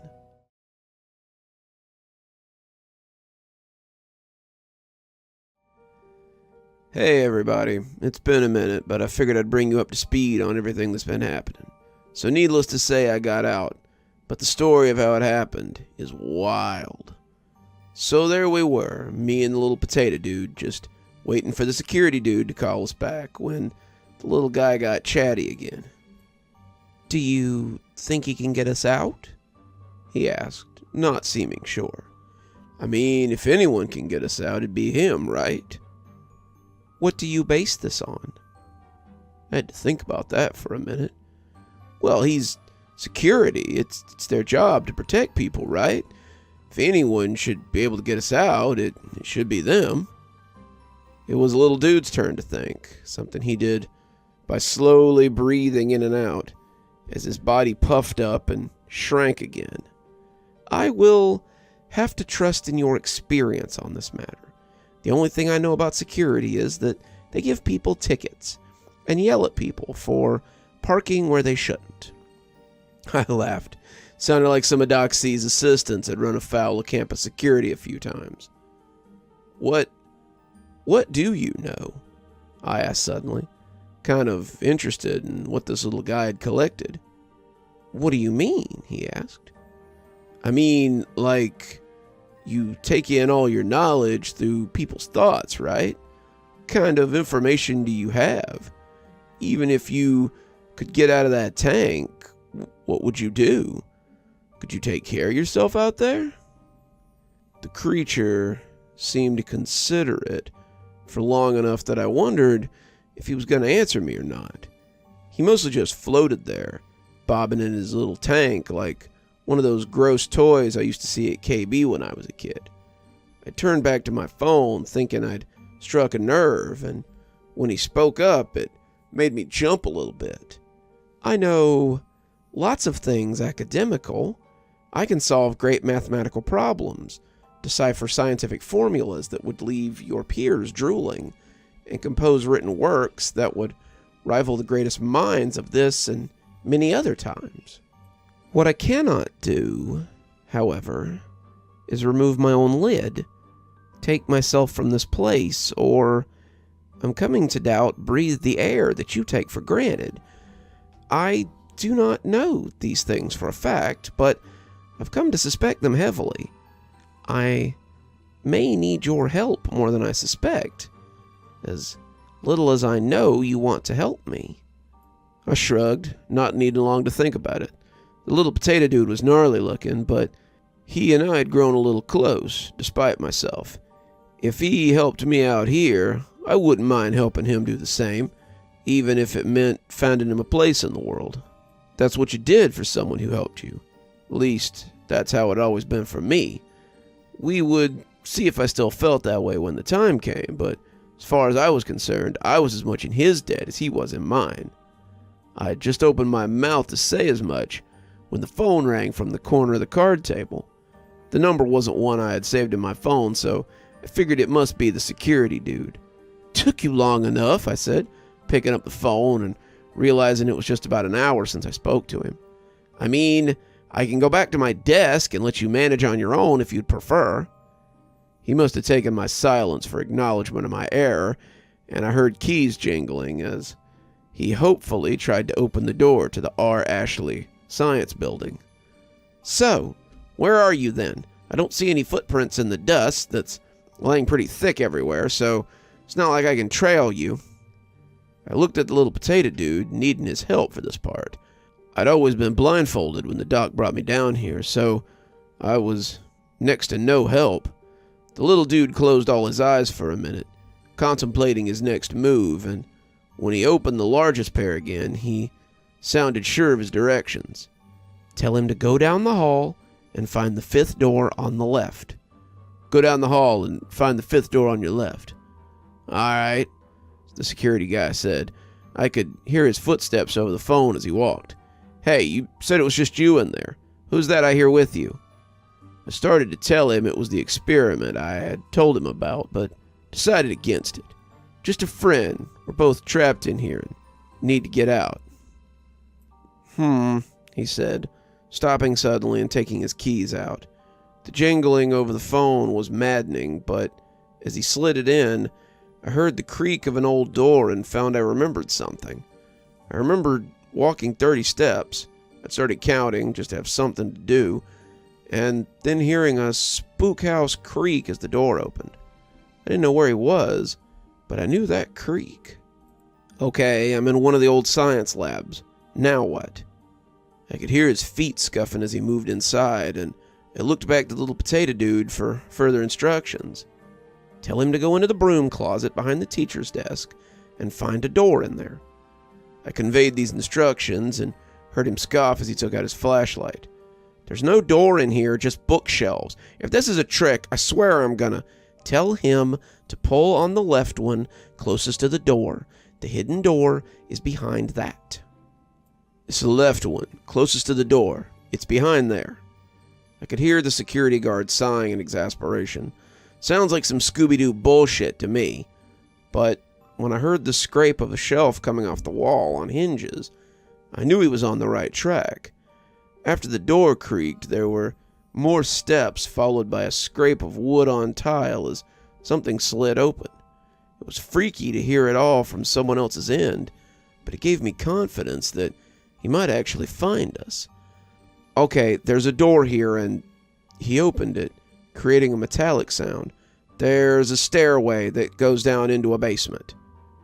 The security guy sounded a little less sure of himself now, and that was good because it meant he might actually take this seriously.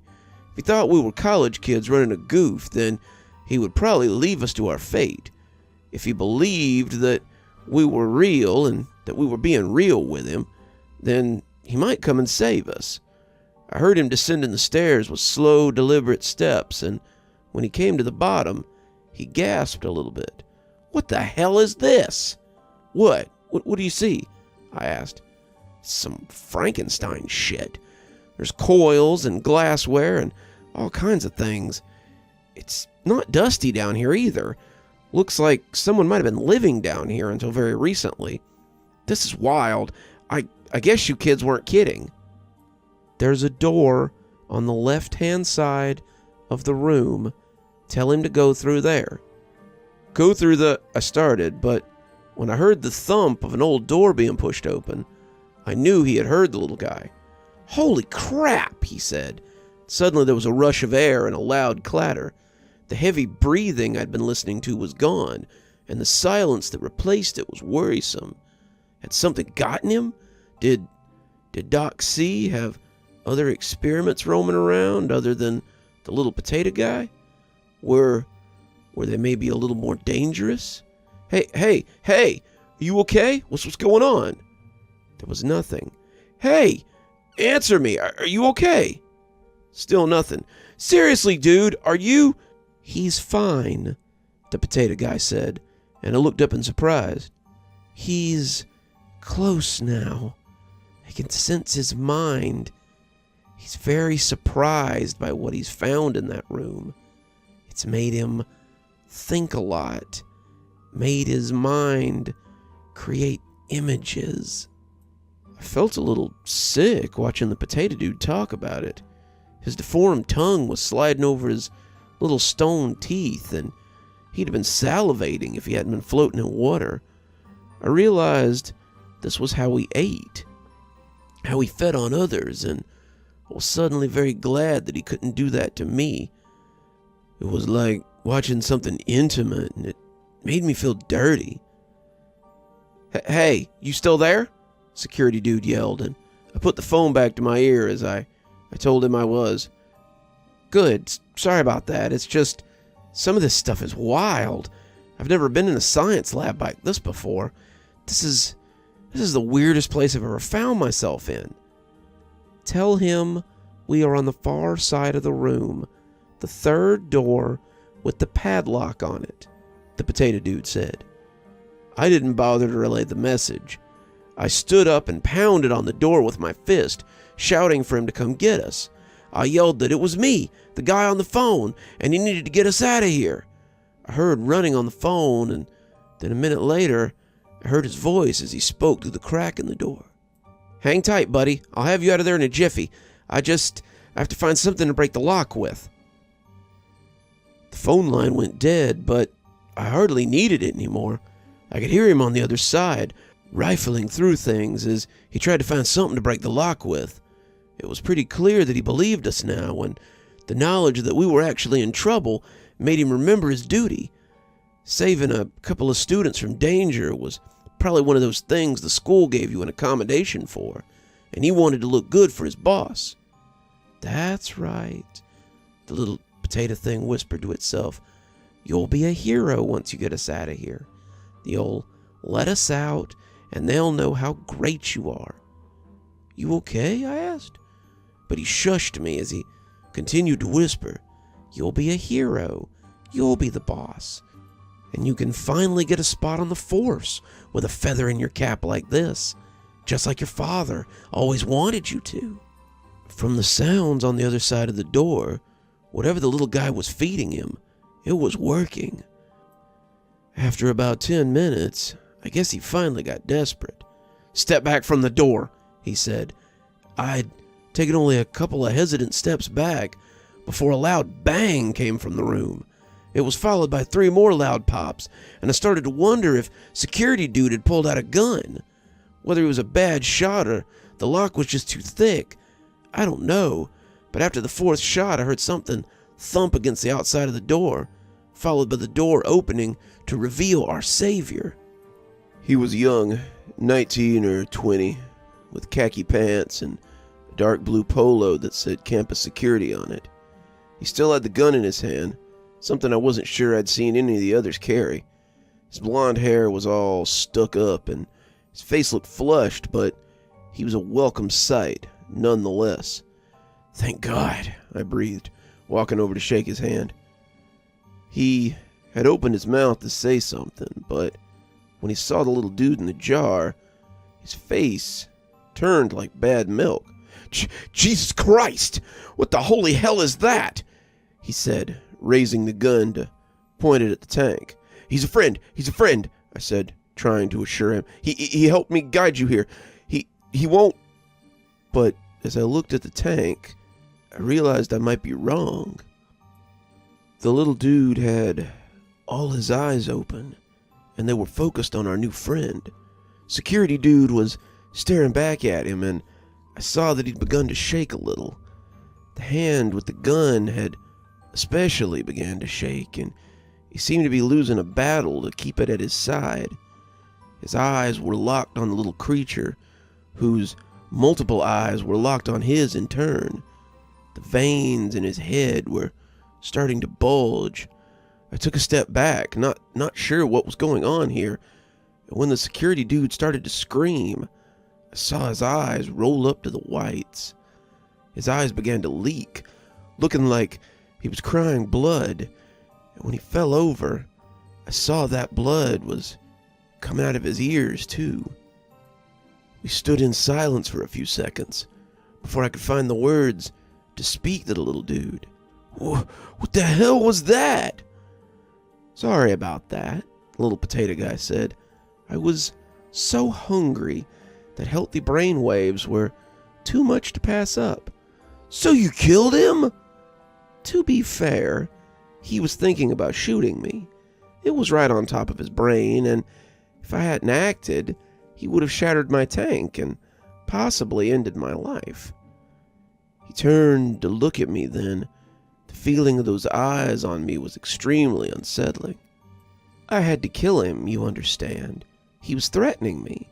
And when you threaten someone, they're allowed to stand their ground. It was self-defense, plain and simple." The things he was saying were basically true, but didn't make the body lying on the floor any less terrible. "So what do we do now?" I asked, not sure what someone did with a dead body. "We leave him here.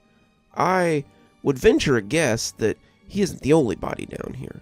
Are you ready to escape?" I nodded, grabbing my charger and my earbud case as I slid my phone into my pocket. The little dude's tank proved a bit more difficult, but not much. It was like carrying a fish tank, somewhere between a 5-gallon and a gallon bowl. As I started to settle it, I heard the last thing I expected to hear down here in the dark. It took a few minutes to click in all the insanity, but it was the theme song to Chips. I settled his tank on the table and looked back at the dead security dude, noticing the light flashing in his pocket. It quieted now, but as I approached, it started ringing again. It vibrated the pool of blood gathering around him, and I felt like a grave robber as I slid my hand into his pocket. Closing my eyes, I slid it out and looked at the screen, instantly feeling foolish. Did I expect to recognize the number? Did I think it would be someone I knew? As I slid the toggle to answer it, catching it on the 5th ring, I heard someone breathing heavily on the other end and said hello. "Officer Giraffe, This is Agent Max. We spoke a minute ago. Dr. Cranler hasn't been very forthcoming with information, so if you have any actual information about his latest experiment, we would very much like to take it into custody. Have you secured it yet?" I looked at the potato dude, but he didn't seem to have any answers. "Officer Draft, are you there? Hello?" I tossed the phone into the inky blackness of the next room and went back to scoop up the tank.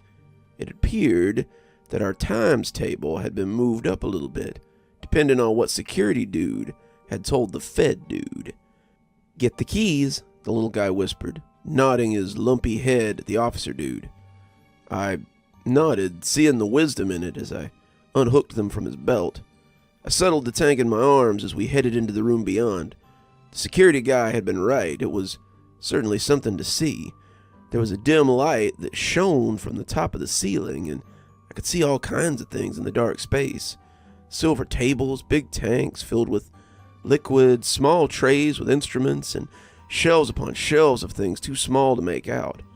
I suddenly wanted to see them all, to inspect every one of them, but I didn't have time. I did see that ours wasn't the only locked door. 3 others were still padlocked shut. What would I find behind those, I wondered, but I didn't have the time or the aim to investigate today. I jogged out of the room and into a little room that did look like it belonged to Dr. Frankenstein. A desk sat in front of a huge double shelf of books, and the rest of the room was taken up with more tables and electrical coils and all kinds of weird equipment. I didn't have names for all of it. It all pulled at me to come look, but I saw the stairs calling me louder, and I ran up them as fast as I dared and into the dusty old broom closet. We were heading through the silent classroom when we saw the flashlights through the windows. I crouched, the little dude making grumpy noises as he sloshed in the tank. Outside, there were about a dozen guys with lights searching around the building. It appeared that security dude had told them where we were, and now we were stuck. I looked at the tank, the lights and voices moving just outside the window, and asked the little dude if he knew another way out. "I don't know," the little potato guy said. "Let me think for a moment. Better think fast. They could be in here any minute."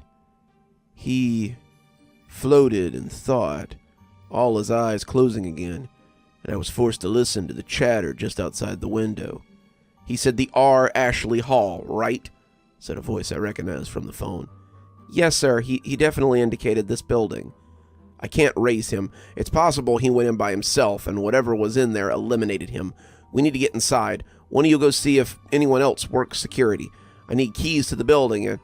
"I found it," the little guy said, turning me back to face him. "There's a back door and a spot one of the assistants went to smoke sometimes." "It's probably locked," I said, bemoaning our luck before remembering the ring of keys that were sitting in my pocket. "Which way?" I asked, getting up as I lifted the tank. "Last door on the left. It's a little kitchen area with a door to the outside." I stayed low, trying to make it under the windows as I duck-walked to the door. The hallway was dusty, the unused corridors particularly covered in it, and as I crept past the doors, I could hear voices headed from the front of the hall. That was good, because if they were all in the front, then no one was going to see me go out the back. I tried the door, but wasn't too surprised when it was locked. The ring of keys looked huge as I finagled it out of my pocket. I started trying them one at a time without any real clue which one was the right one. I had just found one that would slide into the lock when something hit the door hard enough to send dust flying everywhere. I almost dropped the keys, my fingers finding the middle of the ring as they slipped out of my hand. I found the key I had lost pretty quickly, and as I came through the door, I heard the front door starting to groan under the battering of the feds. I stumbled into the kitchen area, turning to close the door and lock it back. No sense making it easy for him. I went to the back door, and with some luck, the same key opened it as well.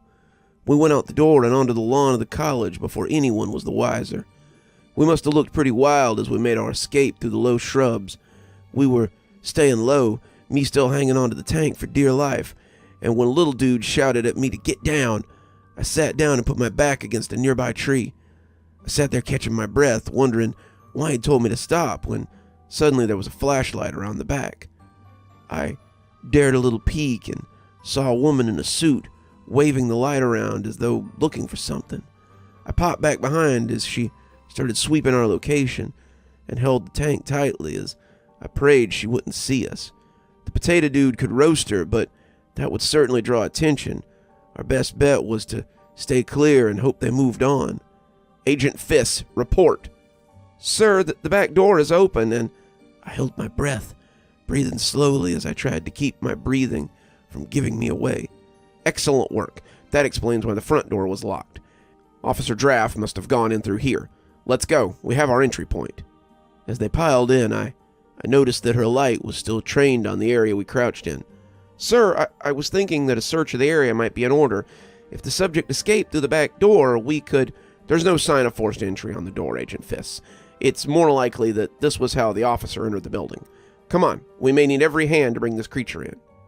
The lights retreated, and I finally felt like I could breathe safely again. We made tracks all the way back to my dorm room, and that is how me and the little dude became roommates. It's been pretty chill since then. Pato lives in my room now, and the two of us live pretty comfortably. He's looking better these days. All the creativity roaming the halls is enough for him to stay well fed without roasting anyone's coconut. He doesn't ask to be let out anymore either, and I set up a little TV for him so he can watch the outside world. He usually just watches smart guy stuff, but every Friday we have a little movie night, and I make him watch something less academic. We're watching Friday this week, though I'm pretty sure it'll go over his head. He's helping me with my science stuff too, and I'm thinking of changing my major to biochem next semester. He was right. He knows so much, and he's helping me know stuff too. I'm sure he's got an ulterior motive, but I don't mind. We seem to be living in a symbiotic relationship, as he says, and with the little dude's help, I can pass almost any test. He's starting to be able to beam stuff into my noggin too, so I guess we really are living simpatico. I'm still pretty careful to spend time on my phone so I don't get too creative. If I go full egghead, the little man might decide to make a tasty snack out of me too.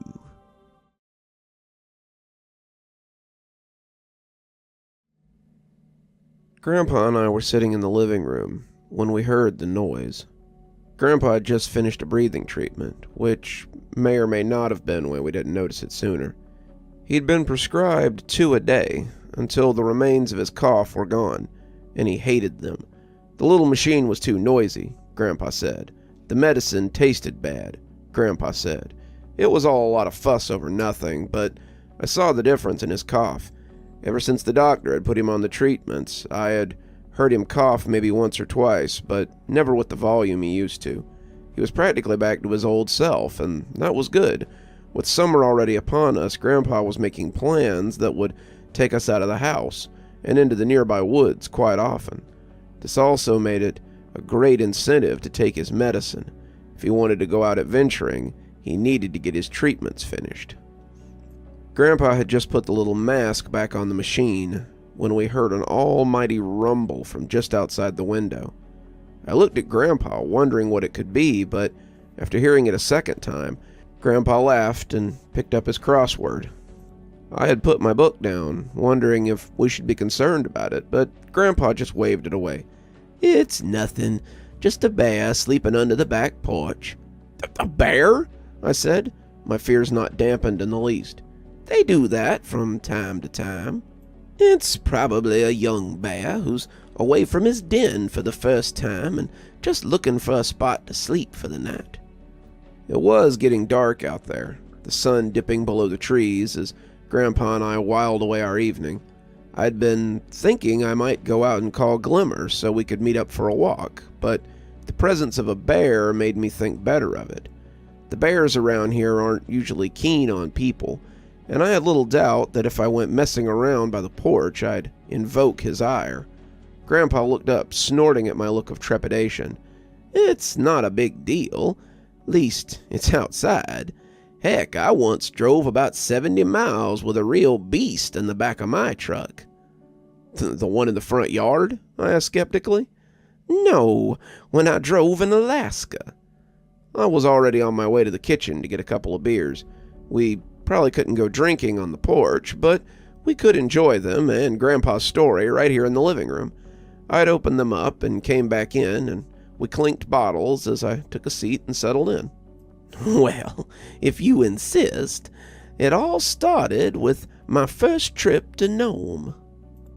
John's younger brother woke me up one morning to tell me that Wayne was calling for me. I'd been driving truck for him for about 1.5 years now, and I was pretty happy with the job. I got to drive all over the place and see all kinds of things. The pay was good, and there was a little gas stop on the way to Taylor that served a pretty good lunch and had a cute waitress I had kind of fallen for. I was hoping that he was calling to send me in that direction, but it turned out he had bigger plans that day. Jack, I need you to go to Nome and make a very special delivery. My ears perked up. I'd never been to Nome. I knew it was a pretty big city, place a young man might get into trouble if he wasn't careful, and I was excited to see a new place. We were still using the old transport trucks, and I knew that if it was a long haul, I'd be driving one of the nicer ones. The nice hauler trucks were always the best maintained, and usually had a working heater, too. I'm in. What's the job, Wayne? There's a fella in town that wants us to take a load of expensive furniture up there. It's really pretty stuff, handmade from local wood, and the guy in Nome is paying him top dollar for it. He's offering to pay us some of those top dollars if we get it there on the quick, like within 48 hours. I whistled. Nome wasn't a short drive, and to get there before the marker, I'd have to drive all night to do it. It was doable. I'd done it before, but that was going to be a hell of a drive. We talked a bit about pay, and after settling on a special rate for a special job, I got up and got ready to head out. I took my thermos, a radio I had from my army days, and dressed warm in case the heater didn't work. This was early spring, and there was still snow on the ground, but I wanted to be warm if something unforeseen popped up. Turned out, something unforeseen was waiting for me up the way.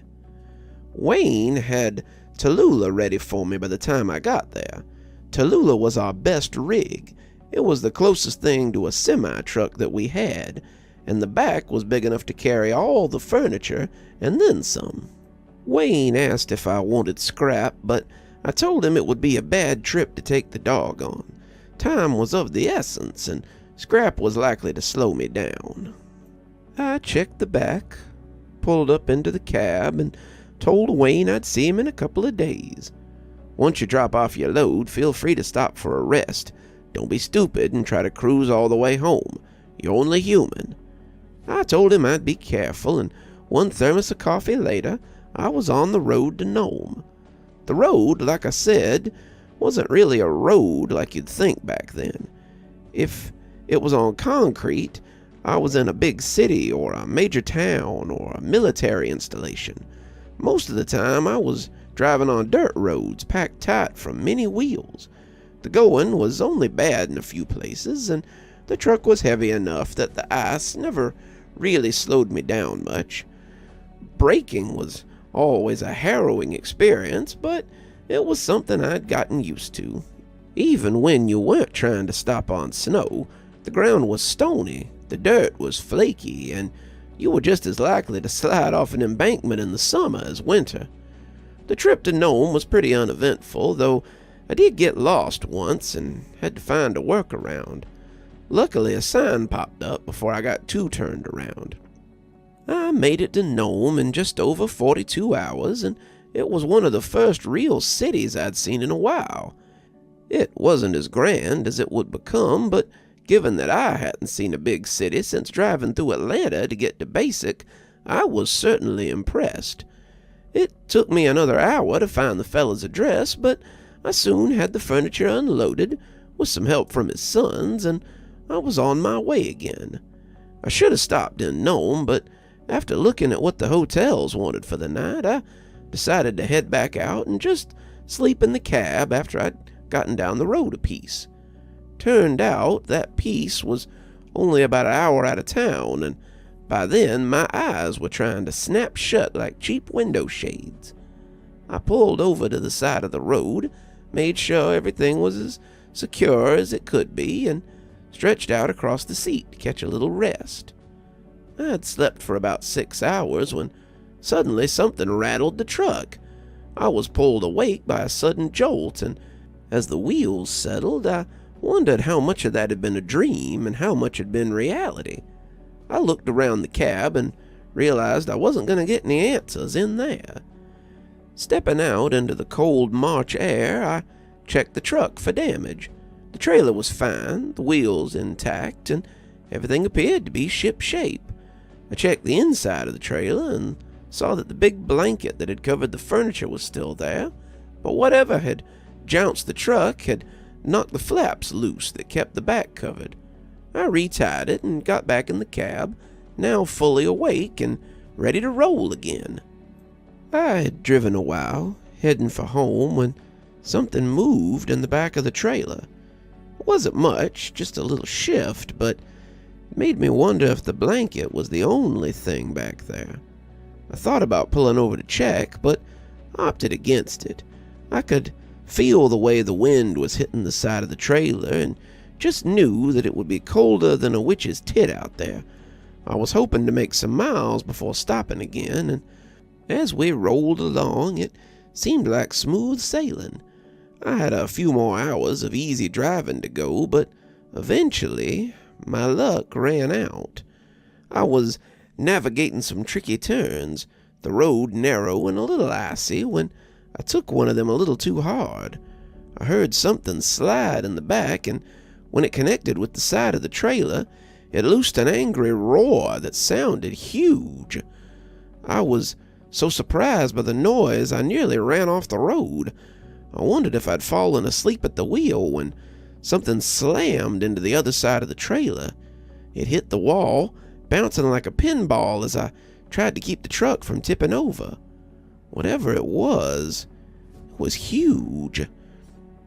It took everything I had to keep from sliding off the edge, and as it roared again, I thought I had a monster in the back of the truck.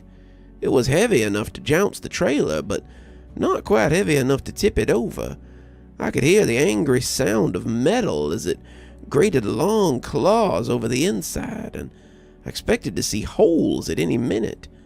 I was terrified to stop, thinking it might get into the cab if it knew I was in there. Finally, I just slowed down some so it could escape if it wanted to. I felt a cold draft a moment later, and wouldn't realize till I stopped afterwards why. The thing had torn a gash in the back cab about as wide as my hand, and the claw it had used to do it had missed me by inches. At the time, though, all I felt was a sudden rush of air, followed by a huge jounce that felt like something had hit the back of the truck again.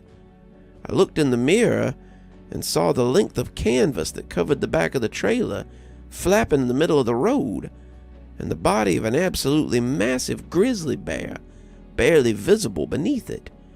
The paws, however, were on full display, and they were the biggest I had ever seen. I could feel it watching me as I drove away, and I didn't dare stop until I had put many, many miles between us. I was fully awake then, and I would be for the next 12 hours. I made the trip back in record time, and when Wayne asked what had happened to the back of the trailer, I told him the story. To my surprise, he laughed. "You gotta watch where you stop around here, Jack. You'll get all kinds of stowaways if you park too close to the woods for too long. Don't worry, I won't take the repairs out of your pay this time." I was always careful when I parked for the night after that, but that furry fellow wasn't the only passenger I ever had. As I sat listening to Grandpa's story, the snores of the bear made a fitting backdrop. "Sounds like an unbearable situation," I said, and Grandpa rolled his eyes as he chuckled in spite of the corn. "I guess you could say it was a grisly experience. He was definitely the worst guest I had in my truck, Grandpa said, covering a yawn as he sat back in his chair. That reminded me of something else. Hey, didn't you tell me once you picked up Santa Claus? I could have sworn you said you did, but you never told me if it was in Georgia or But that's when I heard a second snoring join the first, and I knew that story time was over. I threw one of the big blankets over Grandpa and went upstairs to get ready for bed. Grandpa snored happily in his easy chair as he dreamed of frozen roads, great bears, and times gone by.